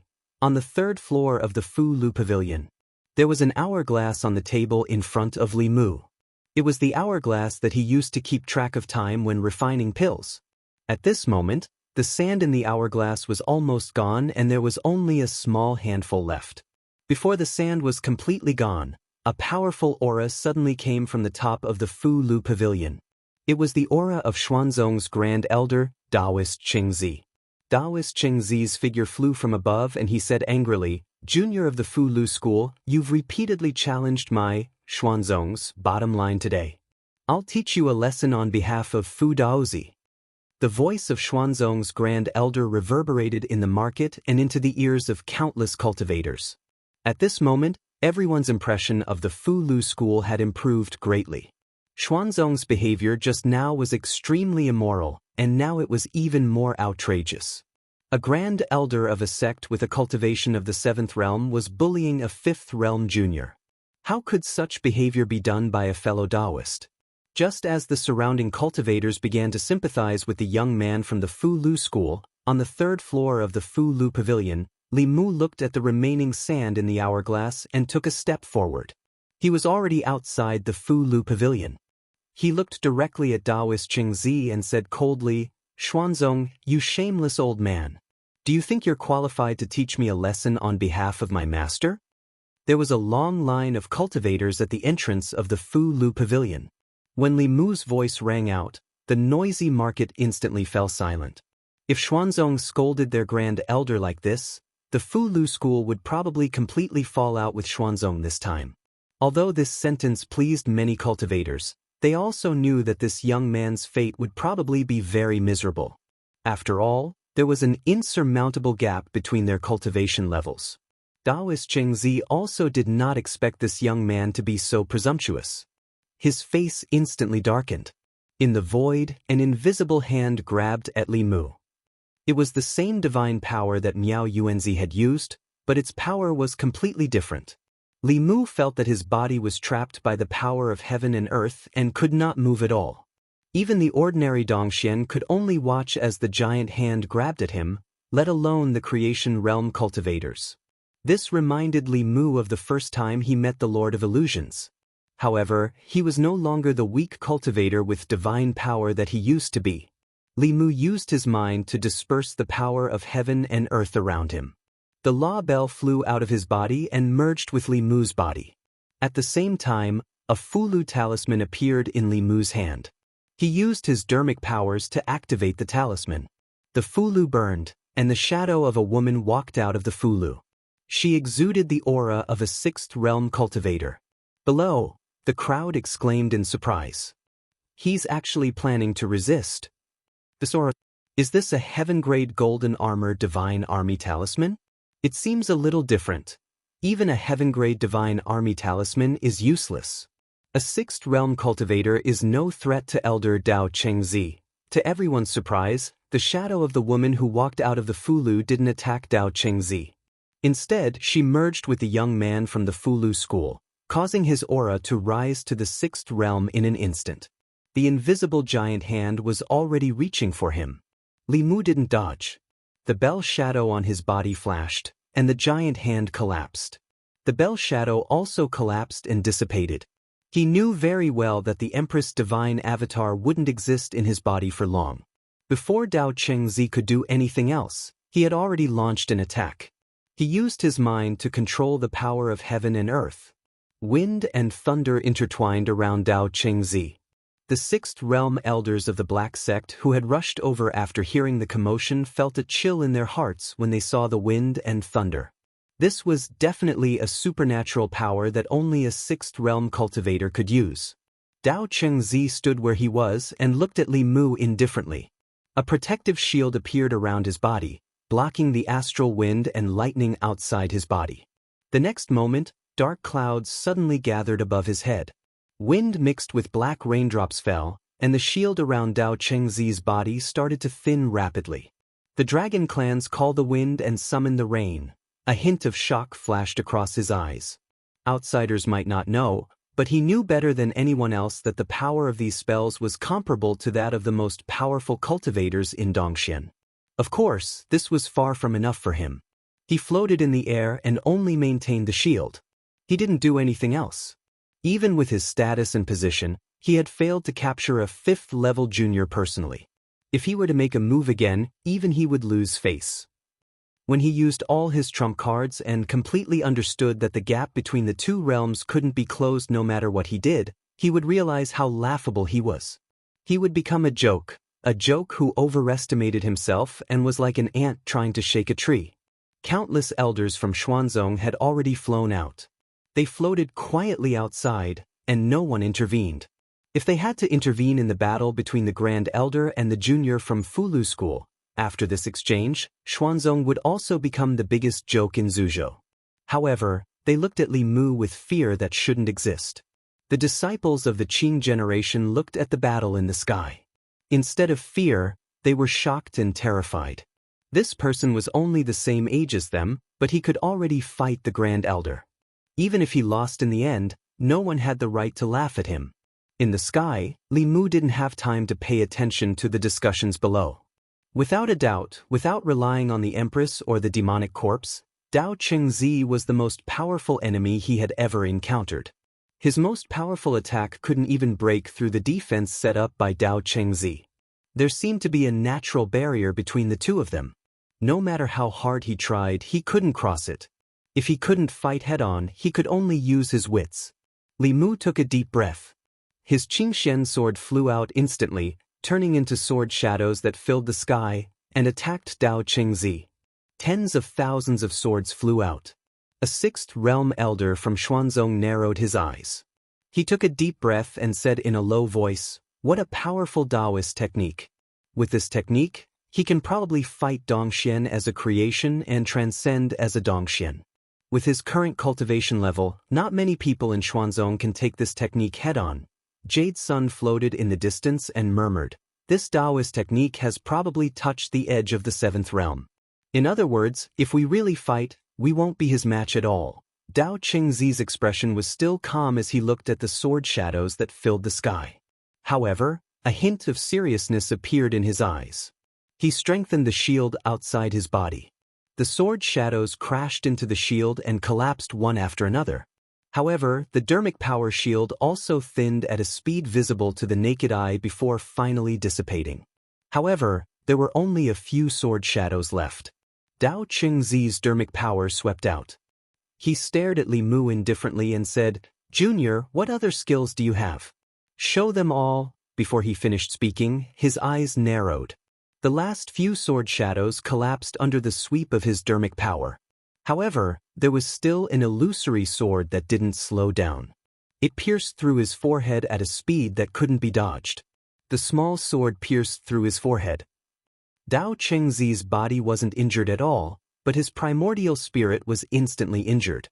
Under the gaze of countless ancestral state cultivators, Xuanzong disciples, and elders, their Grand Supreme Elder spat out a mouthful of blood. His aura instantly weakened by half. He was injured. He was injured at the hands of a seventh realm junior. Countless people were shocked. Their faces were filled with disbelief. A seventh realm transcendent expert was injured by a fifth realm cultivator? Outside the Fulu pavilion, the Fulu school disciples' breathing quickened. Their bodies trembled as they stared at the figure floating in the air. This was their martial uncle and martial granduncle. This was the integrity of the Fulu school. Two streams of tears slowly fell from Xiaobai's limpid eyes. Unlike the Fulu school disciples, her eyes were filled with affection as she looked at the figure. In the air, Li Mu's face was pale. He imitated Dao Qingzi's tone and said indifferently, "Old thing, you're still pretending." Chapter 5:38. The market, the training ground, and the countless figures floating in the air were all silent. Only Li Mu's voice echoed on the sea. Just now, everyone had witnessed a miracle. A cultivator in the creation realm had actually injured a transcendent realm cultivator in a head-on battle, but he himself was unharmed. This battle was enough to be recorded in the history of the cultivation world. When future generations mentioned the Fulu school and Xuanzong at the same time, they couldn't ignore this battle that spanned two major realms. The elders of Xuanzong floated in the air, still motionless. It wasn't that they didn't want to move, but that they couldn't. The Grand Elder was in the seventh realm, fighting against a fifth realm junior. Did he need their help? Now that things had developed to this point, it was completely out of Xuanzong's control. It was the opposite of their original goal. Xuanzong had protected Qingzi because he didn't want the school to be disgraced. Now, all the cultivators on the Zhu continent knew that Xuanzong had protected his disciple and bullied the weak. The Grand Elder's face had been beaten to the ground, and Xuanzong's face had been completely destroyed. If they had known that things would come to this, they would have punished Qingzi severely. But now, this had nothing to do with Qingzi. Xuanzong needed to establish his authority and regain his lost face. In the air, Dao Qingzi's vital spirit was injured, and his aura was weakened. His face was extremely pale, but not because of his injury, but because of the humiliation. He had been humiliated by a junior in front of all the disciples of Xuanzong, and in front of more than 10,000 cultivators. At this moment, he wanted to kill that person for the first time. His voice was cold as he said word by word, "Junior, you disrespected your elders and deceived your master. Today, I will punish you on behalf of Fulu School." After all, Dao Qingzi was a super expert who had reached the 7th level many years ago. If Li Mu hadn't caught him off guard and mixed the intellectual sword into the 10,000 sword shadows, he wouldn't have been able to injure Dao Qingzi at all. When he was in the 5th realm, his wisdom sword could slash Dongshuan's primordial spirit. Now that his cultivation had temporarily increased to the 6th realm, he could only slightly injure Dao Qingzi. However, he wasn't afraid of Dao Qingzi. In the face of Dao Qingzi's threat, Li Mu ignored it. He turned around and flew toward the Fulu pavilion. At the same time, on the 3rd floor of Fulu pavilion, the last strand of sand fell from the hourglass. Dao Qingzi's killing intent surged as he raised a hand at Li Mu's back. But at this moment, 3 streams of light suddenly appeared on the western horizon and sped over. A loud voice exploded in the sky. Dao Qingzi, do you think everyone in Fulu School is dead? A huge black sword came from afar and pointed directly at Dao Qingzi. Dao Qingzi hurriedly took out a square shield. The huge sword collided with the square shield and sent Dao Qingzi flying for thousands of feet. The 2 Xuanzong Grand Supreme Elders who had just arrived didn't intend to let him go and chased after him. A Xuanzong Grand Supreme Elder said in shock, "It's Martial Uncle Xianxia and Martial Uncle Xianxia. They actually came in person." Xianxia and Xianxia were famous Daoist experts. The 2 7th Realm Grand Supreme Elders of Fulu School appeared here at this moment. It meant that ever since that incident, Fulu School didn't plan to be friendly with Xuanzong. On the ground, countless ancestral state cultivators were dumbfounded. Today was really an eye-opener for them. Not only did they see Dongxian Transcendence experts injured, but they also saw a battle between Transcendence experts. This trip to Xuanzong was really worth it. Li Mu landed on the ground and walked all the way to Fulu Pavilion. Everywhere he went, the bustling crowd automatically made way for him. Yu Zhenzi didn't participate in the battle. Instead, he immediately flew to Li Mu's side and asked with concern, "Are you okay?" Li Mu smiled and said, "I'm fine. Senior sister, I've made you worry." The spiritual snail in the storage space had been vibrating for a while. Li Mu took out the spiritual snail and injected magic power.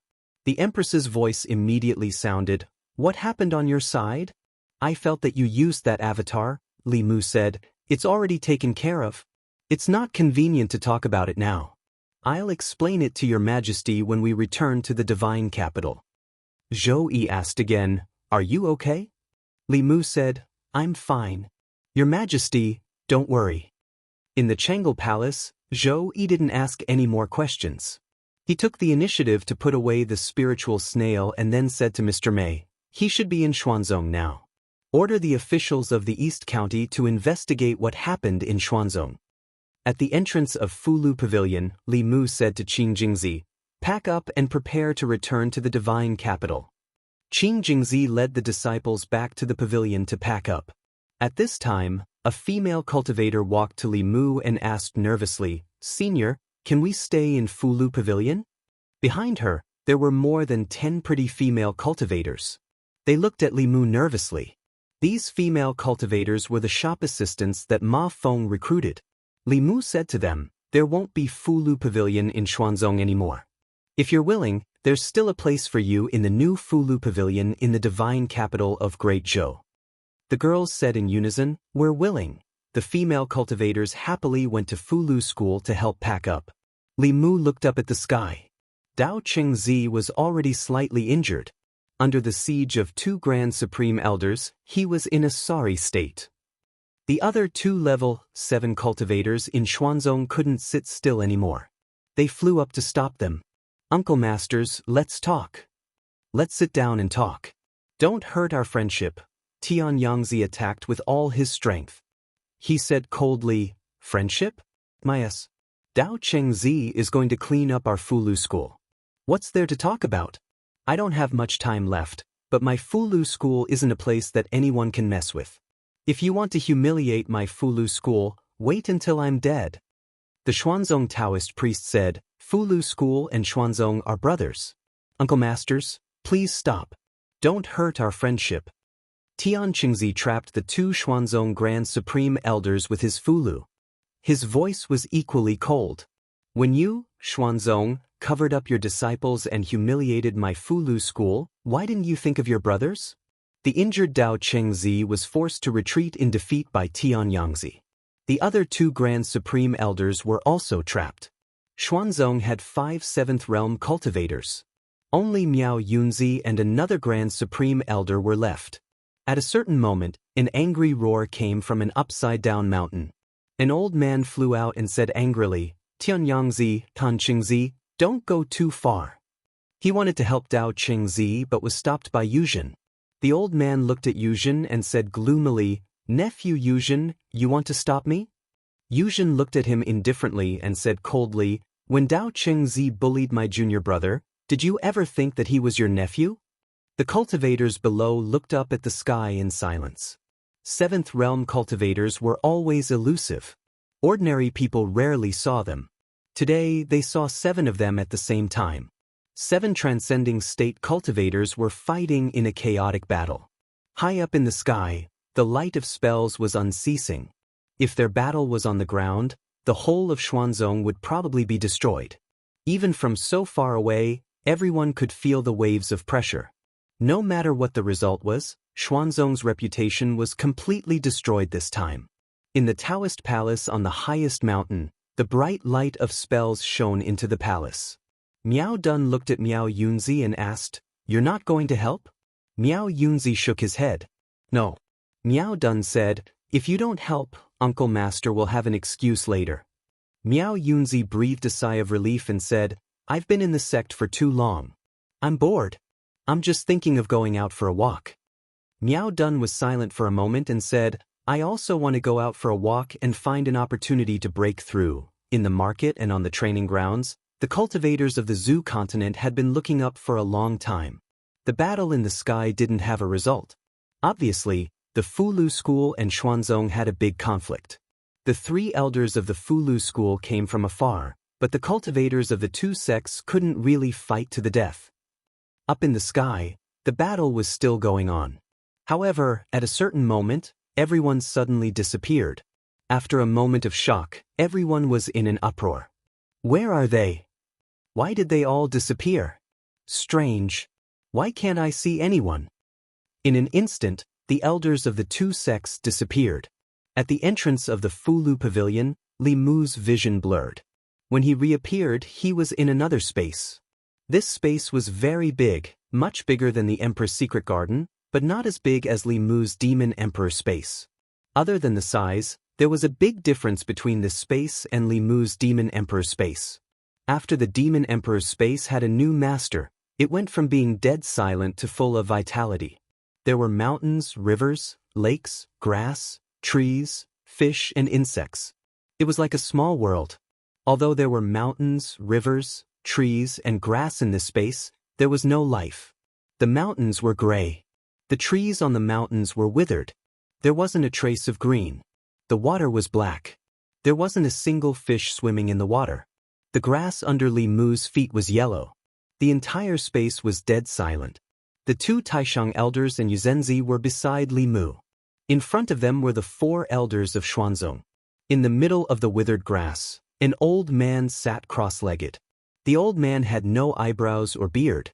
There were only a few strands of messy hair on his bald head. Wrinkles crisscrossed his face, mixed with brown patches. He sat there with his eyes closed and his head bowed. There was no breath coming from him. He was like a dead man. But in Li Mu's eyes, what sat there was not a person, but a mountain. This mountain stood tall and lofty, unreachable.